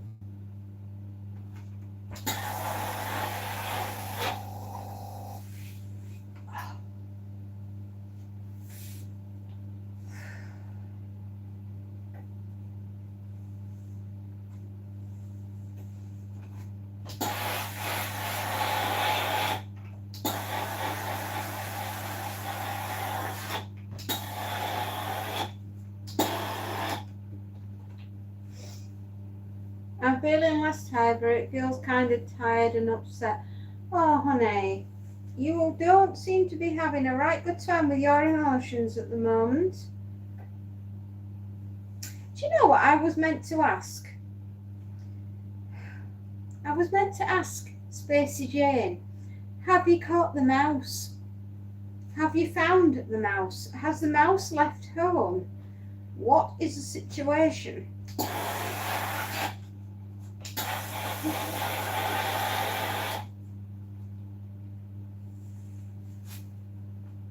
It could have been bad. Killed the electric. Getting it fixed has been... Do you know, they take the time, don't they? I got a letter in the post this morning and I was still smarting about it this afternoon, right? The water company, Yorkshire Water, have now decided that they're going to dig up the very last road that we have going in and out of the village in which I live in. That's it. That was the last road that we had, and now they're going to dig it up. Now, we're cut off. We're marooned. How is Monty? Monty is currently playing in the garden. Now, I'm still sore about the fact that we haven't got any flaming roads anymore. I mean, how are they expecting us to get to where we need to get to? Teleportation. And what I need is one of your remote controlled vehicles, right, that's going to be able to get me from A to B. Because currently, at the moment, we're not getting anywhere fast.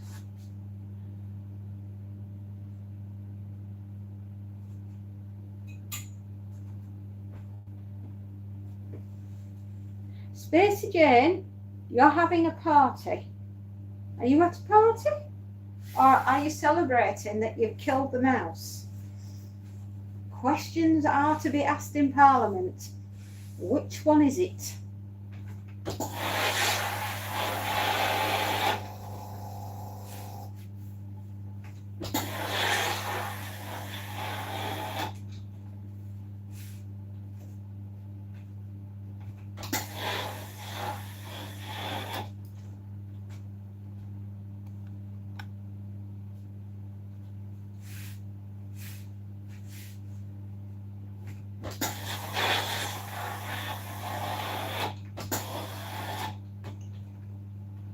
Bucket and I have to stumble.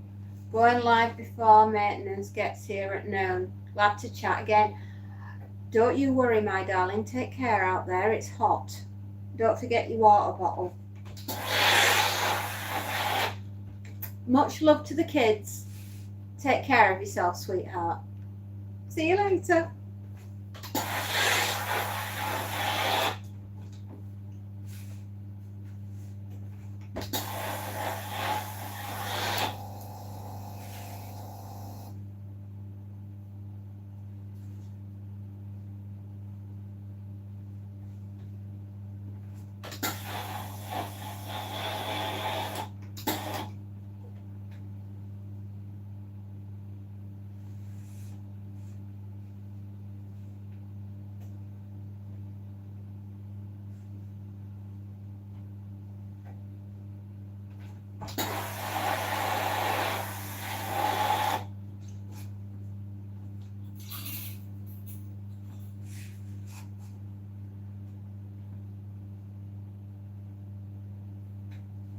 We stopped using the stupid, useless ultrasonic mouse deterrents and got 2 zapper traps and 6 regular traps and worked out that they like peanut butter and they don't like your scent on the traps or they won't go near them. So you've got them. I'll see you later. Bye bye, darling. See you later, Bucky.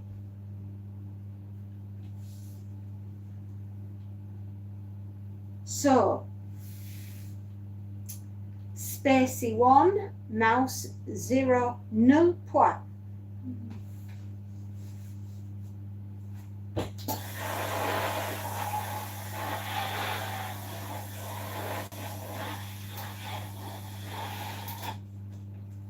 I ended up cleaning out the bottom of my pantry because they made a right, oh, I'll bet they did. They must have been sat in there thinking, this is great, lads. Free food.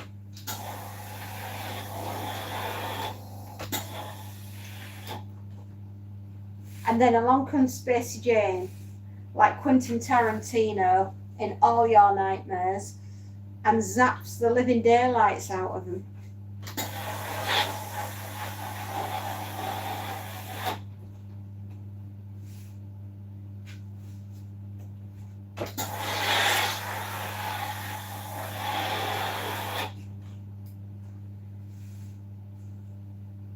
Be busy. Hey, honey, how are you doing?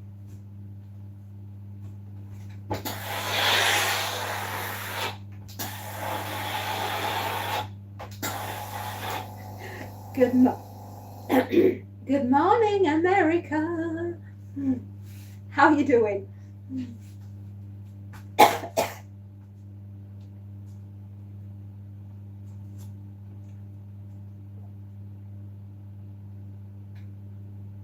And how are you feeling now then?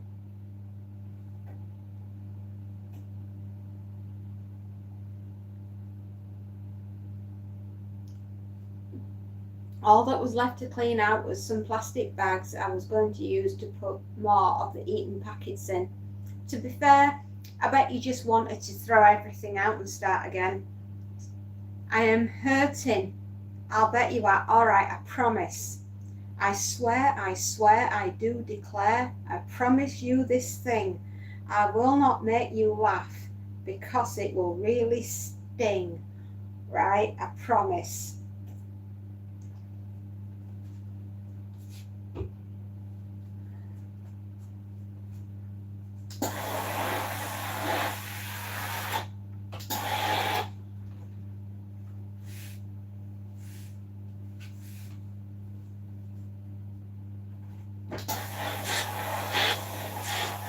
It hurts so bad to laugh, or it hurts worse to cry.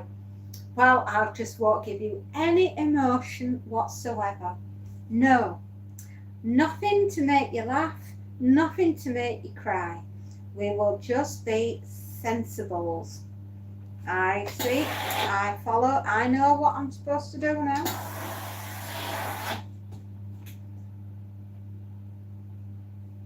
Please make you laugh. You sadist. You want me to make you laugh? I don't want you to burst your stitches. When out plopped 6 baby. What? 6 then oh, I see. Your pantry was a little bit of hoo-la-la going on in there, especially if you found 6 of them. Blimey, they must have been going all night long. Blimey.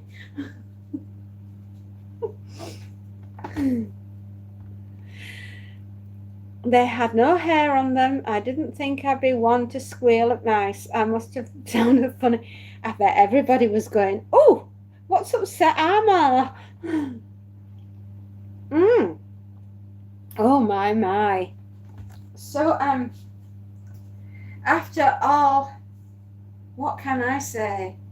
You got a new plushie from your favourite shop. Don't tell me it's a giant stuffed mouse. No? That was a wild guess, by the way.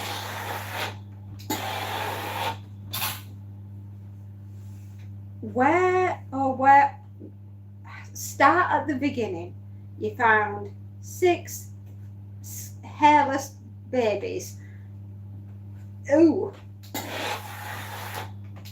They've really set up shop in your pantry, haven't they?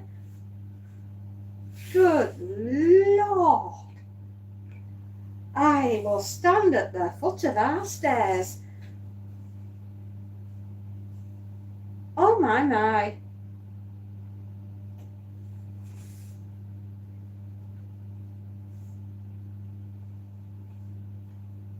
And a week later we've caught adult mice, 13 all up.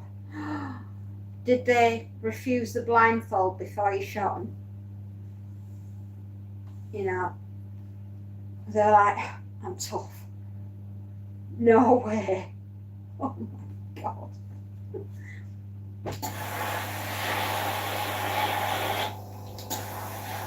You had an entire colony. Haven't caught any more for 3 days, so hopefully they are gone. Go out the door, 'cause you're not welcome anymore. Go take your stinking little paws and run off out my door. And I always think it was on, no, for the amount of noise they were making and the fact that your beagle was after them, I swear you had more than one. I mean, you had an entire colony living with you. You know, you had a grandma mouse, grandpa mouse, mama mouse, papa mouse, and 6 booba mouse, and then aunties and uncles. I mean, you had the whole flaming ghetto around there, darling.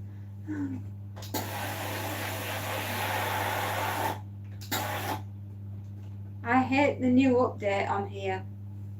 Pantry moths and mice. That had better be it, no, my darling.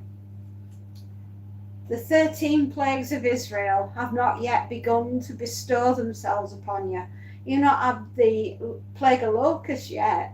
I mean, they're on the way, apparently. What's the new update?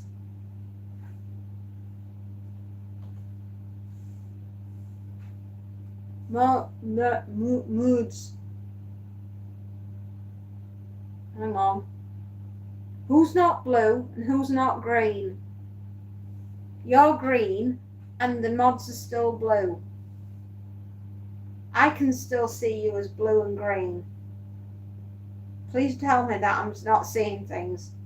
The moderators aren't. Yeah, they are on mine. And they got a blue shield and everything. You're definitely green, right? You're the green as that screen.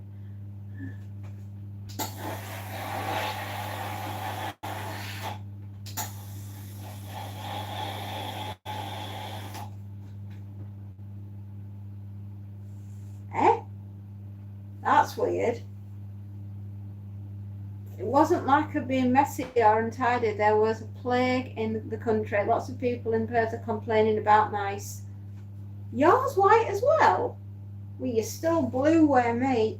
You're blue.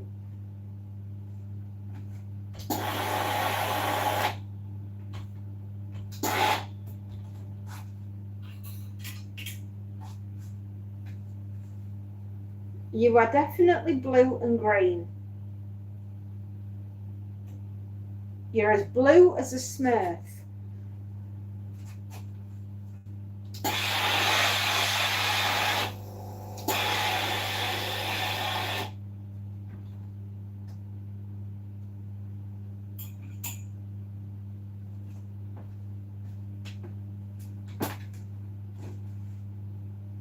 Maybe I need to make sure it doesn't need an update or Play Store. Okay, no worries. I noticed it earlier and just thought it was me. Well, I can honestly tell you, you're still as blue as a Smurf. And B is as green as that screen. Green as these pants I'm doing.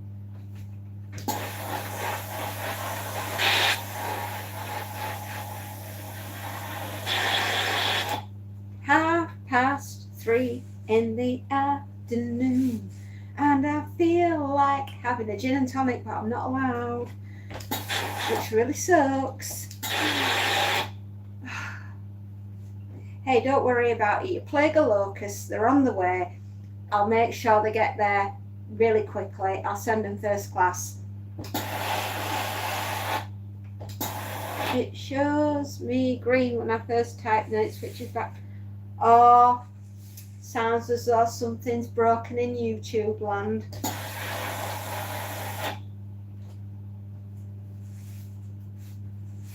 Oh dear.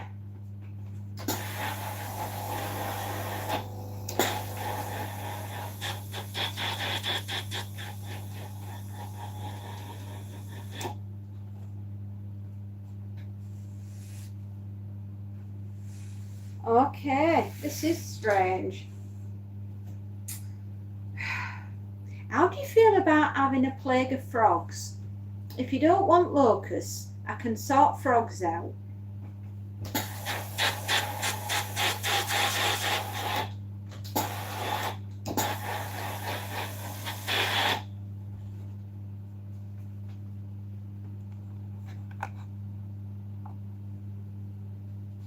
You had a locust plague in 91? Did you really? Oh, we're only joking. I am.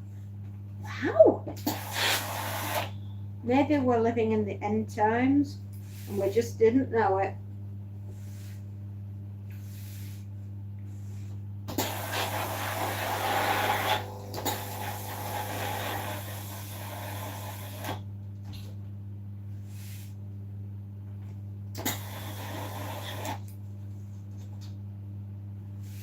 As the song from REM goes, it's the end of the world as we know it.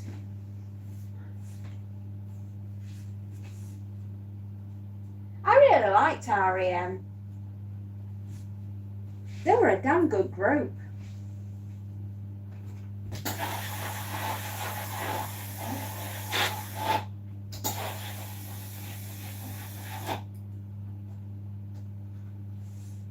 Cane toad problem. Oh my lord.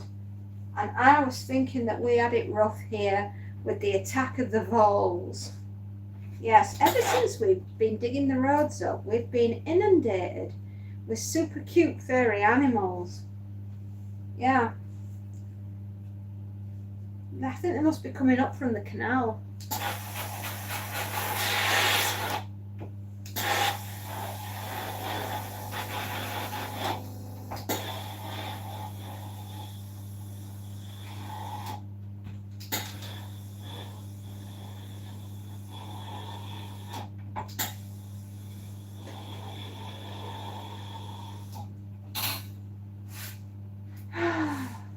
Good lord.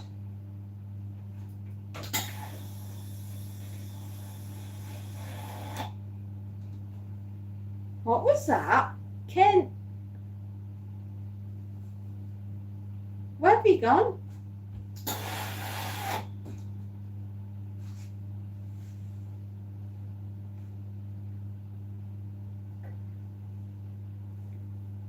Spacey, come back. All is forgiven. What did I say? Are you there, Spacey? Knock once for yes and twice for no.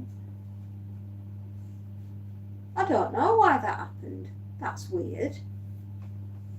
I tell you, there's something strange afoot. And it's not Bigfoot.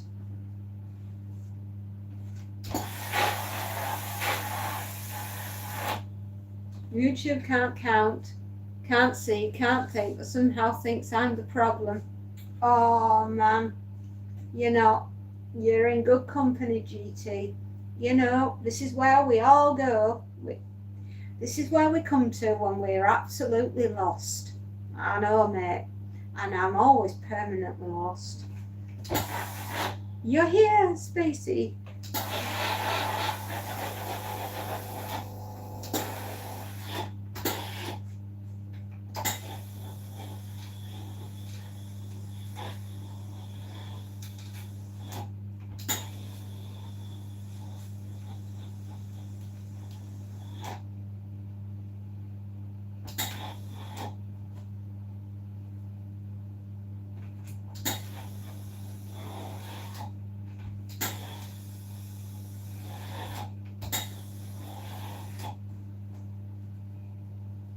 You're here. Woo!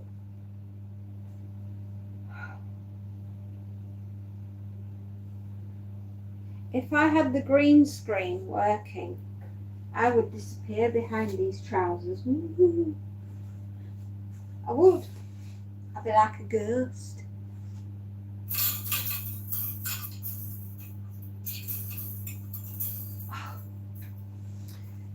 Ah, we're nearly done. Yay, we're nearly done. Ah, we're nearly done. Oh, we're nearly done. Just got a couple of things I need to do.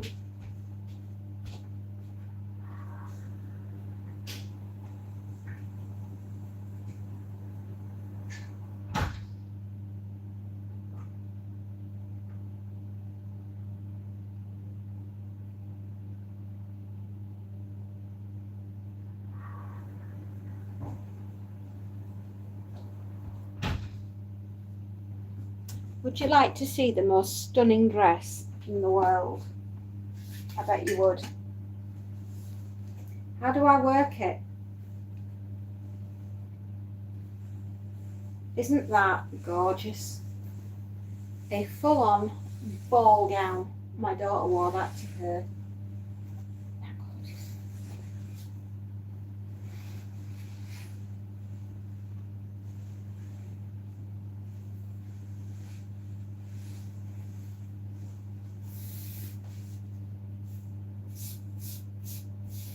How do I work what? How do I work anything? I don't know.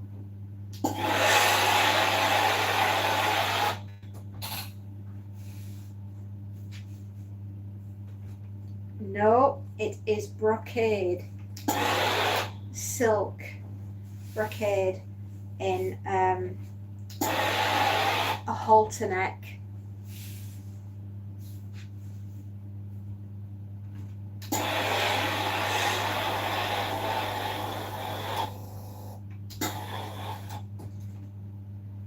Oh, the green screen. Right, if I press a certain button on here, I will disappear if I held up those green trousers. I'll show you what I mean.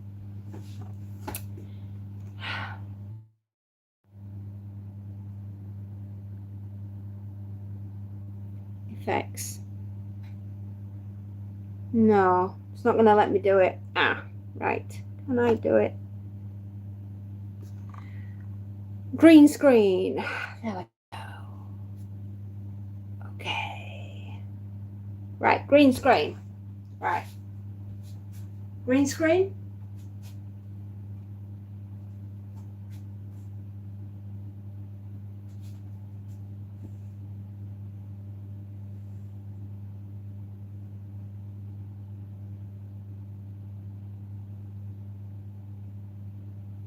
There you go. There we are.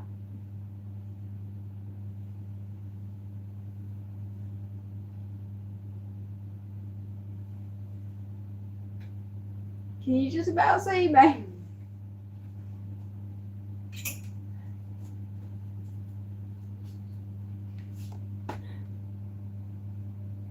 There we go.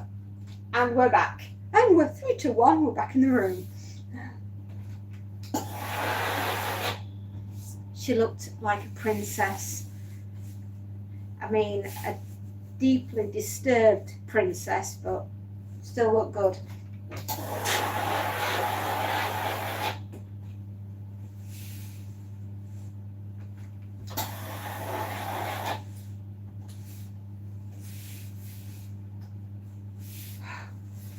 Just a little slippery little sucker.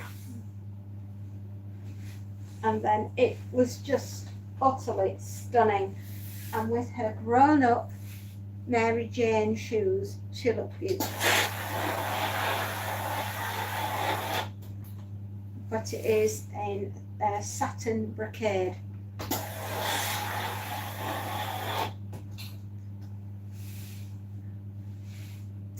It's nighty night, sleepy tight.